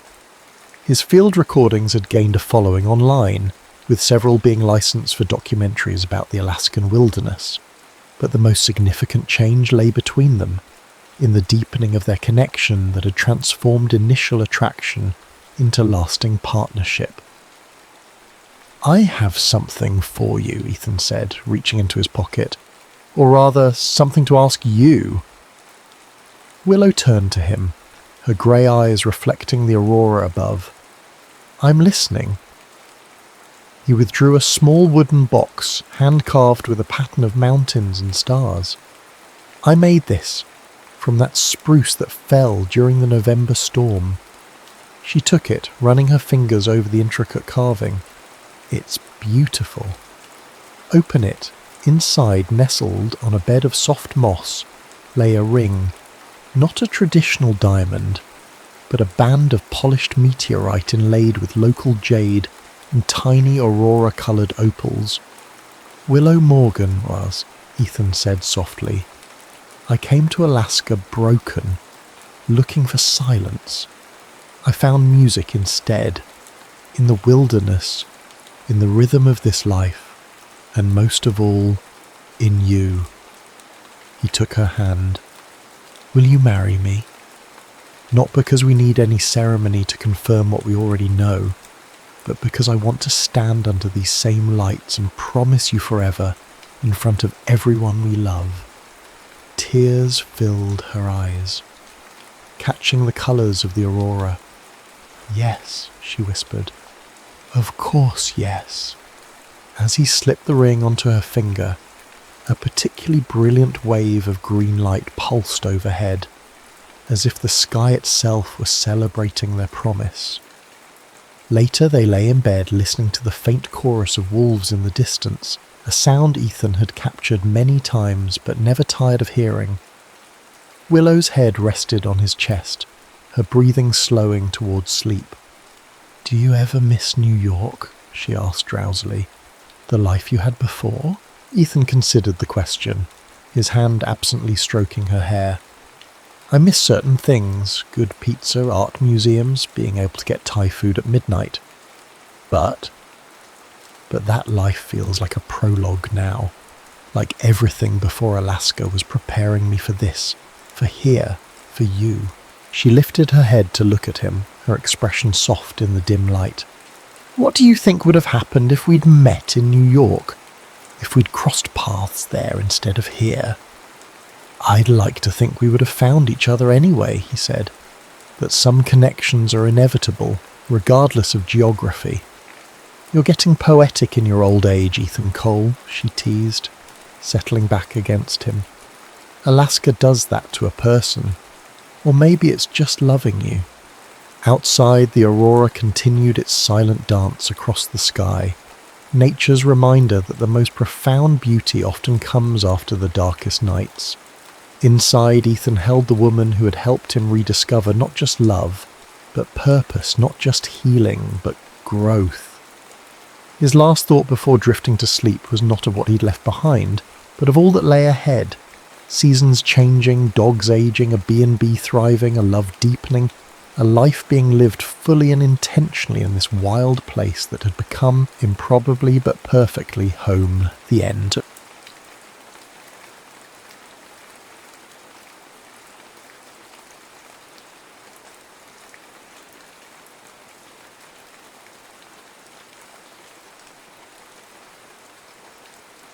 Sienna Murphy had mastered the art of convincing herself she was content. At 34, she had the corner office at Pinnacle Publishing, a sleek Manhattan apartment with floor-to-ceiling windows, and a collection of first editions that made her colleagues green with envy. What she didn't have, what she refused to admit she still wanted, was Dale Wilder. Another manuscript rejected, Sienna sighed, tossing her phone onto the plush cushions of her couch. Friday nights used to involve dinners at hidden gems or gallery openings with friends. Now they meant takeout and tracksuit bottoms, a glass of Cabernet, and the company of fictional characters who couldn't hurt her. Her phone buzzed at exactly 11:47 p.m. The number wasn't saved in her contacts, but something about those digits triggered a flutter of recognition. I miss you. 3 words, simple enough to be a mistake, complex enough to unsettle her perfectly curated calm. Perhaps it was the wine, or perhaps it was the hollow echo of her apartment, but she replied, Who is this? The response came immediately. Shit. Sorry. Wrong number. She should have left it there. But life rarely offers neat closure, and Sienna had learned that closure was sometimes just another word for giving up. No worries. Hope you find who you're looking for. 3 dots appeared, disappeared, reappeared. Sienna? Sienna Murphy? Her fingers froze above the screen. How did a wrong number know her name? The flutter in her chest intensified. Yes. Who's asking? It's Dale. Dale Wilder. The name materialised on her screen like a ghost, and suddenly Sienna was 24 again, standing in the rain outside their Brooklyn apartment, watching Dale load his life into a taxi. It's just a year, he'd promised. This assignment could make my career. But a year turned into forever, and promises dissolved into unanswered calls until eventually they both stopped trying. Dale. Wow. It's been a decade. 10 years, 3 months, and about 16 days. But who's counting? She found herself smiling despite the knot forming in her throat. His precision, that slight self-deprecation. It was so Dale. You sure you texted the wrong number? She challenged. Honestly, yes. But maybe it wasn't a mistake. Maybe it was, I don't know, cosmic intervention? Sienna rolled her eyes, but the smile lingered. Ill-believing in fate. Someone has to balance out your skepticism. How have you been, Sienna? And just like that, they were talking. About inconsequential things at first. The weather, unusually warm for April. Their jobs. She'd been promoted twice, he'd won a Pulitzer. Mutual friends, fewer than expected after the breakup. But as midnight stretched into the small hours, their conversation deepened. Remember that tiny Italian place in the village? With the chef who always gave us free limoncello? Dale texted. Of course, Vincenzo's. Their carbonara was like a religious experience. It's still there. I checked. Her heartbeat quickened. You're in New York for the last month. Home base for now. The implications of for now weren't lost on Sienna. Dale had always been in transition, a nomad with a camera and insatiable wanderlust. His temporary stops eventually became her permanent heartbreak. We should get coffee, he suggested after a pause that felt significant. Just to catch up properly, no pressure.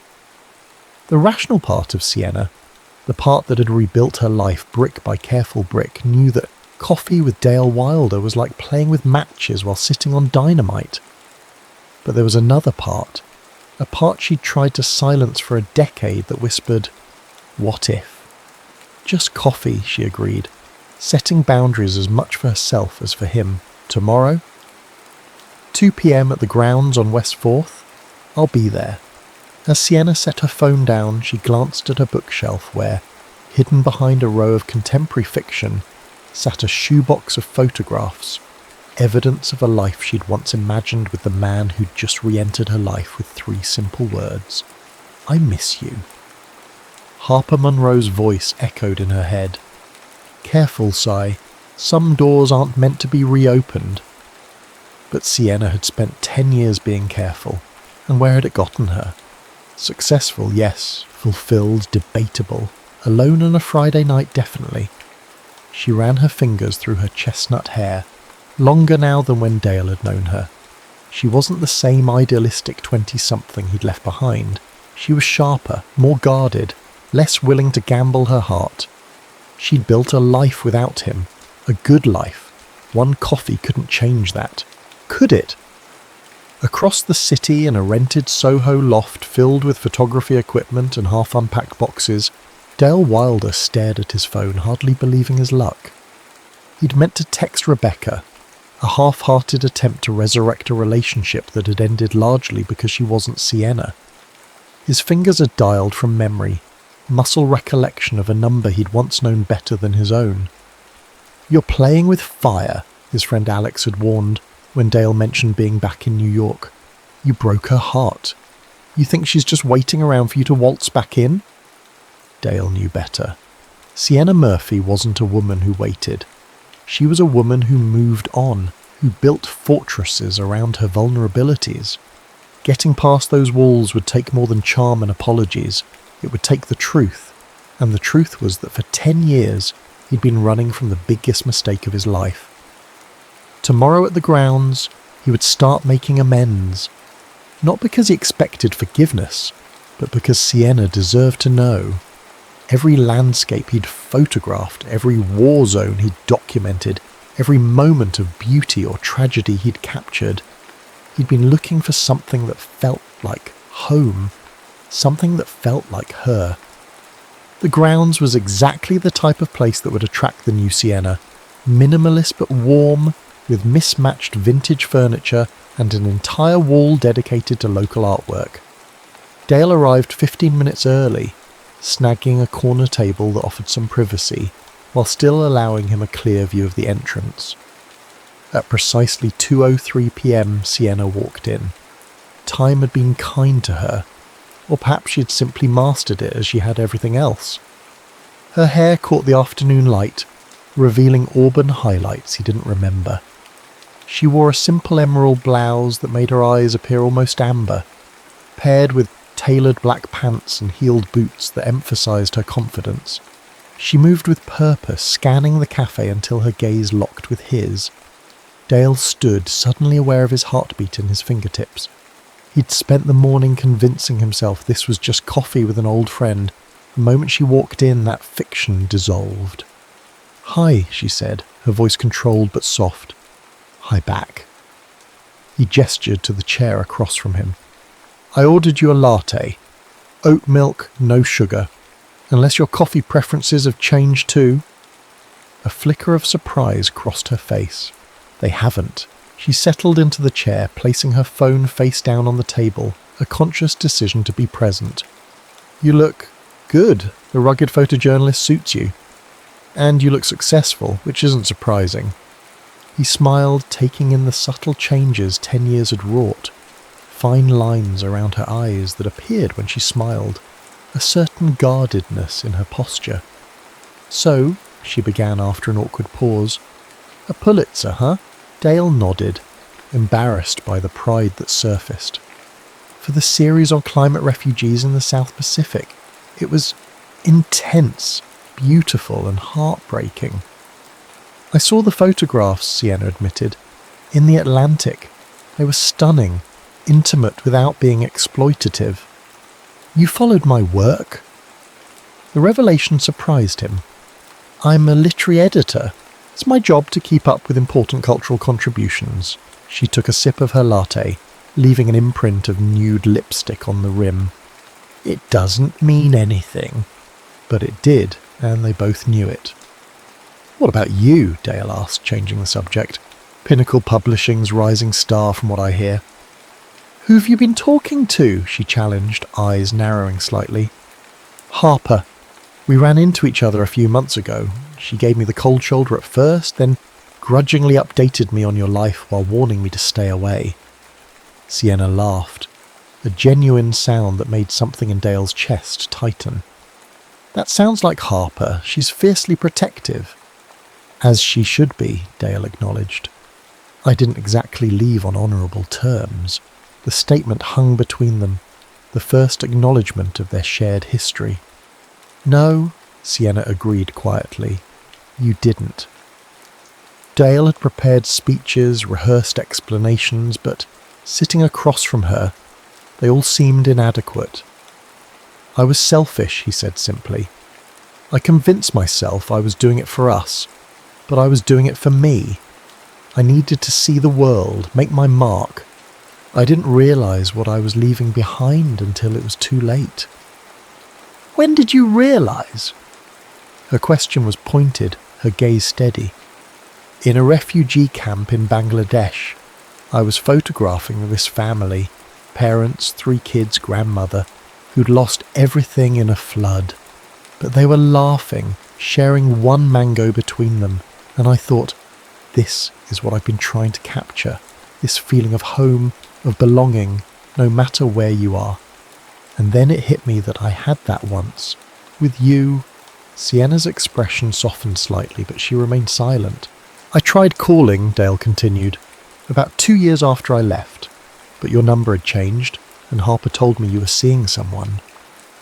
Marcus, Sienna nodded. He was nice, safe, predictable. What happened? He proposed after a year. I realised I couldn't say yes to someone when I was still... She trailed off, looking away. Still what? Dale pressed gently. Haunted, she admitted. By us, by what could have been. Their conversation flowed easier after that confession, as if acknowledging the elephant in the room had given them permission to be honest. They exchanged stories, her promotion to senior editor, his close call in a Syrian airstrike, her brother Greg's wedding where she'd caught the bouquet and promptly handed it to another guest. Remember that bookstore in Williamsburg? Dale asked as they finished their third round of coffee. The one with the ladder that got stuck when we were in the poetry section, Sienna finished, smiling at the memory. And you kissed me for the first time while we were waiting for the owner to rescue us. Still there, Dale said. The bookstore, I mean. I walked past it yesterday and almost went in. Why didn't you? He met her gaze steadily. Some places are too sacred to revisit alone. The implication lingered between them. We could go, Sienna suggested, surprising herself. After this, for old time's sake, Dale's expression brightened. Just to browse books, right? No getting stuck on ladders or making out between the stacks. Definitely not, she agreed, but the slight flush in her cheeks betrayed her. This is just closure, or friendship, or something. But as they walked the 15 blocks to Books and Brambles, their hands brushed once, twice, and on the third time Sienna didn't pull away when Dale's fingers tentatively intertwined with hers. It was supposed to be just coffee, she reminded herself. But then again, it was supposed to be just a text, and before that just a fling, and before that just a stranger with kind eyes and a camera, asking if he could photograph her reading in Washington Square Park. With Dale Wilder, it had never been just anything. The bookstore was exactly as they remembered and completely different. The same warren of shelves and hidden reading nooks, but with fresh paint and new inventory. The owner, a woman in her 70s with silver dreadlocks, recognised them immediately. "Well, look what the literary gods dragged in," she exclaimed, embracing Sienna. The editor and the photographer, together again. "Just catching up, Marisa," Sienna clarified, acutely aware of Dale's hand still loosely holding hers. Marisa hummed sceptically. "The poetry section missed you. 3rd floor, left corner. Those Neruda books haven't been the same without you two steaming up the pages." Dale laughed as Sienna blushed. "We'll be on our best behaviour," he promised. They browsed separately at first, falling into their old pattern. Dale in photography and travel, Sienna in fiction and poetry, but gradually they gravitated toward each other, sharing discoveries, reading passages aloud, debating authors' merits just as they once had. "Listen to this," Sienna said, reading from a slim volume of contemporary poetry.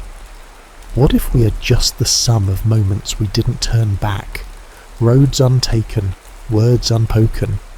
What if love is just the courage to reverse one such moment?" Their eyes met over the book, and the years between them seemed to compress. "I should have come back," Dale said quietly. "After that first assignment, I should have chosen you." Sienna closed the book carefully. "And I should have been brave enough to follow you, or at least to answer when you finally called." "Why didn't you?" "Because I was afraid," she admitted. "Not of travelling or of change, but of being someone's afterthought. Your camera always came first, Dale. I couldn't compete with your passion." "It wasn't a competition," he countered, "or it shouldn't have been. I was young and stupid and thought I had to choose between my art and my heart." "And now?" The question slipped out before Sienna could stop it. Dale stepped closer, close enough that she could smell the familiar scent of him. Sandalwood, and something uniquely his. "Now I know better. Now I know that the greatest art comes from being fully alive, fully present, and I was never more alive than when I was with you. The moment hung between them, charged with a decade of unresolved feelings.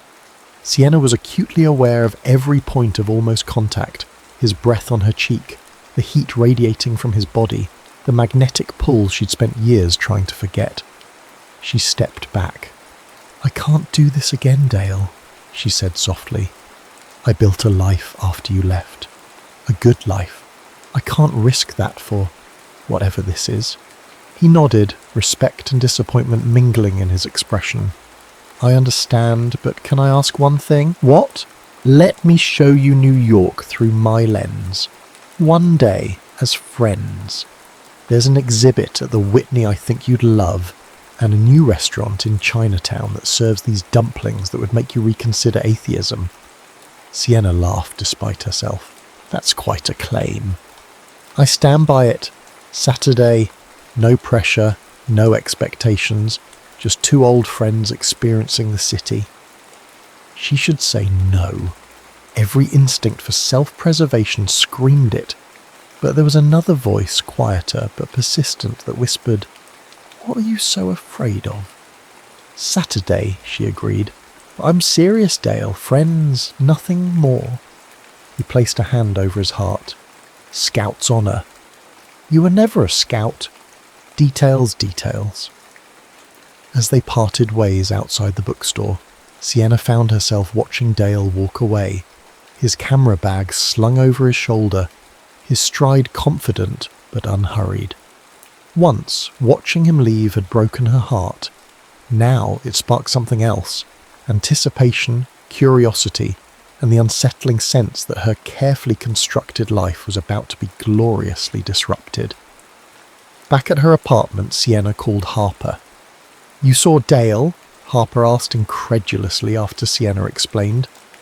"Voluntarily? Without a lawyer present or a sharp object in your purse?" "It was just coffee," Sienna insisted, "and a bookstore visit, for closure." And I'm just running a cafe, not building a cutthroat coffee empire." Harper's voice softened. "Be careful, Si. That man has more power over your heart than you like to admit." "It's different now," Sienna argued. "We're different." "People don't change that much," Harper warned. "And your heart certainly hasn't." After hanging up, Sienna found herself standing before her closet, wondering what one wore to a just friends outing, with the man who still appeared in her dreams. She pushed aside a box on the top shelf and a cascade of photographs spilled out, memories she'd packed away but never truly discarded. She and Dale in Central Park, his arms around her waist, her head thrown back in laughter. The two of them on a Brooklyn rooftop watching fireworks illuminate the skyline. Dale sleeping, his face peaceful, one arm reaching across an empty space as if searching for her even in dreams. Sienna gathered the photographs, intending to return them to their box, but instead found herself spreading them across her bed, reconstructing a timeline of their relationship. The beginning, all excitement and discovery. The middle, deep connection, talks of forever. The end, arguments about priorities, tearful ultimatums and finally absence. What would their story look like now, she wondered, if given a second chance? Or was Harper right?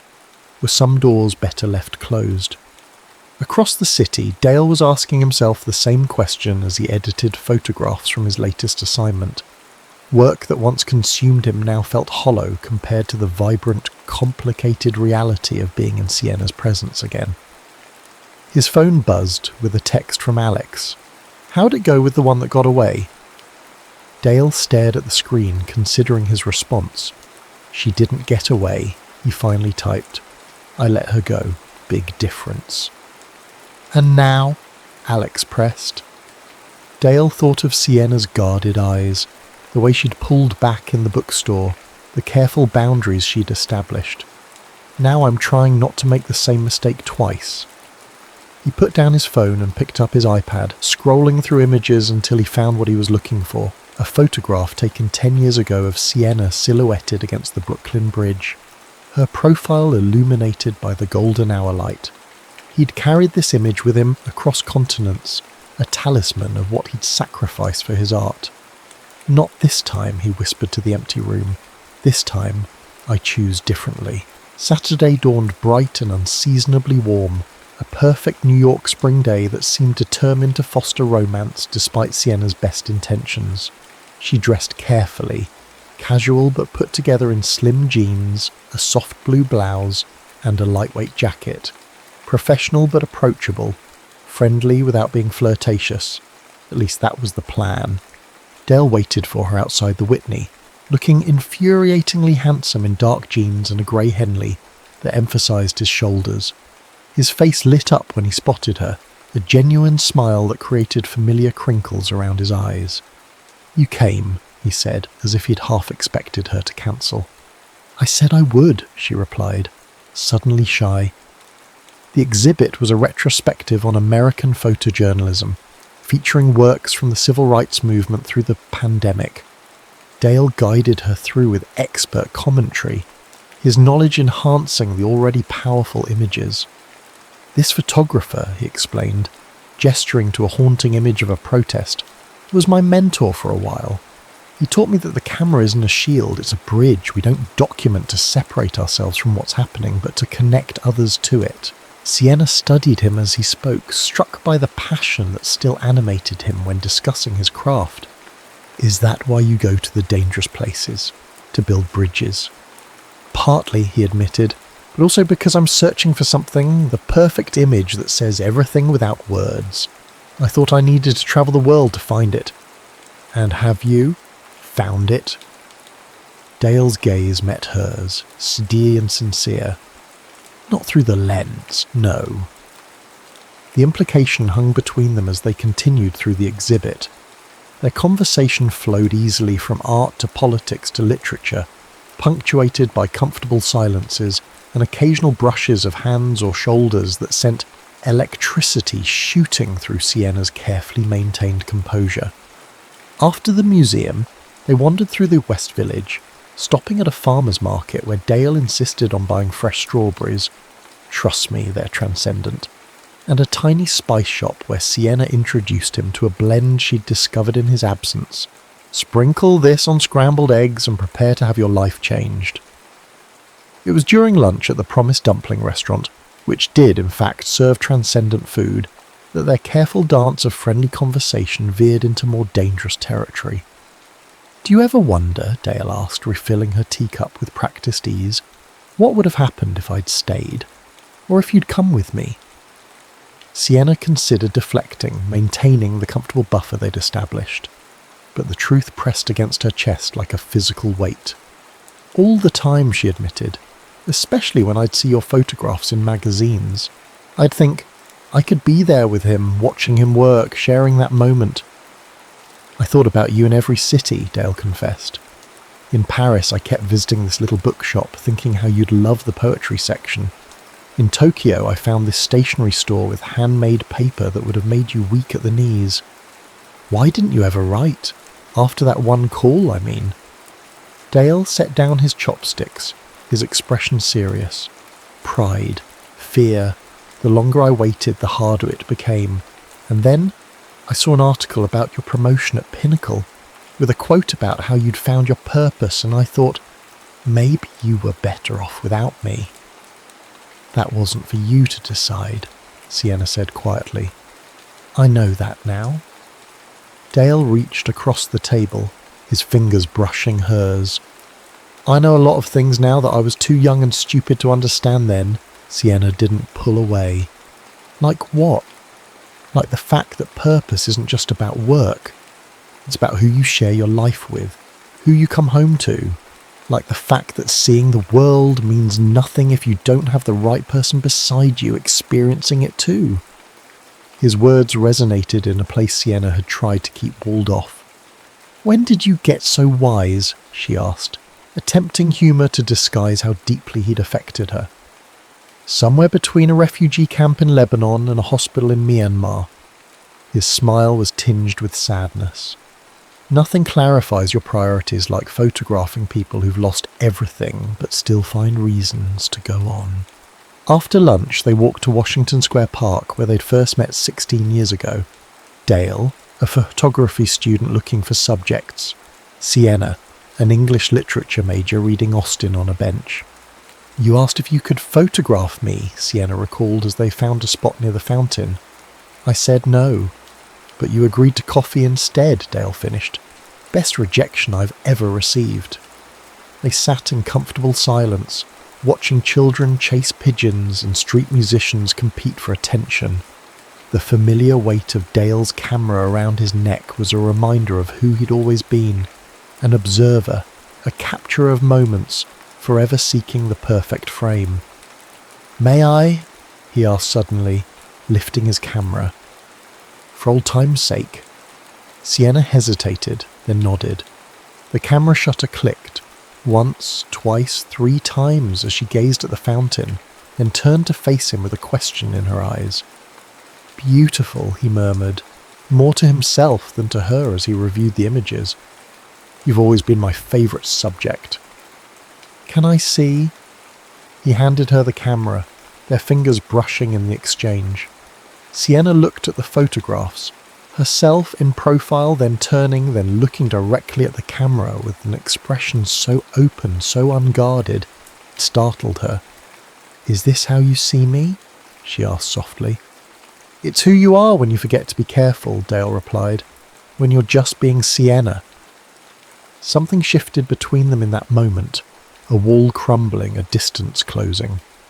Sienna found herself leaning toward him, drawn by a force she'd never fully escaped. Sienna, he began, his voice rough with emotion. I know I said friends, but...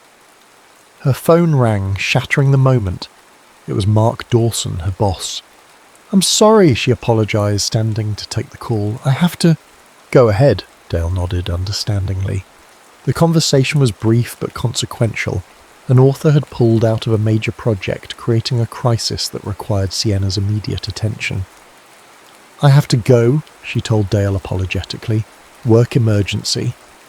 Of course, he stood, disappointment evident despite his smile. Duty calls. Thank you for today, she said, suddenly reluctant to leave. It was more than I expected. Does that mean we can do it again? His question was casual, but his eyes searched hers for deeper answers. Sienna knew she was at a crossroads. She could retreat to safety, to the life she'd built without him, or she could take a risk, open a door she'd kept firmly shut for a decade. I'd like that, she decided, her smile genuine. Call me? Count on it, Dale promised. And this time when they parted, Sienna didn't look back. Not because she was afraid, but because she knew with certainty that this wasn't an ending. 2 weeks later, their just friends pretense was threadbare at best. They'd spent nearly every free evening together. Dinner at hidden gems Dale had discovered, readings at bookstores Sienna loved, long walks through neighbourhoods they'd once explored as a couple. Each meeting ended the same way, lingering gazes, almost touches, and the growing recognition that they were merely postponing the inevitable. It was after dinner at Harper's Cafe, a slightly awkward affair where Harper had alternated between pointed questions and protective glares, that the carefully maintained boundary between them finally collapsed. Your friend is terrifying, Dale commented as they walked towards Sienna's apartment. I'm pretty sure she was mentally calculating how to dispose of my body if I hurt you again. Harper's bark is worse than her bite, Sienna laughed. Usually. I deserved the 3rd degree, he admitted. I'm just grateful she didn't poison my food. The night's still young. Those stomach cramps might kick in any minute. They reached her building, pausing at the entrance in what had become their ritual of restraint, saying goodnight without crossing the invisible line they'd drawn. Well, Dale began, hands in his pockets to stop himself from reaching for her. Thank you for dinner. Thank Harper. It was her cafe. But your company. Sienna looked up at him, at the face she'd once known better than her own, at the eyes that still saw her in a way no one else ever had. Do you want to come up? She asked impulsively. For coffee or something? Dale studied her face, searching for certainty. Are you sure? She wasn't. Not entirely. But she was tired of caution, tired of wondering. Yes, she decided. I'm sure. Her apartment reflected her, elegant but comfortable, with bookshelves lining every available wall and framed literary quotes instead of conventional art. Dale moved through the space carefully, as if trying not to disturb the life she'd built in his absence. You still have it, he observed, spotting a framed photograph on her desk, the two of them at Coney Island, windswept and laughing. I couldn't bring myself to throw it away, she admitted. It was a good day. The best, he agreed, turning to face her. Sienna, I need to tell you something. Her heart stuttered. What is it? I've been offered an assignment, a big one, a year-long documentary project in South America, following indigenous communities fighting deforestation. The words hit her like a physical blow. When do you leave? That's just it. I haven't accepted yet. He stepped closer, his expression earnest. I told them I needed time to consider it. It sounds like exactly the kind of project you live for, Sienna said carefully, trying to ignore the sinking feeling in her stomach. Why wouldn't you accept? Because there's something else I live for now. Dale took her hands in his. Something I should have never left in the first place. Dale. Let me finish, he insisted gently. I'm not the same man who left you 10 years ago. I don't need to chase recognition or adventure at the expense of what really matters. What matters is this, you and me, and the life we could build together. So you're saying you'd turn down the assignment? Sienna asked, unable to keep the skepticism from her voice. The old Dale would never do that. I'm not saying I wouldn't take it, Dale clarified. I'm saying I wouldn't take it without asking you to come with me. Or without discussing how we could make it work long distance if that's what you wanted. I'm saying I choose us, Sienna, however that looks. The words were everything she'd once wanted to hear, and yet, how do I know you won't change your mind? That wanderlust won't call you somewhere I can't follow. Because I've seen the world without you, and it's empty, he said simply. Because every amazing sight, every incredible sunset, every moment worth capturing, they all felt incomplete. I kept thinking Sienna should be here. Sienna would love this. I wish I could share this with Sienna. He cupped her face gently, his touch achingly familiar. I'm not asking for an answer about South America tonight. I'm just asking for a chance to prove that this time is different. That I'm different. Sienna stood at the precipice of a decision that could reshape her entire life. The sensible choice would be to protect herself, to maintain the independence she'd fought so hard to build. But as she looked into Dale's eyes, she recognized a truth she'd been avoiding since that first text message. Some loves don't die. They just wait for the right moment to bloom again. I need time, she whispered, to think about what this means, what I want. Take all the time you need, Dale assured her, dropping his hands. I'll wait. I'm good at that now. He moved toward the door, respecting her need for space, but Sienna caught his wrist. I didn't say you had to leave. Their kiss, when it finally came, was like returning to a beloved book, familiar yet full of new discoveries. His hands remembered the curve of her waist, her fingers recalled the texture of his hair, and their bodies fell into a rhythm that 10 years apart hadn't erased.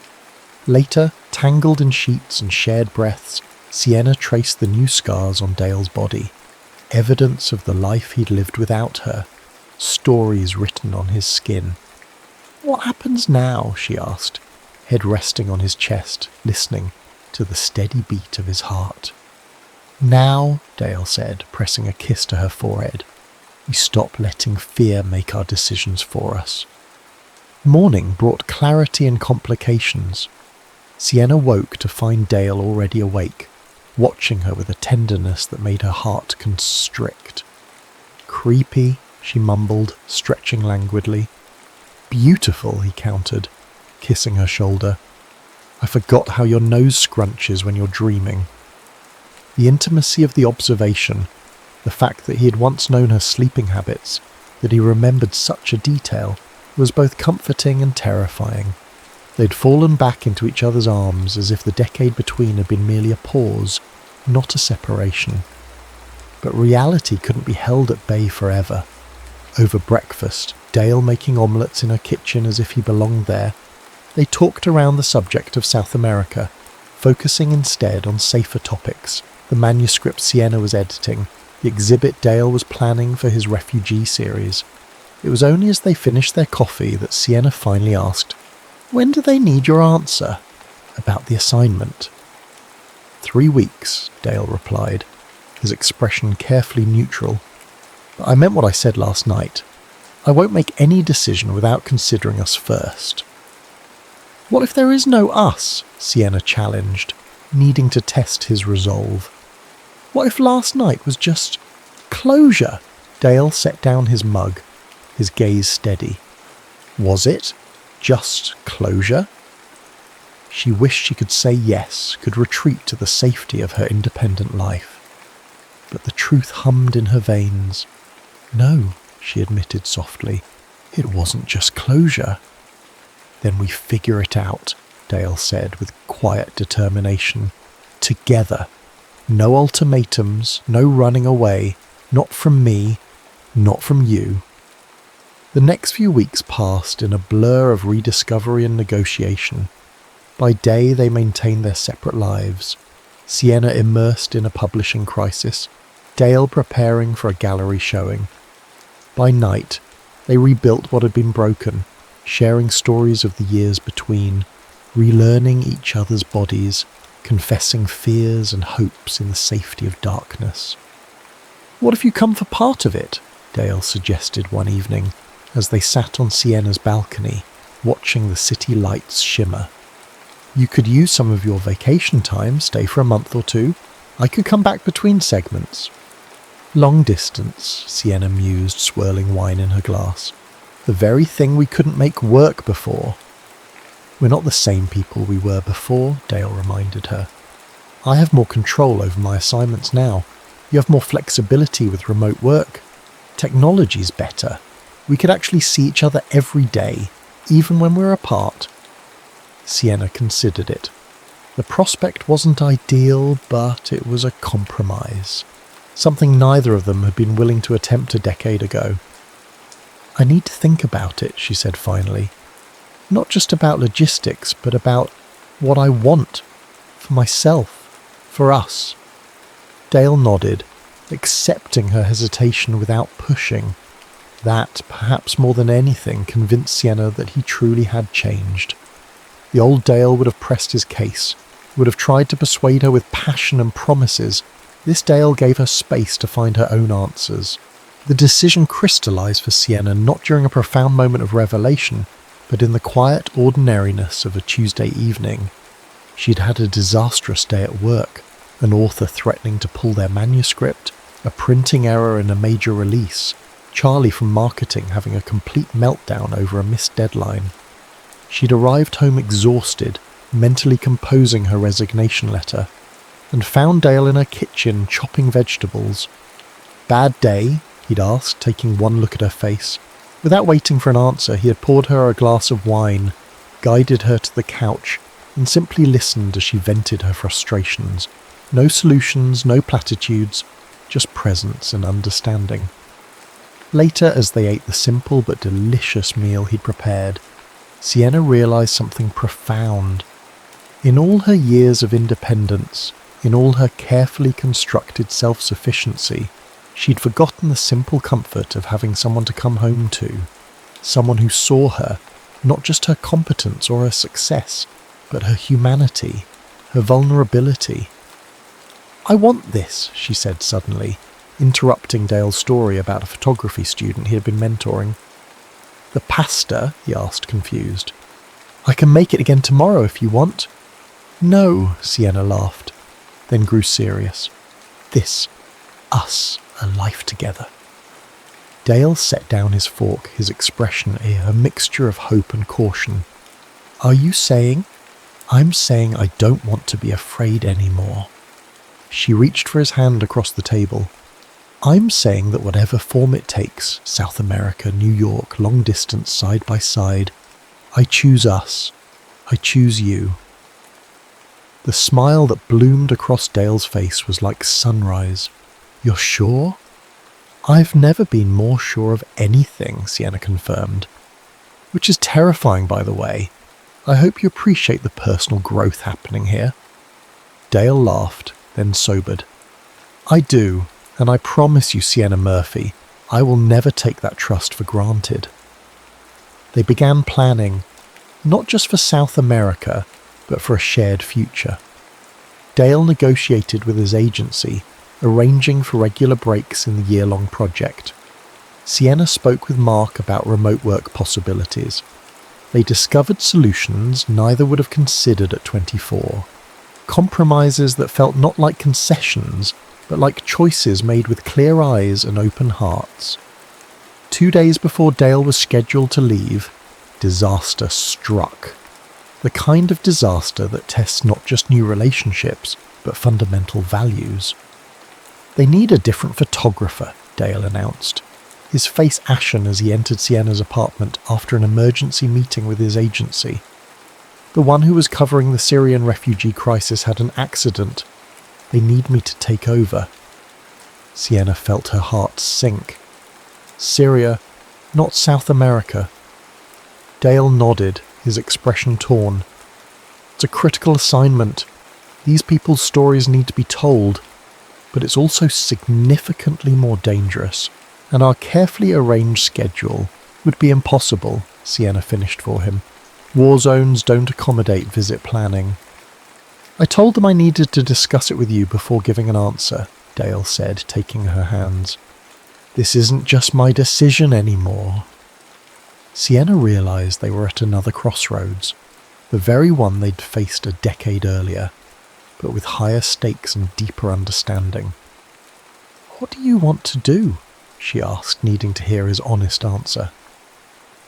Dale closed his eyes briefly, then met her gaze with unflinching honesty. Part of me wants to take the assignment. These are stories that need witnessing, and I'm good at what I do, but a bigger part, the part that finally has perspective, wants to tell them I'll recommend someone else, that I've made my choice, and it's you. The words hung between them, heavy with implications. Sienna recognised the magnitude of what he was offering, not just a change of plans, but a fundamental shift in priorities. She also recognised that asking him to give up this work would be asking him to be someone he wasn't. Take the assignment, she said finally. Dale's eyes widened. Sienna, let me finish, she interrupted gently. Take the assignment, but not because I'm giving you permission or because it's the only option. Take it because it's important work that you're uniquely qualified to do. Take it knowing that I'll be here when you get back. Not waiting, but living my life alongside yours, even when we're apart. You're sure? Dale searched her face. This isn't exactly what we planned. When is life ever what we plan? Sienna smiled, though her eyes shimmered with unshed tears. We'll adapt, make new arrangements, find ways to stay connected, and when you're between assignments, we'll be together, really together. I love you, Dale said simply. I never stopped. I know, Sienna replied, recognising the truth that had always lived beneath her defences. Neither did I. 6 months later, Dale returned from his first rotation in Syria, thinner, older somehow, with new shadows in his eyes, but the same tenderness in his touch. They spent 3 weeks reconnected, sharing space and breath and dreams, before he had to leave again. It wasn't perfect. There were difficult days, lonely nights, technological failures at the worst possible moments. There were arguments over time zones and missed calls, fears that went unspoken until they erupted in tearful midnight confessions. But there was also a depth to their love that had been missing before, a maturity born of separation and choice, a certainty that had been tested and proven resilient. 1 year after the wrong number text that had reconnected them, Dale returned to New York for what Sienna thought was another brief visit between assignments. Instead, he arrived with news. "I've accepted a position at the New York School of Visual Arts," he announced as they walked through Central Park, autumn leaves crunching beneath their feet. "Teaching advanced photojournalism with time built in for independent projects." Sienna stopped walking, stunned. "You're staying in New York?" "Not just in New York," Dale clarified. "With you, if you'll have me." "What about your field work?" Sienna asked, needing to be sure. "The stories you feel compelled to tell?" "I'll still tell them," Dale assured her. "I've arranged for 8 weeks each year for international assignments, but the rest of the time I'll be here, building a life with you." "You won't resent it?" Sienna pressed. "The compromise?" Dale took her face in his hands, his expression serene in its certainty. "It's not a compromise, Sienna, it's a choice. My choice, the right one, finally." From his pocket he withdrew a small velvet box, not new, but familiar. The same ring he'd given her 12 years before, the one she'd returned when he'd chosen his career over their relationship. "I kept it," he explained, seeing her recognition, as a reminder of what I'd lost, what I hoped to find again someday. He didn't kneel, they were beyond such formalities. Instead, he held the ring between them, an offering rather than a question. "Marry me," he said simply. "Not because it's expected or traditional, but because I want to choose you every day for the rest of my life. Because we've proven we can survive distance and time and our own worst tendencies. Because there's no one else I want to build a home with, grow old with, argue with, and love with every breath I have left." Sienna looked at the ring, a modest diamond flanked by sapphires, chosen by a younger Dale who'd known her taste even then. She thought of the journey that had brought them to this moment, the pain, the growth, the unexpected second chance. "Yes," she answered, her voice steady with certainty. "Not because we need a piece of paper to validate what we have, but because I want the world to know that I choose you too. That we chose each other, eyes wide open, knowing exactly what we're getting into this time." As Dale slipped the ring onto her finger, a perfect fit, despite the years between, Sienna realised that their story wasn't about fate or cosmic intervention or even a fortuitous wrong number. It was about 2 people who loved each other, enough to grow, to change, to meet in the middle of their separate paths and forge a new one together. Later that night, as they lay tangled in sheets and plans for the future, Dale murmured against her hair, "You know, I lied about that first text." Sienna propped herself up on one elbow, curious. "What do you mean?" "Wasn't a wrong number," he confessed. "I knew exactly who I was texting. I'd gotten your number from Harper months before, but never had the courage to use it." "You sneaky," Sienna swatted his chest, laughing. "So much for cosmic intervention." "Oh, I still believe in fate," Dale grinned, pulling her closer. "It just needed a little help from me." "From us," Sienna corrected, kissing him softly. "It's always been about us." And in the quiet sanctuary of their reconnection, with the city lights painting patterns on the ceiling, and the future stretching before them, imperfect but chosen, complex but certain, they finally understood what had eluded them a decade before. That love isn't about perfect timing or dramatic gestures or even shared passion. It's about the courage to choose each other, again and again, through distance and doubt and the messy reality of 2 separate lives becoming one shared journey. Sometimes the right love starts with a wrong number, and sometimes it just takes a decade to get the message.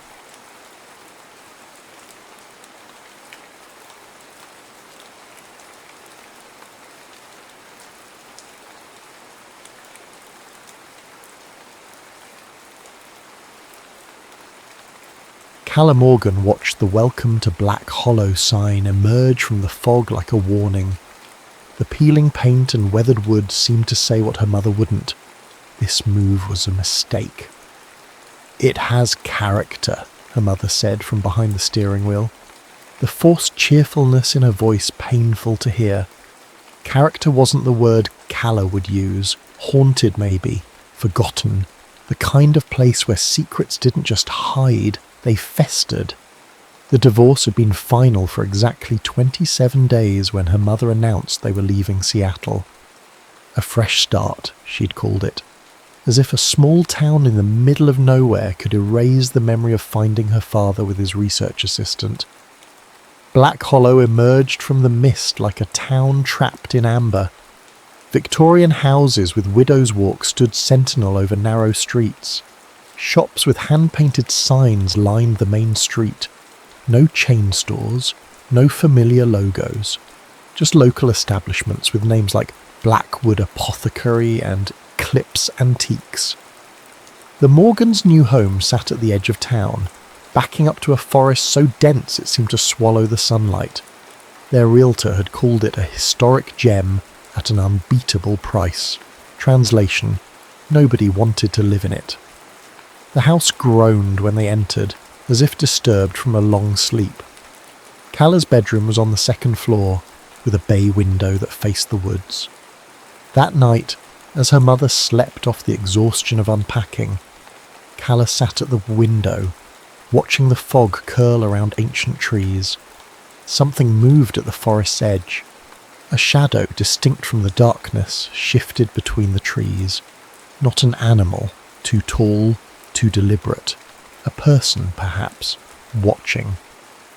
Calla blinked, and it was gone. Black Hollow. High school was a study in social anthropology.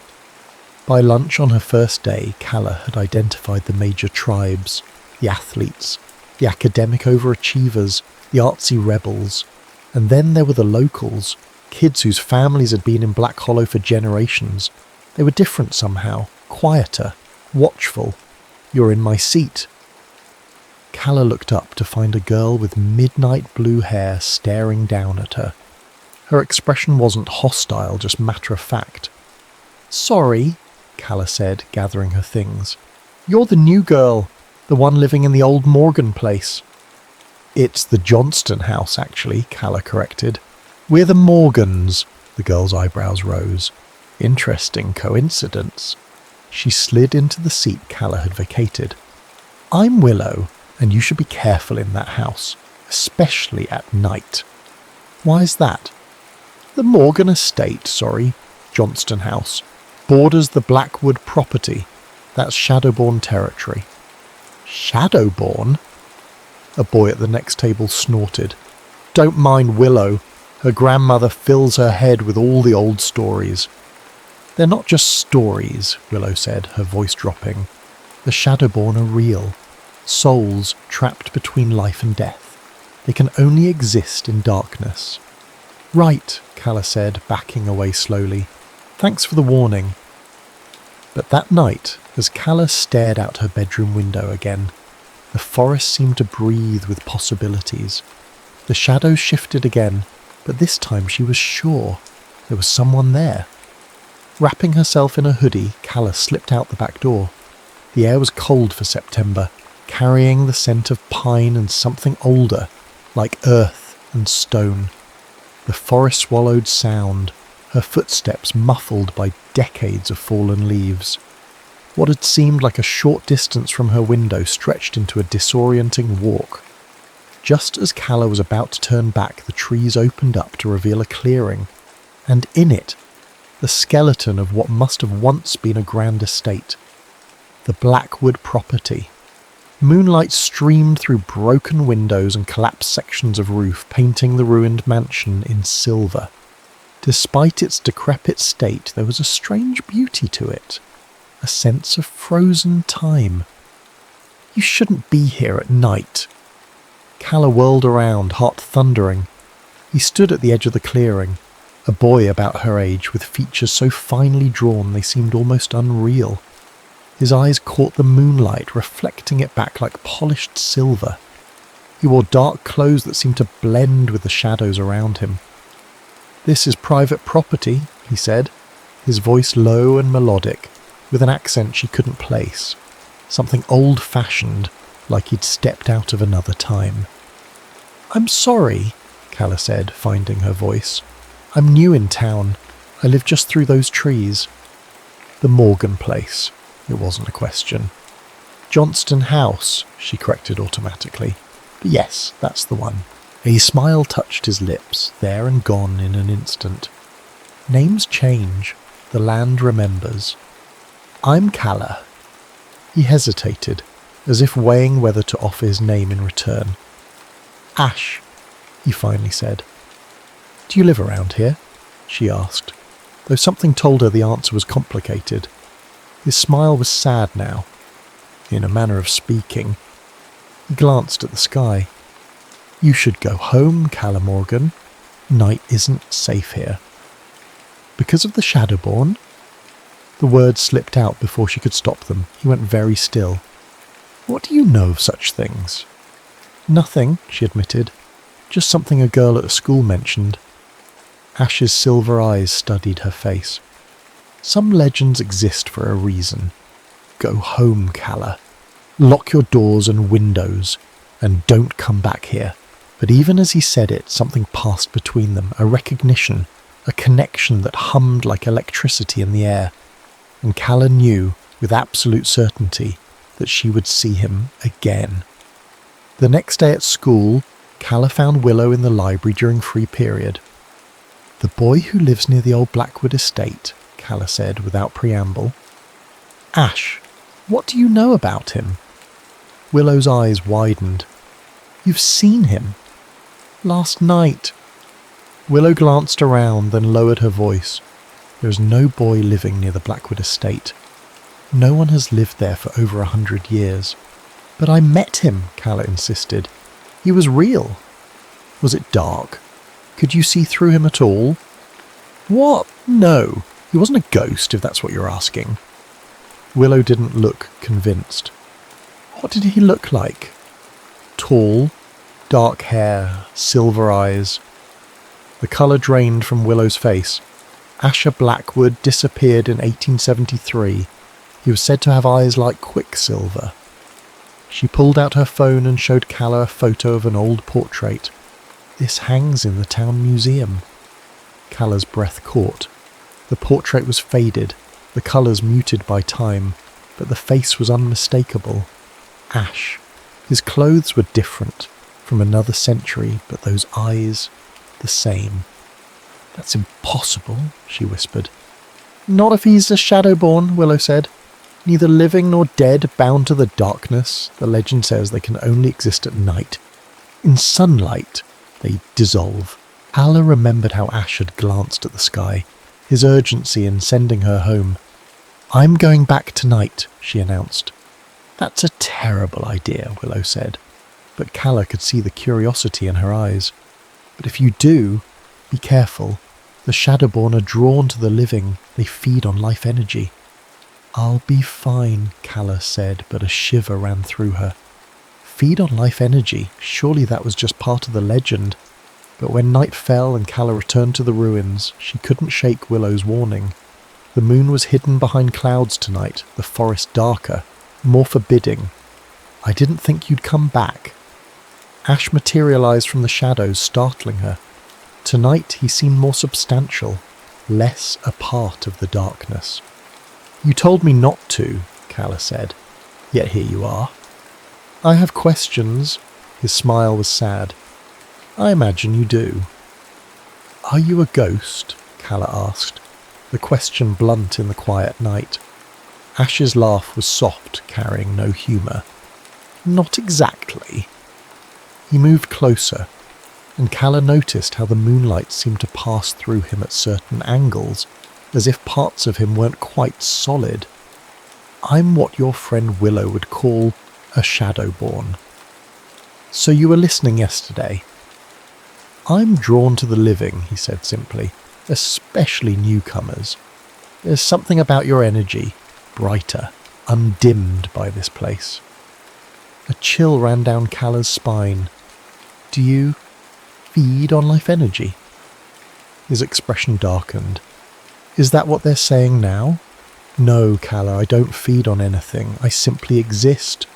Or half exist. Caught between worlds. How? A curse, he said. One I've been living with for a very long time. Since 1873, Calla said. I saw your portrait today, in the museum. He nodded, unsurprised. The last image of Asher Blackwood, painted 2 weeks before I vanished, before I became this. What happened to you? Ash turned toward the ruined mansion. Let me show you something. He led her through what had once been grand entry doors, now hanging precariously from rusted hinges. Inside, moonlight filtered through gaps in the roof, illuminating a grand staircase that must have once been magnificent. Now it was in decay, whole sections missing. This was my home, Ash said, his voice distant. The Blackwood estate. My father built it when Black Hollow was still new, just a handful of families carving civilization from wilderness. He guided her through rooms filled with broken furniture, peeling wallpaper, and the debris of decades. In what must have been a parlour, a cracked mirror hung askew on the wall. As they passed it, Calla noticed something strange. Her reflection appeared, but Ash cast no image. You have no reflection, she breathed. One of the many inconveniences of my condition, he said with a wry smile. They continued to a small room at the back of the house. Unlike the others, this one seemed preserved, as if time had left it untouched. Books lined the walls, thick with dust but intact. A desk sat in the centre, papers still arranged as if their owner had just stepped away. My study, Ash said. The heart of the curse. He gestured to a large book open on the desk. The pages were yellow with age, the ink faded but still legible. Drawings of celestial bodies, shadowy figures, and complex symbols covered the pages. I was a scholar of the occult, Ash explained. Not out of malice or dark intent, but curiosity. I wanted to understand the boundaries between worlds. His voice turned bitter. I should have known better than to meddle with forces beyond my comprehension. What happened? Calla asked again. I fell in love, he said simply, with Heather Graves, daughter of a rival family. Our families had been enemies for generations, fighting over land, influence, the future of Black Hollow. But Heather and I didn't care about old feuds. We were going to leave, start fresh somewhere else. His expression darkened. But Heather's father, Jonathan Graves, discovered our plan. He couldn't bear the thought of his daughter leaving with a Blackwood, so he turned my own research against me. Ash touched the book, his fingers passing partially through the pages. Using my notes, Graves performed a ritual during the solar eclipse of 1873. He bound me to the shadows, trapping me between life and death, neither fully here nor gone. That's horrible, Calla whispered. The true cruelty was his intention. He didn't want me dead. He wanted me to suffer, to exist forever in this half-life, watching the world change while I remain unchanged, unable to leave Black Hollow, unable to feel the sun. Ash's silver eyes met hers, unable to truly live. There must be a way to break the curse, Calla said. Perhaps, but I've had over a century to search for answers and found nothing. He reached toward her face, his fingers stopping just short of touching her cheek. You should go, Calla. The longer you stay with me, the more you risk. Risk what? The curse. It doesn't just affect me. Those who spend time with Shadowborn begin to fade themselves. The boundary between your world and mine grows thinner. You could become like me. I don't believe that, Calla said. But even as she spoke, she noticed how the moonlight seemed to pass partially through her hand, just for a moment. Ash saw it too. His expression turned to alarm. Go, now, and don't come back. But Calla knew, even as she found her way home through the dark forest, that she would return. Something about Ash called to her, a connection that defied explanation. and if there was a way to break his curse, she was determined to find it. The next day at school, Calla couldn't focus. Her mind kept returning to Ash, to the Blackwood estate, to the curse that had trapped him for over a century. During lunch, she found Willow again. "I need to know everything about the Shadowborn," Calla said, "and about breaking curses." Willow studied her with concern. "You went back to the estate. I met Ash again. He told me everything about the curse, about Jonathan Graves, all of it." "You need to be careful," Willow warned. "My grandmother says the Graves family has been keeping the Blackwood curse alive for generations. If they find out you're trying to help Ash..." "The Graves family is still in Black Hollow?" Willow nodded. "Jonathan Graves' descendants. They own half the town, including the museum where that portrait hangs. They're protective of the town's history, including the part where their ancestor cursed an innocent man to eternal torment. Especially that part." Willow glanced over Calla's shoulder and lowered her voice. "Don't look now, but that Marcus Graves at the table by the window, Jonathan's great-great-grandson." Despite the warning, Calla turned. A boy with sharp features and cold eyes stared back at her. Something in his gaze made her skin crawl. A calculation, an awareness, as if he knew exactly who she was and what she was planning. "He knows," Calla whispered. "Impossible," Willow said. "He can't know you've met Ash." But when Marcus Graves approached their table, his smile didn't reach his eyes. "You must be Calla Morgan. I've heard you've taken an interest in local history." "Just trying to learn about my new home," Calla said carefully. "Admirable. Black Hollow has a fascinating past." He extended a business card. "My father runs the Historical Society. If you'd like a tour of the museum, call that number.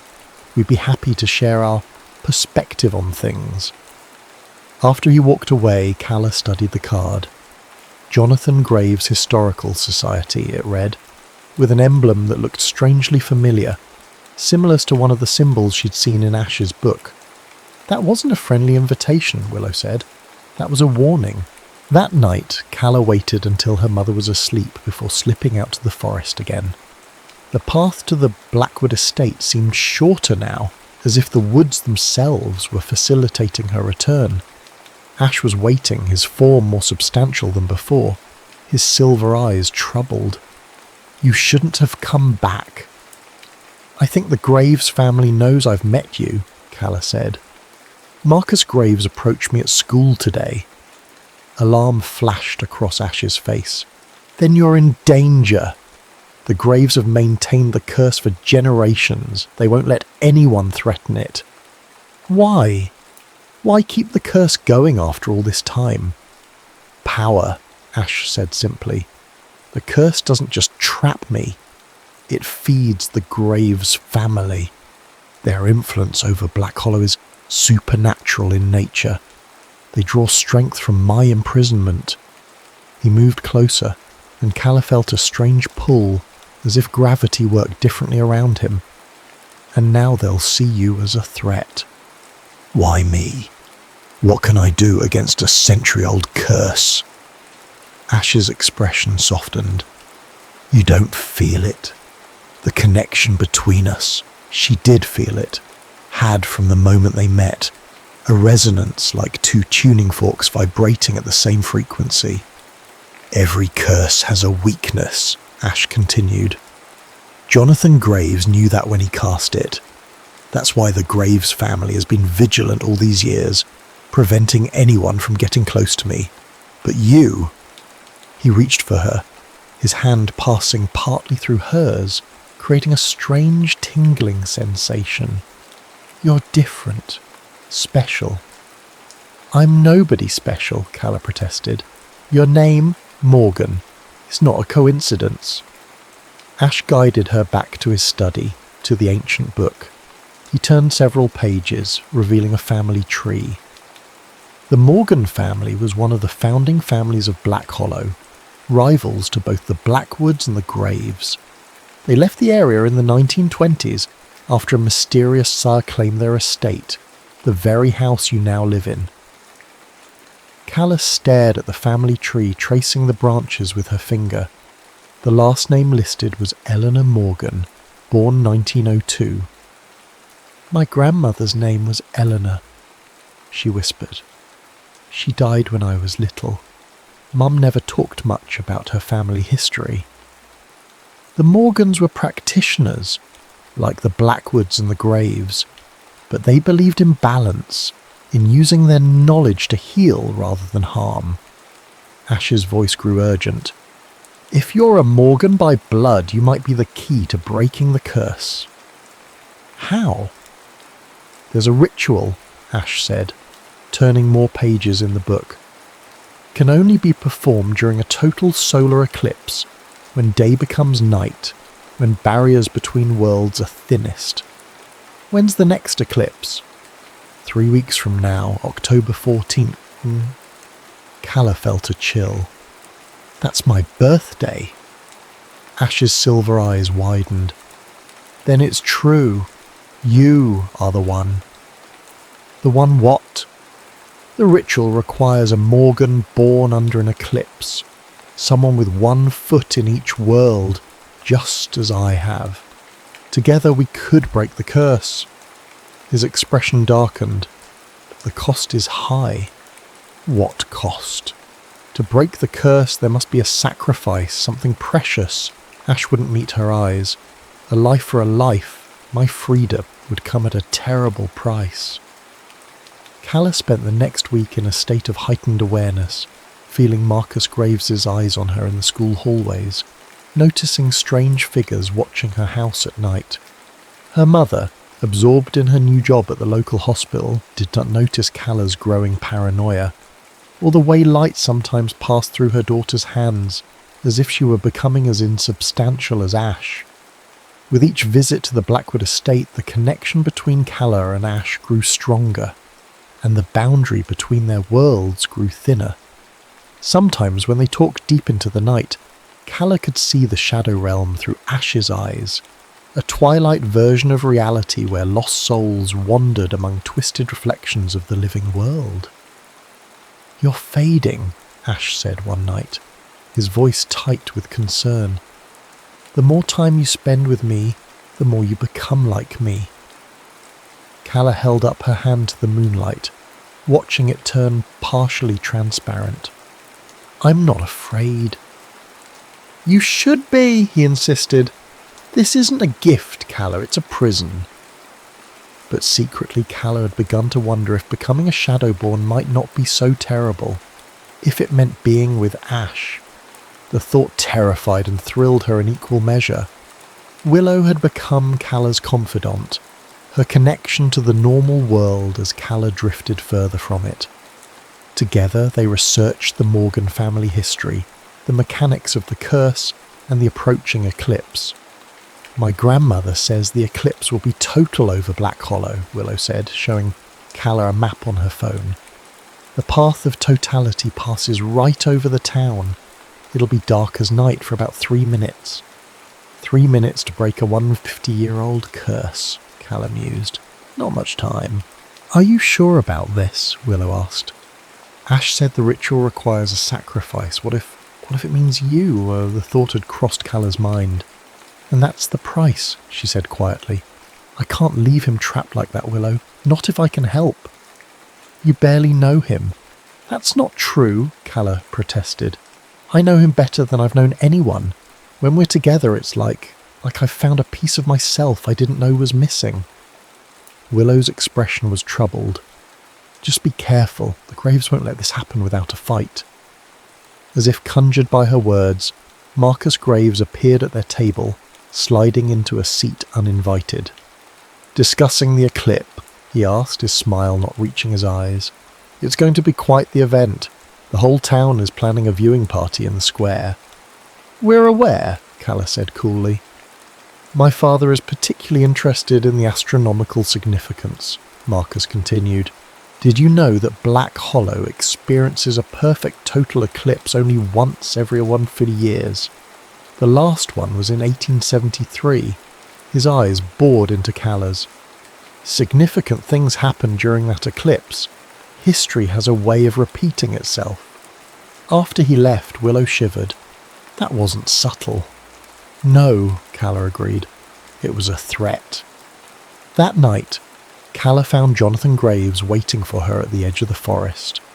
He was older than she'd expected, in his 60s, with steel grey hair and the same cold eyes as his son. He leaned on an ornate cane with a silver handle shaped like a raven. "Miss Morgan," he said, his voice cultured, precise. "I believe it's time we had a conversation about your extracurricular activities." "I don't know what you mean," Calla said, heart pounding. "Please, let's not insult each other's intelligence. You've been visiting the Blackwood boy. You're planning something for the eclipse." He stepped closer and Calla noticed how the shadows seemed to bend toward him, as if drawn by a magnetic force. "I'm here to advise against it." "Why? Because you want to keep Ash trapped? To keep feeding off his curse?" Jonathan's eyebrows rose. "He's been filling your head with his version of events, I see. Did he tell you why he was cursed? The real reason?" "He said it was because he wanted to leave Black Hollow with Heather Graves. Your ancestor couldn't bear to lose his daughter to a Blackwood." Jonathan laughed, the sound sharp in the quiet forest. "A convenient narrative for a lovesick boy. The truth is far less romantic. Asher Blackwood was meddling with forces beyond his control. The ritual my ancestor performed wasn't vengeance, it was containment. Protection for the town, for everyone." "I don't believe you," Calla said, but doubt crept into her mind. "No? Ask him about the others then, the ones who faded before you." Jonathan's eyes flickered to Calla's hands, which had grown more transparent in the moonlight. "You're not the first young woman Asher has lured into his trap. He needs life energy to sustain himself. Once he's drained you dry, he'll find another." "That's not true," Calla insisted. "He warned me away. He told me I was risking myself by being with him." "Part of his game," Jonathan said dismissively. "Creating the illusion of noble sacrifice makes the seduction more effective." He sighed, suddenly looking tired. "I don't expect you to believe me, Miss Morgan. Young love is deaf to reason. But know this. If you attempt to break the Blackwood curse during the eclipse, you won't just be risking yourself. The consequences for Black Hollow would be catastrophic." After he left, Calla stood trembling at the forest's edge. Could Jonathan be telling the truth?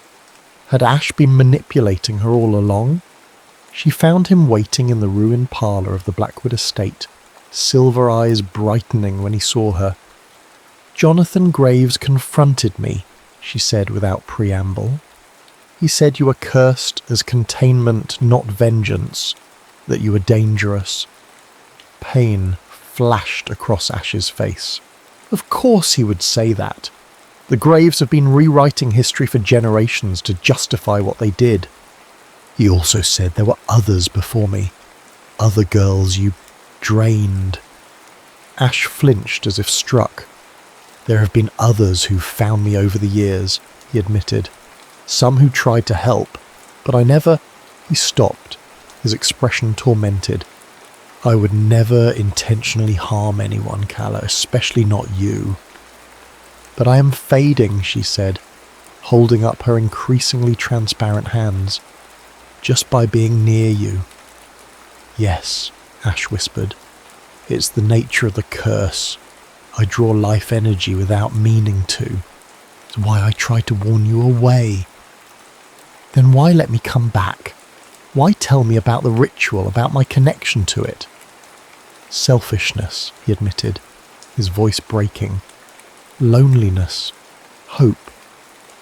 He moved closer, the air between them charged with energy. "In 50 years, I've never felt with anyone what I feel with you, as if our souls recognize each other. How do I know that's real, that it's not just part of the curse?"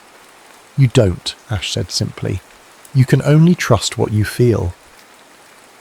And what Calla felt, despite her doubts, was a connection so profound it transcended explanation. When she looked at Ash, it wasn't just attraction or fascination. It were recognition, like finding a missing piece of herself. "Show me the ritual," she said finally. "All of it. I need to know exactly what it entails, what the sacrifice is."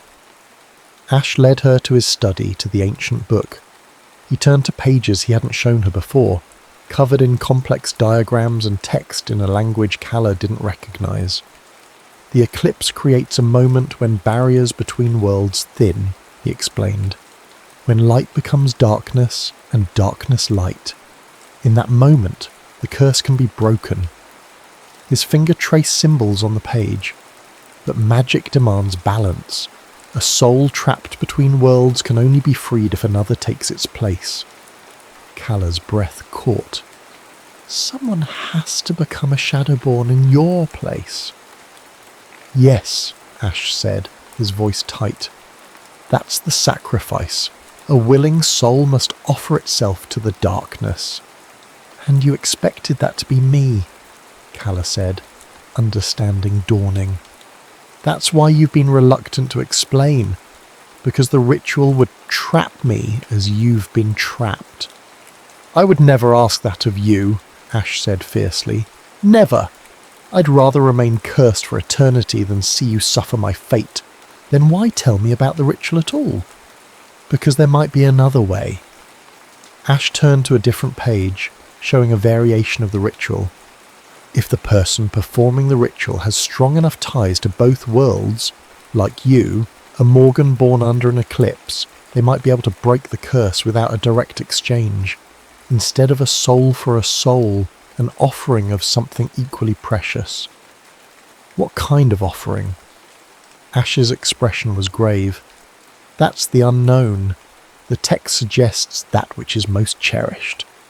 But what that means," he shook his head. "It's a risk, a terrible risk, but one worth taking," Calla said firmly. Outside, an owl hooted, 3 times in quick succession. Ash went still, listening. "What is it?" Calla asked. "A warning," Ash said. "The graves are coming. You need to go." "How do you know that?" "The forest tells me things. One advantage of being bound to this place for so long." He guided her toward a hidden exit at the back of the estate. "Go home, Calla. Be careful. The graves won't stop until the eclipse has passed." As Calla made her way through the dark forest, she felt eyes watching her. Not just human eyes, but something else. The trees themselves seemed to bend toward her, branches reaching like fingers. The boundary between her world and the Shadow Realm was growing thinner every day, and deep down, a part of her welcomed it. The town of Black Hollow transformed as the eclipse approached. Banners appeared on Main Street announcing the Eclipse Festival. Shops displayed merchandise with celestial themes. Tourists began arriving, filling the small inn and renting rooms in local homes. Beneath the festive atmosphere, Calla sensed a current of unease. The locals, the ones whose families had been in Black Hollow for generations, watched the preparations with wary eyes. They hung protective symbols in their windows and kept their children close after dark. They know, Calla realised. They have always known about the curse, about the Shadowborn. It's part of the town's collective memory. At school, Marcus Graves had become Calla's shadow, appearing whenever she was alone, always with the same cold smile and veiled threats. "My father wants to ensure you'll join us for the eclipse viewing in the town square," he said, cornering her after English class. "It would be safer that way." "I haven't decided where I'll watch it," Calla replied carefully. Marcus's smile didn't waver. "The Blackwood estate would be a poor choice. Structurally unsound. Dangerous." His eyes flicked to her hands, which Calla had taken to hiding in the sleeves of her sweater to conceal their increasing transparency. "You're not looking well, Calla. Perhaps you should see a doctor. My uncle is an excellent physician." "I'm fine," Calla said, pulling away, but she wasn't fine. The fading was accelerating. At night, looking in her bathroom mirror, Calla could see through parts of herself to the wall behind. When she stepped into sunlight, it hurt. Not like a sunburn, but deeper, as if the light passed through her and scorched something essential inside. She was becoming a Shadowborn, with or without the ritual. "It's happening too fast," Ash said when she told him, his face tight with guilt. "The connection between us is too strong. I'm pulling you into my world without meaning to." "Then we need to break the curse now," Calla insisted. "We can't wait for the eclipse." "The ritual won't work without the eclipse," Ash said. "The moment when day becomes night is crucial." "There has to be something we can do to slow this down," Calla said, desperation edging into her voice. Ash's expression turned thoughtful. "There might be. The Morgans were healers. Their grimoire, their book of spells and remedies, might contain something that could help." "Where would I find this grimoire?" "Your house, the Morgan estate. There must be a reason your mother was drawn to that specific property. The Morgans would have hidden their most precious possessions before they left Black Hollow." That night, after her mother had fallen asleep, Calla searched their house inch by inch. In her own bedroom, she found it, a loose floorboard under the window seat, and beneath it, a hidden compartment containing a leather-bound book nearly identical to the one in Ash's study, the Morgan Grimoire. Calla brought it to Ash the next night. Together they pored over its pages, Calla translating the strange symbols using knowledge that seemed to rise from somewhere deep within her, as if her bloodline itself remembered the language of magic. "Here," she said finally, pointing to a passage near the end of the book. "A protection spell against fading. It requires creating a tether to the living world." "A physical object that binds your essence," Ash confirmed, reading over her shoulder. "It would slow the process, give us time until the eclipse." The ritual was simple but intimate. Calla needed to bind her essence to something of sentimental value, something that represented her connection to life, to the physical world. She chose a locket that had belonged to her grandmother Eleanor, the last Morgan to live in Black Hollow. Ash guided her through the ritual, his voice soft as she recited words in a language she shouldn't have understood but somehow did. As the final word left her lips, the locket grew warm against her skin, pulsing with a gentle light. The effect was immediate.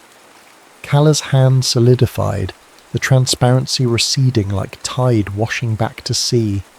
She could feel the locket humming against her skin, a constant reminder of her tether to the living world. "It worked," she breathed, examining her solid fingers in the moonlight. "Temporarily," Ash cautioned. "The tether will hold until the eclipse, but no longer. By then we must either break the curse or—" He didn't finish the sentence. He didn't need to. "Or I'll become like you," Calla thought, trapped between worlds. The days before the eclipse passed in a blur of preparation and vigilance. Calla and Willow gathered the materials needed for the ritual: black candles, herbs that only grew in the light of a waning moon, a silver knife with a bone handle that they found buried beneath the oldest oak in the forest, exactly where the Morgan Grimoire said it would be. The Graves family grew more desperate as the eclipse approached. Jonathan Graves himself appeared at Calla's door one evening, his manner falsely pleasant as he spoke with her mother.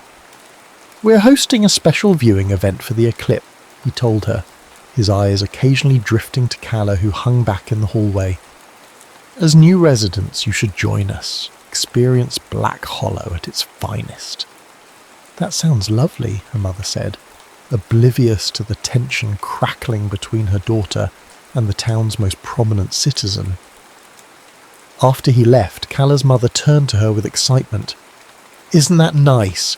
The Historical Society is arranging telescopes in the town square. We should go together." "Actually," Calla said, thinking quickly, "Willow invited me to watch with her family. They have a perfect view from their property." It wasn't a complete lie. Willow would be with her, but at the Blackwood estate, not her family's home. The morning of October the 14th, Calla's birthday, the day of the eclipse, dawned with an unnatural stillness. Birds fell silent. The air hung heavy and expectant. Even Calla's mother sensed something different about the day, hugging her daughter a moment longer than usual before leaving for work. "Happy birthday, sweetheart," she said. 17? I can hardly believe it." She pressed a small wrapped box into Calla's hands. "This was your grandmother's. I was saving it for today." Inside the box was a ring, silver, set with a moonstone that seemed to capture and reflect light in impossible ways. "It's beautiful," Calla said, slipping it onto her finger. It felt warm, as if greeting her. "It's been passed down through the women in our family for generations," her mother said. "Gran said it was magical," she laughed, embarrassed. "Silly superstition. But she was insistent that you should have it on your 17th birthday." Calla looked at her mother with new understanding. "Did you know about our family's history in Black Hollow?" Her mother's smile faltered. "Gran had stories about the Morgans being special, having certain abilities.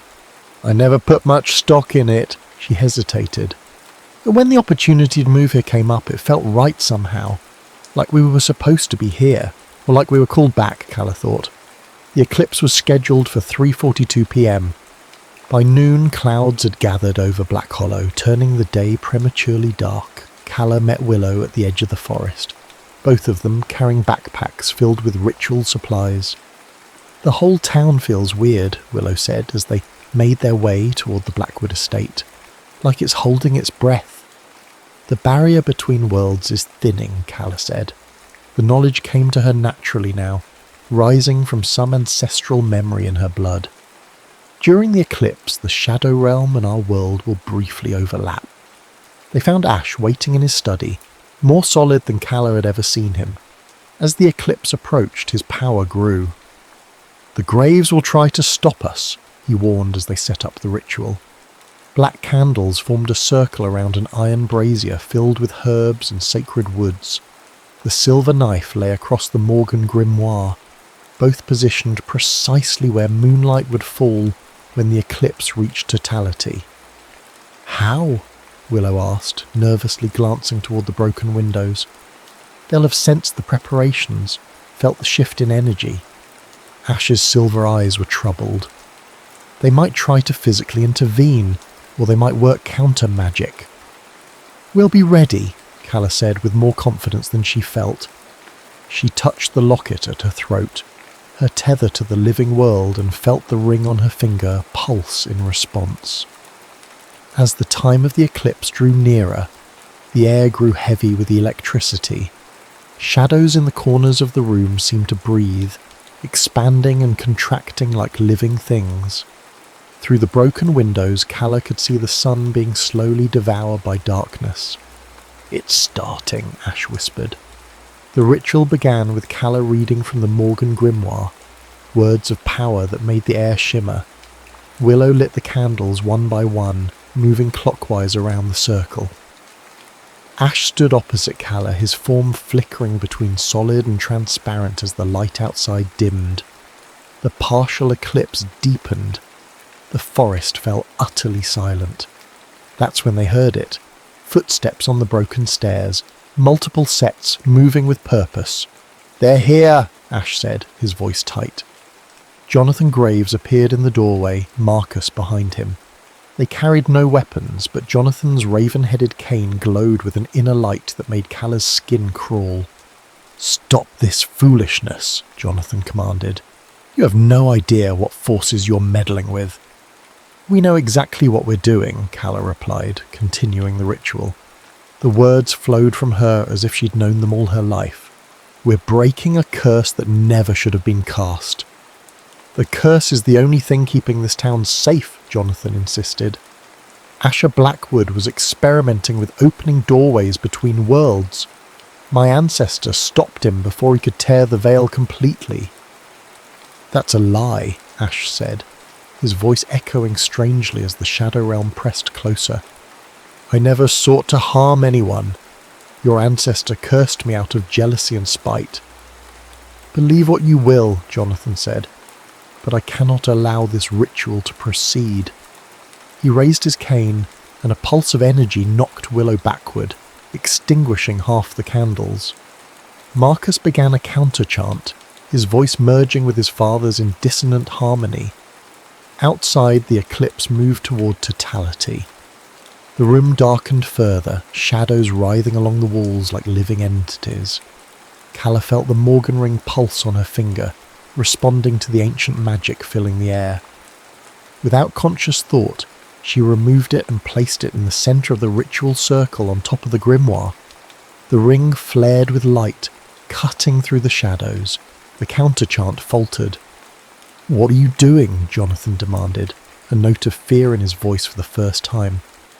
"Breaking the curse," Calla said, her voice transformed, resonating with power that came from somewhere beyond herself. "Not just Ash's curse, but the one your family has kept over this town for generations." The eclipse reached totality. Darkness fell over Black Hollow, absolute and complete. In that moment of perfect darkness, when day became night, Calla completed the ritual with a single phrase from the grimoire. "That which is most cherished, freely given, breaks all chains." She picked up the silver knife and, before anyone could stop her, made a swift cut across her palm.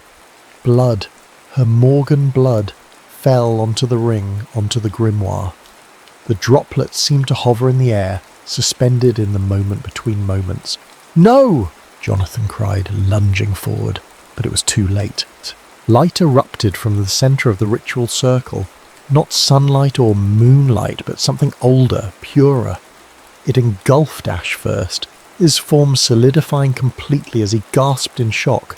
Then it spread outward, washing over Calla, over the graves, over the entire Blackwood estate.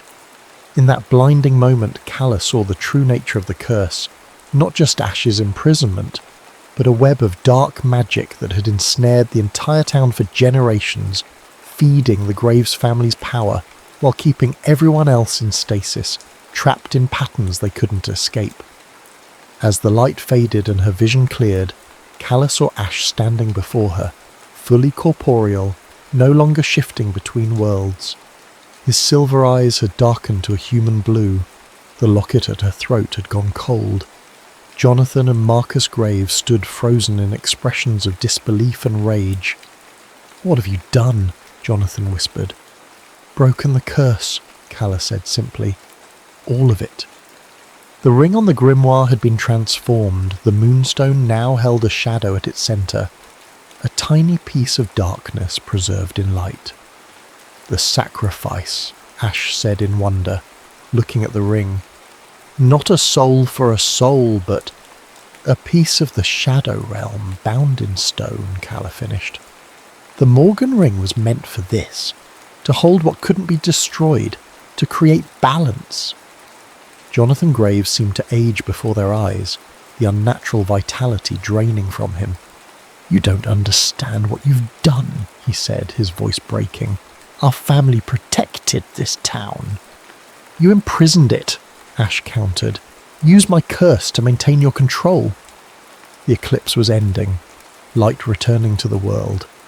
Ash stepped toward the broken window, hesitating at the edge of a sunbeam slanting through the glass. "It's really over?" he asked, looking to Calla. She nodded, her heart full. "Try it." Slowly, Ash extended his hand into the sunlight. It remained solid, warm with life. A smile of pure joy transformed his face as he stepped fully into the light for the first time in 150 years. Outside, birds began to sing again, their voices rising in a chorus that seemed to celebrate the breaking of chains. A wind swept through the forest, carrying away the stagnant energy of a century and a half of darkness. Black Hollow would never be the same, neither would Calla. 1 month after the eclipse, Black Hollow celebrated its first true harvest festival in 150 years.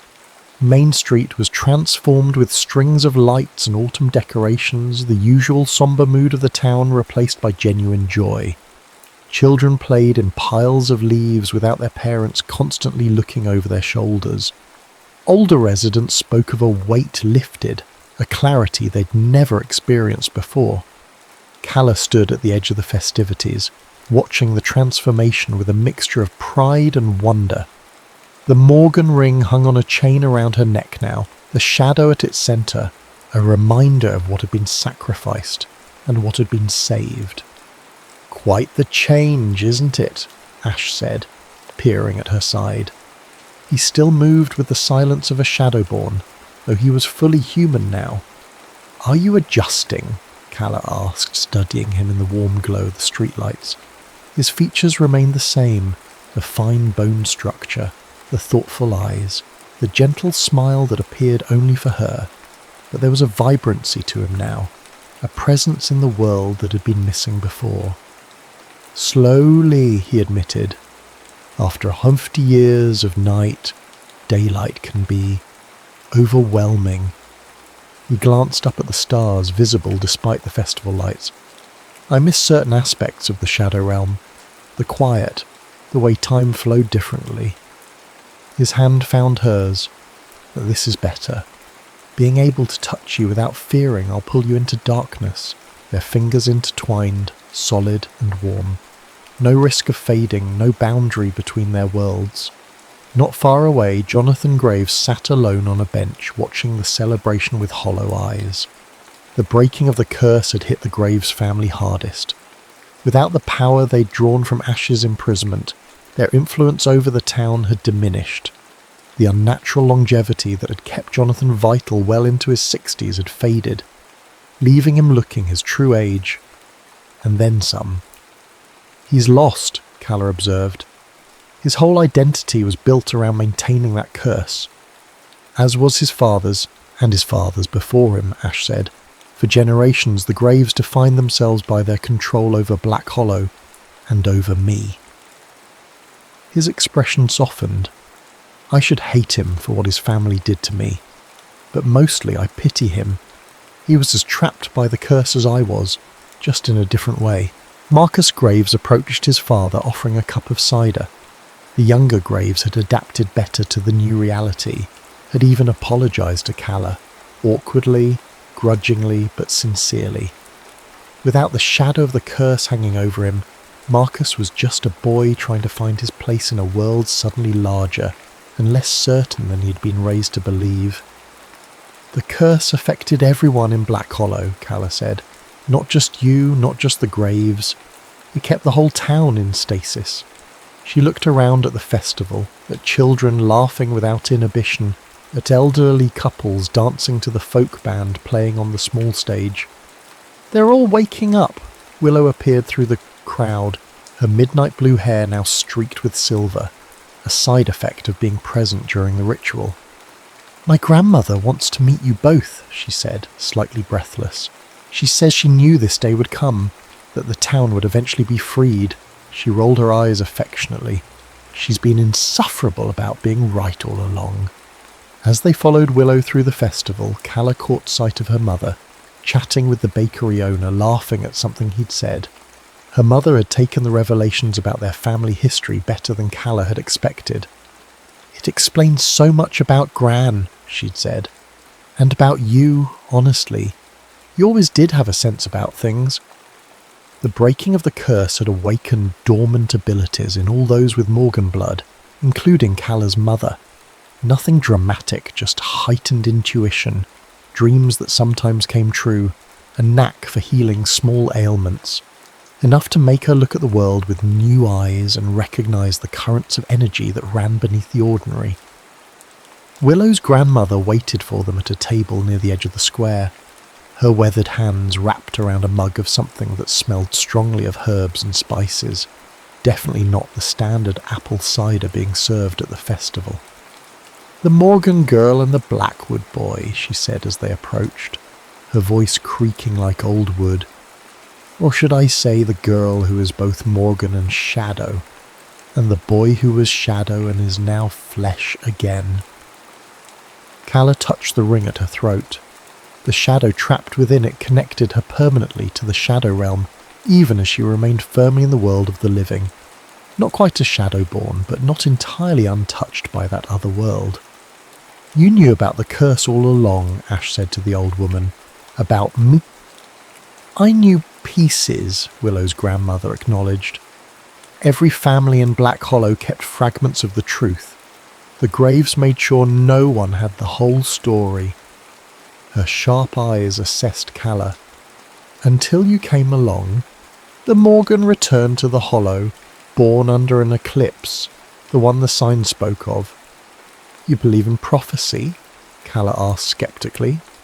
The old woman laughed, a sound like dry leaves. I believe in patterns, in balance. The universe has a way of correcting itself, given time. She gestured to the festival around them. Look at them, finally free to evolve, to change. Black Hollow was frozen in amber for over 50 years. Now it can breathe again. What happens now? Ash asked. To the town, to... He glanced at Calla, leaving the rest unspoken. That's the beauty of it, boy, Willow's grandmother said. For the first time in 50 years, no one knows. The future is unwritten.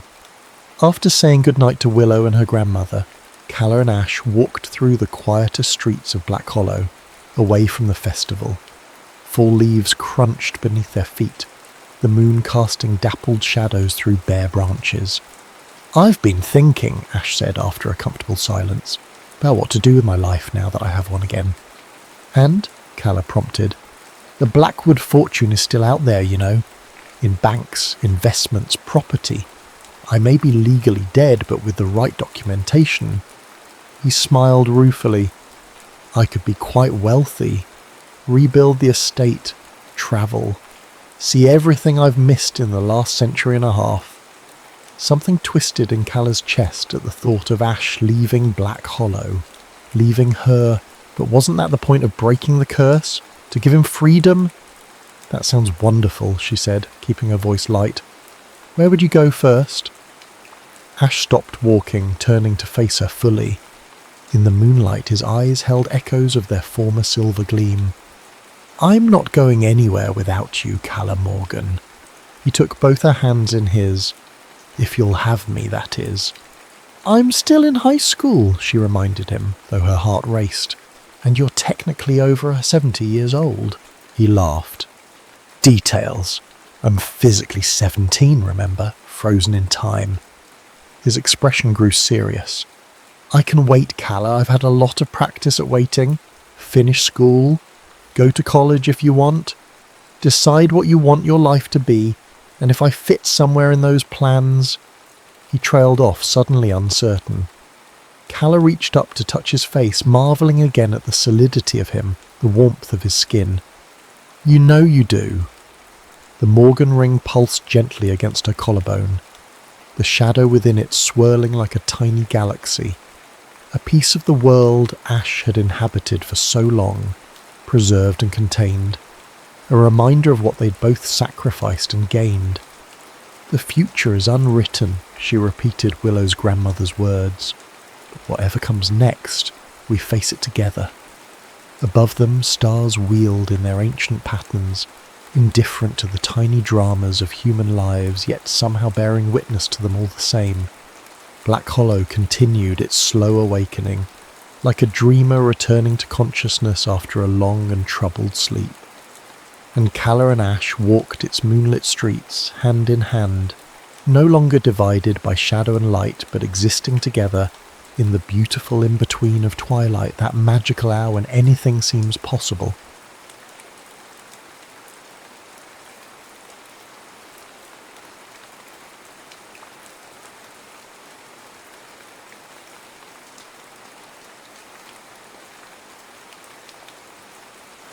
Louis Doyle's fingers danced across the console of Astralis 5, the experimental spacecraft's cabin humming with the quiet intensity of cutting-edge technology. The holographic displays cast a blue glow across his features as he ran through the pre-jump checklist for the third time. At 32, he had already logged more test flights than pilots twice his age, but today's mission carried stakes that made his palms sweat beneath his flight gloves. Reading normal on all fractal alignment matrices, called Malcolm Park from the co-pilot's chair. At 35, Malcolm's salt and pepper temples betrayed the stress of their profession, but his eyes still held the eager spark that had drawn Louis to him as a friend and colleague years ago. Malcolm, if these calculations are even slightly off— They're not, Malcolm interrupted, shooting Louis a knowing look. I triple-checked them myself. We'll be back in time for Sophia's ultrasound tomorrow. The mention of his wife and their unborn daughter brought a smile to Louis's face. The image of Sophia that morning flashed in his mind, standing in their kitchen, her honey-brown hair catching the sunlight, one hand resting on her swollen belly, while the other held their 3-year-old son Oliver on her hip. Promise you'll be careful, she'd whispered, against his lips as they parted. Emma and I will be waiting for you. Initiating fractal expansion sequence, Louis announced into his comm, pushing the thought away. Quantum space-time dynamics. This is Astralis 5. We are go for FTL jump in T-minus 60 seconds. The response from mission control was immediate. Copy that, Astralis 5. All systems are nominal. Proceed with jump protocol. Louis exchanged a glance with Malcolm. Ready to make history? Malcolm grinned. Just another day at the office. But it wasn't. If successful, this would be the first human-piloted craft to achieve true faster-than-light travel, using the revolutionary fractal expansion drive. The technology promised to compress the space ahead of the vessel while expanding it behind, creating a sort of bubble that could slip between the conventional laws of physics. Fractal field generator at maximum capacity, Louis reported, watching the readings climb. Initiating jump in 3, 2, 1. He pressed the activation sequence, and the universe seemed to hold its breath. For a heartbeat, nothing happened. Then reality itself appeared to fold around them, stars stretching into impossible lines of light, the blackness of space rippling like disturbed water. Field stabilization holding at 98%, Malcolm called out, his voice strained with concentration. We're— Wait, Louis, I'm getting anomalous readings in the navigation array. Louis's fingers flew across the controls. What kind of anomalous? The fractal pattern is destabilizing. It's like something's pulling at the edges of our field. A warning klaxon blared through the cabin as red indicators flooded the displays. Louis felt his stomach drop as he recognized what was happening. Gravitational interference, he muttered, then louder. Malcolm, we're being pulled off course. There's a massive gravity well directly in our modified path. Malcolm's face paled as he pulled up the stellar charts. Bayer BH1, we're being drawn toward a black hole. The next moments were chaos as they fought to regain control of their trajectory. The ship's engines whined in protest as Louis pushed them beyond their design limits, attempting to break free from the inexorable pull. Thrusters failing, Malcolm shouted over the growing cacophony of alarms. Field integrity dropping below 60%. Louis made a desperate decision. We need to shut down the fractal drive and attempt a conventional emergency jump out of here. As his fingers moved to execute the command, a strange calm settled over him. Time seemed to slow, each second stretching into minutes. Through the viewport he could see the terrible beauty of Bayer BH1, a perfect circle of absolute darkness rimmed with the ghostly light of dying stars being consumed. Louis, Malcolm's voice seemed to come from very far away. Something's happening to our chronometric readings. The time dilation effect is— Before Malcolm could finish, a blinding flash of light engulfed the cabin.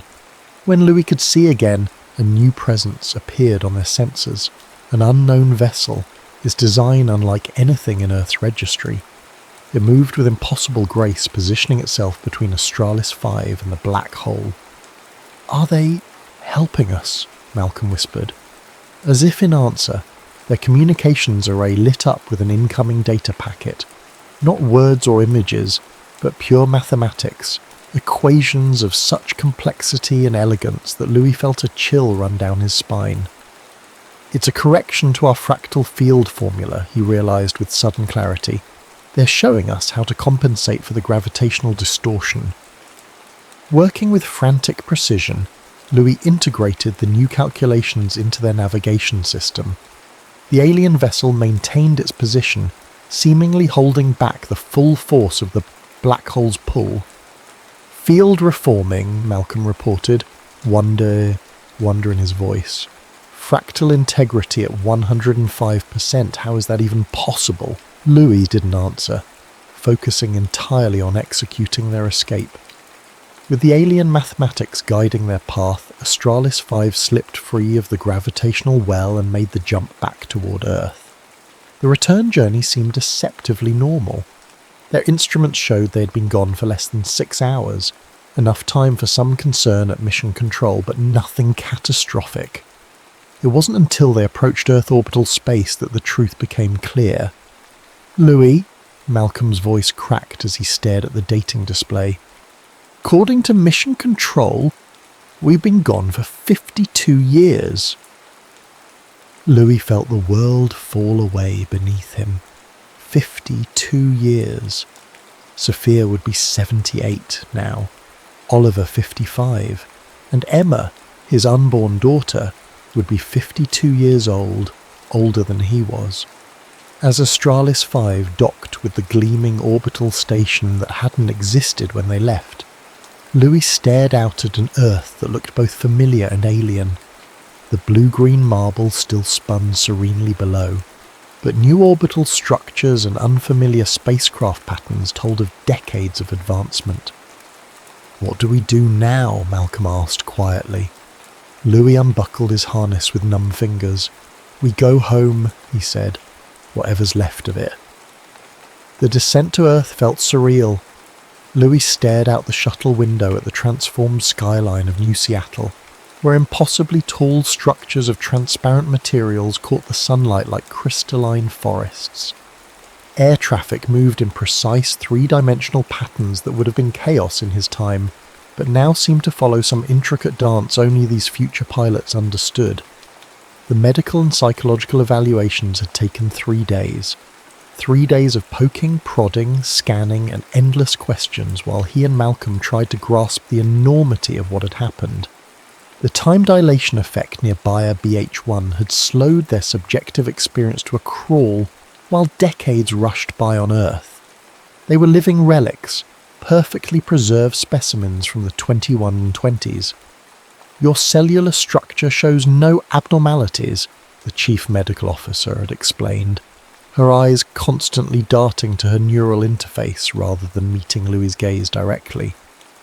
"Physically, you're both exactly as you were when you left. Your chronological age is 84, but biologically you're still 32. Now, as the shuttle descended toward the landing pad of what had once been downtown Seattle, Louis clutched a small holographic projector in his hand. It contained the current information about his family, data that the officials had reluctantly provided after his insistence. Sophia was alive. She had remarried 15 years after his disappearance, to a man named Thomas Mathis. They'd had no children together, but Thomas had helped raise Oliver and Emma. Thomas had passed away 7 years ago. Sophia now lived in a life extension community in what used to be called Bellevue. Oliver was married with 3 children and 4 grandchildren. Emma had married twice with 4 children and 3 grandchildren. Louis had 11 grandchildren he had never met, some of whom were now older than he was. The shuttle touched down with barely a whisper, and Louis stepped out into a world he no longer knew. A sleek transport pod waited to take him to Sophia. Malcolm had family to find as well, a younger sister who was now an elderly woman living in Tokyo. "We'll meet soon," Malcolm had promised before they parted. "We're probably the only people in the world who understand what the other is going through." The transport pod moved silently through the city, its automated systems requiring no input from Louis. He watched the unfamiliar landscape blur by, catching glimpses of everyday life in 2177. People dressed in fabrics that seemed to shift and change with their movements. Many had visible tech integrated into their bodies, subtle glowing lines beneath the skin, eyes with pupils that adjusted mechanically, hands with extra digits that looked both natural and artificial. When the pod finally stopped, Louis found himself before a sprawling complex of elegant buildings integrated with the natural landscape. Trees grew through and around structures in a harmony of design that would have been impossible in his time. A young woman, perhaps in her 20s, waited at the entrance. Her professional smile and the subtle glow of interface tech at her temples marked her as staff. "Captain Doyle," she greeted him. "I'm Mira. I'll be facilitating your reunion with Mrs. Mathis Doyle. She's been informed of your arrival and is waiting in the garden pavilion." Louis followed Mira through winding paths lined with flowers he couldn't name and trees engineered to bloom year-round. His heart hammered against his ribs. How do you face a woman you said goodbye to yesterday, who has lived more than half a century since then? The pavilion appeared ahead, a graceful structure of living wood and transparent panels that caught the afternoon light. And there, seated in a hoverchair near a small fountain, was Sophia. Time had etched deep lines into her face and turned her honey-brown hair to silver. But her eyes, those eyes that had looked at him with love just days ago in his timeline, were unmistakably hers. They widened as he approached, her weathered hand lifting to cover her mouth. "Louis," she whispered, the single word carrying 5 decades of grief, acceptance and shock. Louis dropped to his knees beside her chair, words failing him entirely. His wife, yet not his wife anymore, reached out with trembling fingers to touch his face. "They told me, but I couldn't believe it," she said, her voice stronger than he had expected. "You haven't changed at all." "Sophia, Louis began. But what could he possibly say? "Sorry I disappeared for 52 years. I still love you as if I saw you yesterday." Instead, tears came, hot and unexpected. Sophia's hand cupped his cheek, her touch both familiar and strange. "Oh, my dear Louis, what a cruel trick time has played on us both." They talked for hours as the sun moved across the sky. Sophia told him of the years after his disappearance, the grief, the long wait, the eventual acceptance. She spoke of raising their children alone until meeting Thomas, a kind man who never tried to replace Louis, but instead honoured his memory. "Oliver was so angry when I decided to marry again," she recalled with a sad smile. "He was 8 by then, and he had convinced himself you were coming back any day. Emma was easier. She only knew you from stories and pictures." Louis listened, trying to piece together the lives that had continued without him. "Are they? Will they see me?" Sophia nodded. "Emma is coming tomorrow. She's been the most open to this. Oliver," she hesitated. "Oliver needs more time. This is difficult for him in ways I think neither of us can fully understand." As evening approached, Sophia grew tired. Her caretaker, a man with subtle mechanical augmentations, appeared to take her back to her residence. "We've prepared accommodations for you here in the community," Mira informed Louis. "Mrs. Mathis Doyle requested you stay close." That night, alone in a room designed for comfort but feeling utterly alien, Louis stared out at the unfamiliar stars. Light pollution had been nearly eliminated, and the sky was clearer than he remembered. Even the constellations seemed slightly shifted, or perhaps it was just his perception that had changed. The next morning brought Emma. His daughter, the child he had never held, stood before him as a woman of 52, her eyes Sophia's but her jawline unmistakably his own. She approached cautiously, studying him with an intensity that made him want to look away. "My whole life," she said finally. "I've seen your pictures, heard stories about you, but they never said how young you'd be." Her voice caught. "You're younger than my youngest son."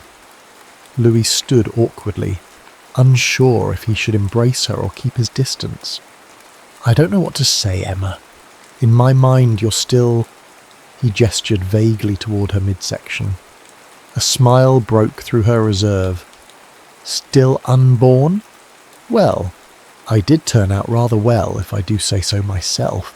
She stepped forward and after a moment's hesitation wrapped her arms around him. "Welcome home, Dad. even if it's not the home you left. Over the next weeks, Louis met most of his grandchildren. Some approached him with curiosity, others with wariness. To them, he was both family and stranger, a figure from history books suddenly animated and walking among them. Ethan, Emma's youngest at 24, showed the most interest.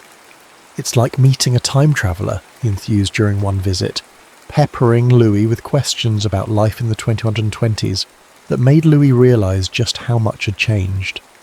Olive remained distant, agreeing only to a brief video call where tension radiated through the connection. "I need more time," he said stiffly. 52 years wasn't enough to get over losing you. I can't just flip a switch because you've returned." As the weeks passed, Louis felt increasingly displaced. Sophia was kind, but the romantic love they had shared had transformed into something else. A gentle affection tinged with melancholy for what might have been. His children had lives fully formed without him. His grandchildren viewed him more as a curiosity than a grandfather. He had no place in this future. No job. His piloting skills, once cutting edge, were now hopelessly outdated. No purpose beyond being a living reminder of a past most had forgotten.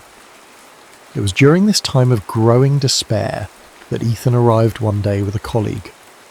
"Grandpa Louis, this is Dr. Jasmine Patterson," Ethan said, introducing a striking woman with dark curls and keen, intelligent eyes. "She's a geneticist at the New Pacific Research Institute. She's been working on the longevity programs that keep Grandma Sophia and others so healthy into their later years." Jasmine extended her hand, her grip firm and confident. "Captain Doyle, your grandson hasn't stopped talking about you since your return. From a scientific perspective, your case is fascinating." Louis shook her hand, noting the lack of visible tech enhancements that had become so common. "Just Louis, please. I'm not sure Captain applies anymore." "Well, just Louis," she replied, with a smile that transformed her serious demeanour. "I have about 1,000 questions for you, if you don't mind. Your unique temporal situation presents implications for my research that I never anticipated having the opportunity to explore." There was something refreshing about Jasmine's directness. Unlike others who tiptoed around him as if he might shatter, she looked at him with clear-eyed curiosity and, to his surprise, genuine interest in who he was rather than what had happened to him. "Ask away, De Patterson," he found himself saying. "It's not like I have a busy social calendar these days." She laughed, a warm, genuine sound that seemed to brighten the room. "Call me Jasmine, and don't worry, I won't subject you to all 1,000 questions today, maybe just the first 100 or so." As they talked, something inside Louis began to stir, a feeling he had thought lost in the void of Bayer BH1. For the first time since his return, someone was looking at him not as a relic of the past, but as a man with a future. "You're avoiding the gravitational constant question," Jasmine accused, pointing her fork at Louis across the table of the small cafe that had become their regular meeting spot over the past month. Louis couldn't help but smile. "I'm not avoiding it. I'm just not convinced your theory about chronometric entropy makes sense." "That's because you're thinking in linear terms," she countered, her eyes bright with the thrill of intellectual challenge. "The mathematics we've developed since your departure suggest time isn't as straightforward as we once believed." Their debates had become the highlight of Louis's weeks. What had begun as research interviews had evolved into something more. Conversations that ranged from the technical aspects of time dilation to philosophy, art, and the small details of daily life that revealed the true character of a changing world. Jasmine, at 25, represented the best of this new era, brilliant and forward-thinking, yet with a respect for history that many of her peers lacked. Her work in longevity genetics had given her a unique perspective on time and aging that resonated with Louis's unusual situation.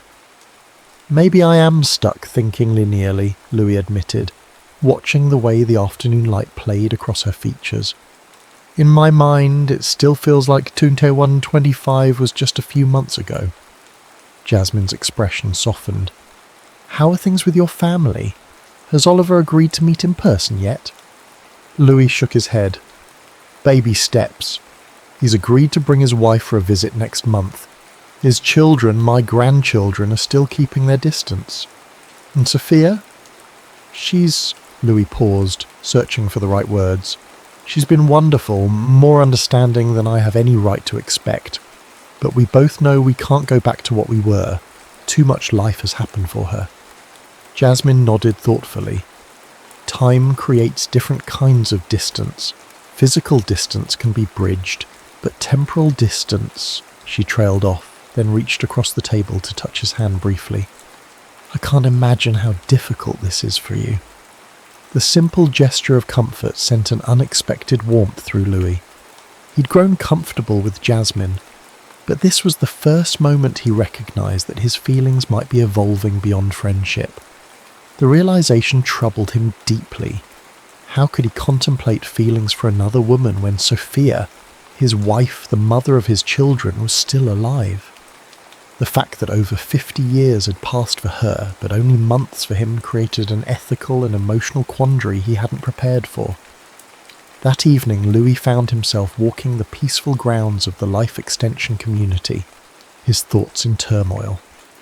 He was so distracted that he nearly collided with Sophia, who was enjoying the evening air in her hover chair. "Louis," she greeted him with a knowing smile, "you look like a man carrying the weight of the universe. Walk with me." He fell into step beside her slow-moving chair, the familiar scent of the jasmine flowers she had always loved filling the air between them. The irony of the scent wasn't lost on him. "Ethan tells me you've been spending considerable time with Dr. Patterson," Sophia observed after they had walked in silence for several minutes. Louis felt a flush of embarrassment, like a teenager caught passing notes in class. "She's been helping me understand this new world." "Is that all she's been helping you understand?" He stopped, turning to face the woman who had been his wife in another lifetime. "Sophia, I would never—" "Louis Doyle, don't you dare finish that sentence," Sophia interrupted, her aged eyes flashing with the same spirit that had captivated him when they first met. "Do you think I expect you to live the rest of your life alone? You're 32 years old. And I'm 78, she finished for him. "I've lived a full life, Louis. I've loved 2 good men. I've raised our children. I've held our grandchildren. And yes, I mourned you deeply and completely." Her voice softened. "But I also moved forward, because that's what living requires." Louis knelt beside her chair. "I still love you, Sophia. That hasn't changed for me." She reached out to stroke his cheek, her touch gentle. "I know you do, my dear, and I love you. The you I remember, and the you kneeling before me now. But we both know it's not the same love we shared before. It can't be." Tears welled in Louis's eyes. "I feel like I'm betraying you." "No," Sophia said firmly. "The only betrayal would be denying yourself the chance at happiness because of misplaced loyalty to a past that's gone for everyone but you." She took his hand, her grip still surprisingly strong. "I've seen how you look when you talk about Jasmine. Reminds me of how Thomas used to look at me, like he couldn't quite believe his good fortune." Louis didn't know what to say. The wisdom of her words warred with the guilt that had taken root in his heart. "The universe has already taken so much from you, Louis," Sophia continued. "Don't let it take your future too." Their conversation stayed with Louis for days afterward. He went through the motions of his increasingly structured life, meetings with specialists helping him integrate into modern society, visits with Emma and her family, virtual reality sessions to update his piloting knowledge in case a suitable position became available. But his thoughts kept returning to Jasmine and to Sophia's blessing that felt both liberating and terrifying. When Jasmine called to invite him to a symposium on quantum temporal mechanics, Louis nearly declined. But Sophia's words echoed in his mind. "Don't let it take your future too." "I'd be delighted," he heard himself say instead. The symposium was held in what had once been the Seattle Art Museum. now transformed into a combined cultural and scientific hub. As Louis and Jasmine entered the grand hall, he became acutely aware of the curious glances directed their way. By now, the story of Astralis 5 and its time-displaced pilots had become public knowledge, making Louis something of a reluctant celebrity. "Ignore them," Jasmine murmured, seeming to sense his discomfort. "They'll find some new fascination next week." The lectures were largely beyond Louis's understanding, despite his background in aerospace engineering. The field had advanced so dramatically that he often felt like a student from the medieval era trying to comprehend quantum physics. But watching Jasmine in her element, asking incisive questions, debating points with the presenters, her face animated with the joy of scientific discovery, stirred something profound in him. She was fully present in her time, embracing its challenges and possibilities with an enthusiasm that made him ashamed of his own reluctance to do the same. After the symposium, they walked along the waterfront, where eco-restoration projects had transformed what had been a deteriorating shoreline in Louis's time into a vibrant ecosystem.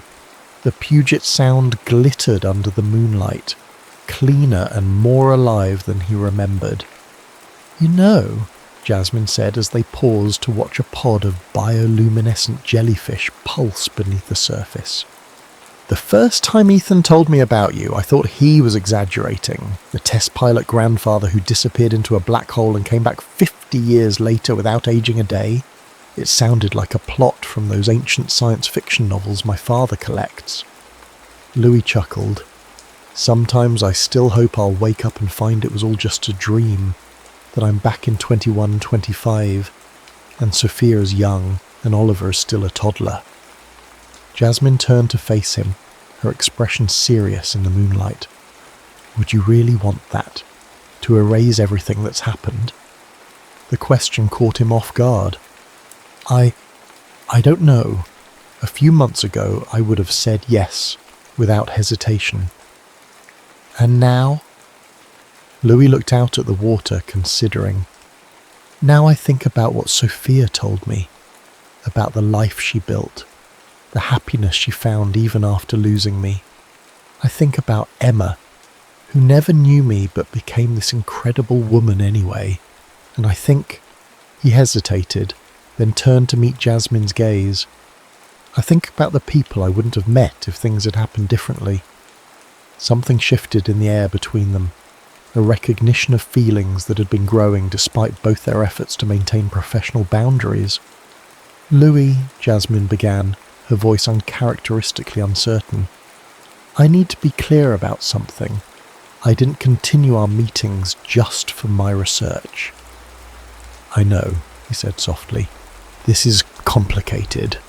You have history, literal history, that I can't possibly compete with." Louis shook his head. "It's not a competition, Jasmine. The past is the past, even if for me it feels like present.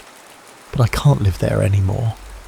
Slowly, giving her every chance to pull away, he leaned forward and kissed Emma.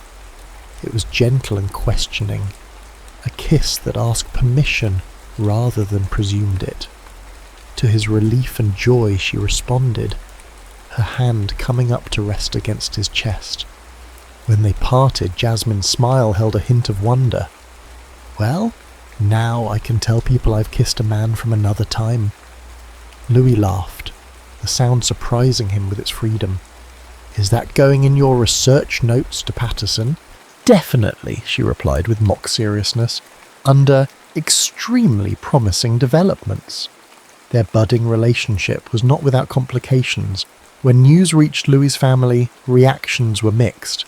Emma expressed cautious support, while Oliver, during their long-awaited in-person meeting, reacted with stunned disbelief. "She's younger than I am," he pointed out during their tense lunch. "She's younger than your grandchildren." "Chronologically, yes," Louis acknowledged. "But Oliver, I'm not the father you remember. I'm not even the man who would have been your father if I'd stayed. I am..." He struggled for the words. "I'm someone new, trying to find my place in this time." Oliver's wife, Jana, placed a gentle hand on her husband's arm. "Oliver, remember what we discussed. Your father didn't choose this." Oliver's expression remained troubled, but he nodded slowly. "I just need time to adjust to all of this. First you returned from the dead, and now you're dating someone barely out of university." "She has 2 PhDs, Louis felt compelled to point out, then added more gently, "and she makes me happy, son. After everything, don't you think we all deserve a little happiness?" The question seemed to reach something in Oliver that Louis's other attempts had not. His son's rigid posture softened slightly. "I suppose we do," he conceded. "Just be patient with me, okay? I'm still trying to reconcile the father from my childhood memories with the man sitting across from me." "I can do patient," Louis promised. "I've got time." The irony of his statement made them both smile, breaking the tension. Jasmine faced her own challenges.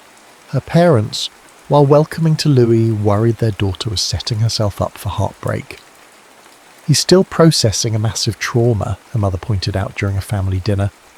"And eventually he'll have to make peace with his original family. Where does that leave you?" "I don't know," Jasmine admitted honestly. "But I'm not asking for certainty.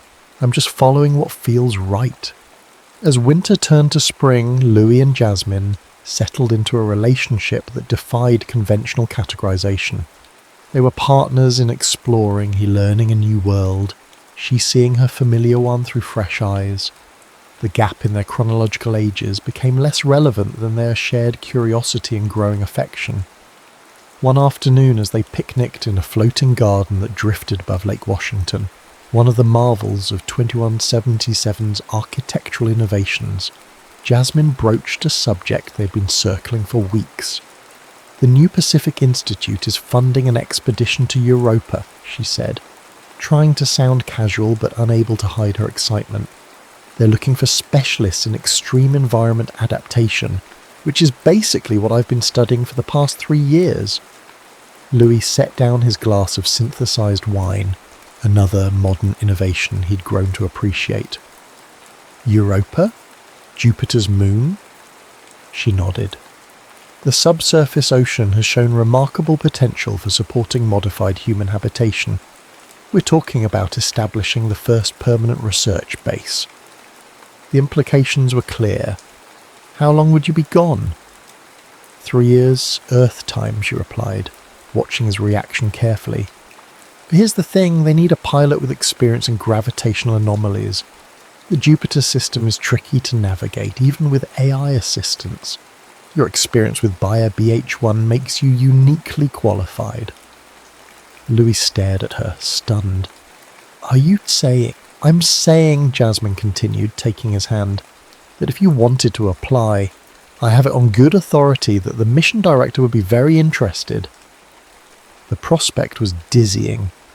To return to space, to have purpose again, using the very skills that had once torn him from his time, felt like a gift he hadn't dared hope for. "What about your research here? What about—" He hesitated. "What about my family?" Jasmine squeezed his hand. "My research can continue there. Better, in fact, with access to completely new environments. As for your family," she looked at him with understanding, "that's a decision only you can make. But Louis, they've built lives that will continue with or without your daily presence. The question is, what life are you going to build?" As Louis considered her words, he gazed out at the Seattle skyline, at once familiar in its geography and utterly transformed in its details. In that moment, he realized something profound. He had been given not just a second chance at life, but at love, at purpose, at future. Whatever he decided about Europa, he would no longer be merely a visitor from the past.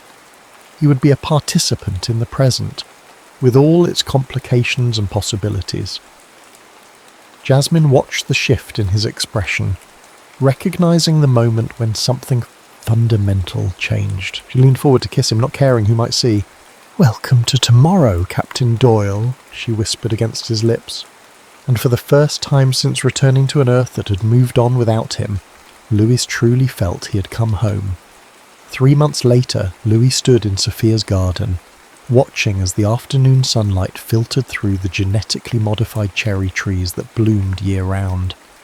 At 79, Sophia had begun to show signs of slowing down. The life extension treatments could only do so much, but her mind remained sharp as ever.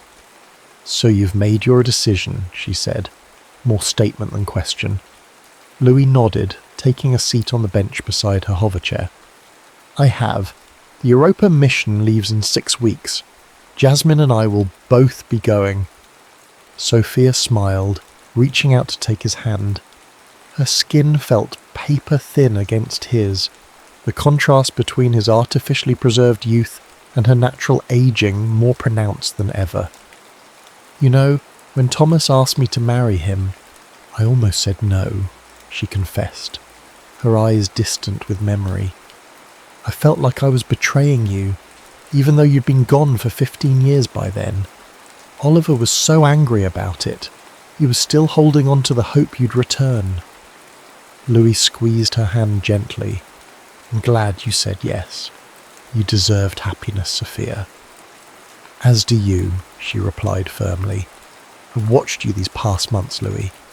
When you first returned, you were a ghost, present in body, but your spirit was still trapped in 2025. Now," she gestured to his face, "now I see life in your eyes again." They sat in comfortable silence for a few moments, the kind that can only exist between people who have shared a lifetime of love, even if that lifetime took very different forms for each of them. "I wanted to ask you something," Louis said finally. "Something important." "Anything, dear." Louis took a deep breath. "Your blessing. Not just your acceptance or your understanding, but your true blessing. For whatever future Jasmine and I might build together." Sophia's eyes filled with tears, but her smile was radiant. "Oh, Louis, you've had that from the moment I saw how she looks at you, and how you look at her." She reached up to touch his cheek. "Our time together exists in a different world now, but it was real and precious. Nothing can diminish what we shared. But love isn't meant to be preserved like a museum piece. It's meant to grow, to change, to find new expressions." Louis leaned forward to embrace her, careful of her fragility. "I will always love you, Sophia. Always." "I know," she whispered against his shoulder. "And I will always love the young man who promised to come home to me after his test flight. But we're both different people now. You have centuries ahead of you, Louise. Live them fully." As they parted, Louis felt a weight lifting. The last lingering threads of guilt that had bound him to a past he could never reclaim. The weeks that followed were a whirlwind of preparation. The Europa mission required extensive training, even for someone with Louis' experience. The technology had advanced considerably, and while his intuitive understanding of spaceflight principles remained valuable, the practical applications had transformed. Jasmine threw herself into final research preparations, her excitement infectious as she described the studies she hoped to conduct in Europa's unique environment. They spent long evenings discussing the possibilities, her scientific vision complementing his practical experience in ways that made them ideal mission partners. Oliver finally began to thaw, especially after Louis made it clear that his departure for Europa wasn't an abandonment but an opportunity for both of them to move forward. "I missed your childhood," Louis told his son during a rare moment alone. "I can never get that back, but I can be present for whatever time we have now, and when I return from Europa, I want to know the man you've become, not just the memory of the boy I left behind."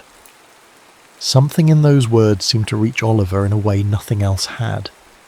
"I've spent most of my life angry at you for leaving," he admitted, "even knowing it wasn't your choice. I think I need to finally let that go." Their reconciliation wasn't instantaneous or complete, but it was a beginning. Oliver even brought his children, Louis's grandchildren, to the farewell dinner Emma organised 2 weeks before the mission launch. The gathering was held at Emma's home, a beautiful structure nestled in the mountains outside the city. Nearly the entire extended family attended, creating a chaotic blend of generations that left Louis both overwhelmed and deeply moved. To think, Emma mused as they stood watching the family mingle, all of this came from you and Mum. All these lives that wouldn't exist if not for you too. Louis felt a profound sense of wonder at her words. Whatever had been lost in his displacement through time, this legacy, these people had been gained. Jasmine fit seamlessly into the gathering, her natural warmth and genuine interest in each family member earning her acceptance even from the initially sceptical. Louis watched with pride as she engaged Oliver's oldest grandson in a spirited debate about the ethics of genetic enhancement, a topic that would have been purely theoretical in Louis's original time. As the evening wound down, Louis found himself on the terrace with Malcolm, who had travelled from Tokyo for the occasion. In the months since their return, they'd kept in regular contact, but the demands of building new lives had limited their time together. "So," Malcolm said, leaning against the railing, "Europa. Never thought we'd get back out there, did you?" Louis shook his head. "After everything that happened with Astralis 5, I assumed my flying days were over."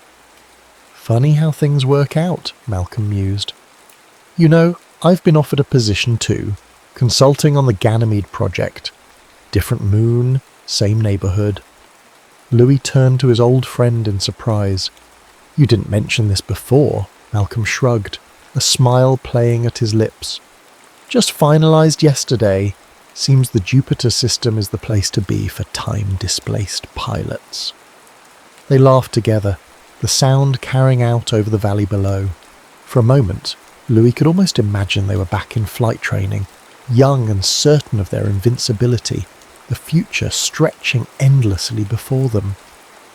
"Do you ever regret it?" Louis asked suddenly. "The test flight?" Malcolm considered the question seriously. "Sometimes. I missed watching my niece grow up. I missed my sister's middle age. I came back to find many of my friends gone." He paused, looking out at the stars appearing in the darkening sky. "Then I think, how many people get to see the future, really see it, not just imagine it? We've been given something extraordinary, Louis. Not just longevity, but perspective." Louis nodded, understanding exactly what his friend meant. "To new horizons, then?" Malcolm raised his glass. To new horizons. The night before the launch, Louis took Jasmine to watch the sunset from Kerry Park, a spot that had somehow survived the decades of urban transformation. The view of the city was dramatically different, with buildings that seemed to defy gravity and transport systems that wove through the air like luminous rivers, but the fundamental geography remained unchanged. "My father proposed to my mother here," Jasmine said as they looked out over the bay. "It's funny how some traditions persist, isn't it?" Louis glanced at her, catching the hint of something in her voice. "Traditions?" She turned to face him fully, reaching into her pocket to withdraw a small object that gleamed in the fading light. Not a ring, as might have been traditional in Louis's time, but a delicate bracelet crafted from a material he didn't recognise. "In my family, this is the bonding gift," she explained, her voice steady but her eyes revealing her nervousness. "It's designed to be worn by both partners. It splits into 2 complementary pieces." She demonstrated, separating the bracelet into 2 identical bands. "The material is quantum linked. No matter how far apart we are, they'll always respond to each other's presence." Louis stared at the bands, understanding the significance of what she was offering. "Jasmine, are you asking you to be my partner?" "Yes," she said simply. "Not necessarily in the traditional married sense. That feels too bound to old conventions for what we are to each other. But as my chosen one, the person I want beside me as we explore worlds neither of us has seen before." Louis felt his heart swell with emotion. This woman, who had seen him not as a relic or a curiosity, but as a man worthy of a future, was offering him exactly that, a future unconstrained by the past. "I can think of no greater honour," he said, taking one of the bands and slipping it onto his wrist. It adjusted automatically to fit perfectly, glowing with a soft inner light. "No greater joy than discovering new worlds with you, both out there and within ourselves." As Jasmine placed the companion band on her own wrist, both bracelets pulsed in unison, their lights synchronizing in a dance of quantum connection. She stepped into his embrace, and as they kissed beneath the stars, Louis felt the final piece of his new life click into place. The launch day dawned clear and bright. The spaceport, located on what had once been an island in the Puget Sound, hummed with activity as the Europa mission prepared for departure. The ship, the Galileo's Dream, stood gleaming on its launch pad, a marvel of engineering that made Australis 5 look primitive by comparison. Louis's family had gathered to see them off, even Oliver, who had arrived early to have a final moment alone with his father. "I brought something for you," Oliver said, handing Louis a small weathered object. "Was Mum saved it all these years. After she married Thomas, she put it away, but she never got rid of it." Louis opened his palm to reveal his original wedding band, a simple gold ring that had been removed during the medical evaluations after Australis 5's return and never reclaimed. "I don't know if it means anything to you now," Oliver continued, "but I thought you should have it. Not to wear," he added quickly, glancing at the quantum bracelet on Louis's wrist, "but to remember." Louis closed his fingers around the ring, deeply moved by the gesture. "Thank you, son. It means everything to me." They embraced, and for the first time since his return, Louis felt like he was truly holding his son, not just the stranger who had grown from the boy he remembered. The final goodbyes were emotional but not devastating. There was a sense of rightness to this departure that had been absent from his unintentional one 52 years earlier. Promises were made to communicate regularly. The quantum entanglement networks allowed near real-time communication even across the vast distances of the solar system. As Louis and Jasmine boarded the Galileo's Dream, Sophia raised her hand in a final farewell. Their eyes met across the distance, and volumes were spoken in that silent exchange, acknowledgement of a love that had endured across time, even as it transformed into something new. In the cockpit, Louis took his position as lead pilot, the familiar sensation of pre-flight anticipation flooding his system. Beside him, Jasmine prepared her biological monitoring systems, her movements confident and precise. "Ready for another leap into the unknown, Captain Doyle?" she asked, a smile playing at her lips. Louis looked at her, this brilliant, compassionate woman who had helped him find purpose when all seemed lost, and then out at the stars that waited beyond Earth's atmosphere. The quantum bracelet on his wrist pulsed warmly, a reminder of the connection they shared. "With you?" he replied, initiating the launch sequence. "Always." As the Galileo's Dream rose into the clear blue sky, Louis felt no fear, only anticipation. Whatever waited for them in the cold depths of space or the mysterious oceans of Europa, they would face it together. Two explorers bound not by the accidents of time, but by the deliberate choice to build a shared future. The past could not be changed, but the future remained unwritten. And for the first time since emerging from the temporal distortion of Bayer BH1, Louis looked forward to turning the page. The observation dome of Europa Station Alpha offered a panoramic view that never failed to take Louis's breath away. Above, Jupiter dominated the sky, its massive presence both beautiful and intimidating, banded clouds swirling in perpetual motion. Below, Europa's icy surface stretched to the horizon, cracked and ridged like a giant puzzle waiting to be solved. 3 years had passed since their arrival, 3 years of discovery, challenge and growth. The research station, buried beneath 20 meters of ice and extending into the subsurface ocean, had become home to 47 scientists, engineers, and support staff, all dedicated to understanding the moon's unique environment. Jasmine had thrived here. Her work on adapting human physiology to the high-radiation, low-gravity environment had led to breakthroughs that would benefit future missions throughout the solar system. The respect she commanded among her peers filled Louis with pride. "Thought I'd find you up here," came her voice from behind him. "Contemplating the infinite again?" Louis smiled as she joined him at the viewport. "Just thinking about how far we've come." "From Australis 5 to Europa," she mused, leaning against him. "Not the journey either of us expected." "Not just that distance," he clarified. "The other kind too." She understood immediately, as she always did. The quantum bracelets they wore pulsed in synchronization, their connection as strong as it had been the day they exchanged them. "I got a message from Emma this morning," Louis continued. "Oliver's youngest granddaughter, my great-granddaughter, just graduated from university. Astrophysics, if you can believe it. She says I inspired her choice, though I've never even met her in person." Jasmine squeezed his hand. "The ripples we create extend far beyond what we can see." Louis nodded, remembering Sophia's last message before her passing 6 months earlier. She had been 91, a remarkable age even with life extension treatments, and at peace with her extraordinary life. "She said she always knew I'd find my way back to the stars," Louis said softly. "Not just back to Earth, but back to where I truly belonged." The intercom chimed, interrupting their moment of reflection. "Captain Doyle, Dr. Patterson, your presence is requested in Subsurface Lab 3. Dr. Dorsey believes they have identified a new form of extremophile bacterium in today's samples." "Duty calls," Jasmine said with a smile. "Race you there?"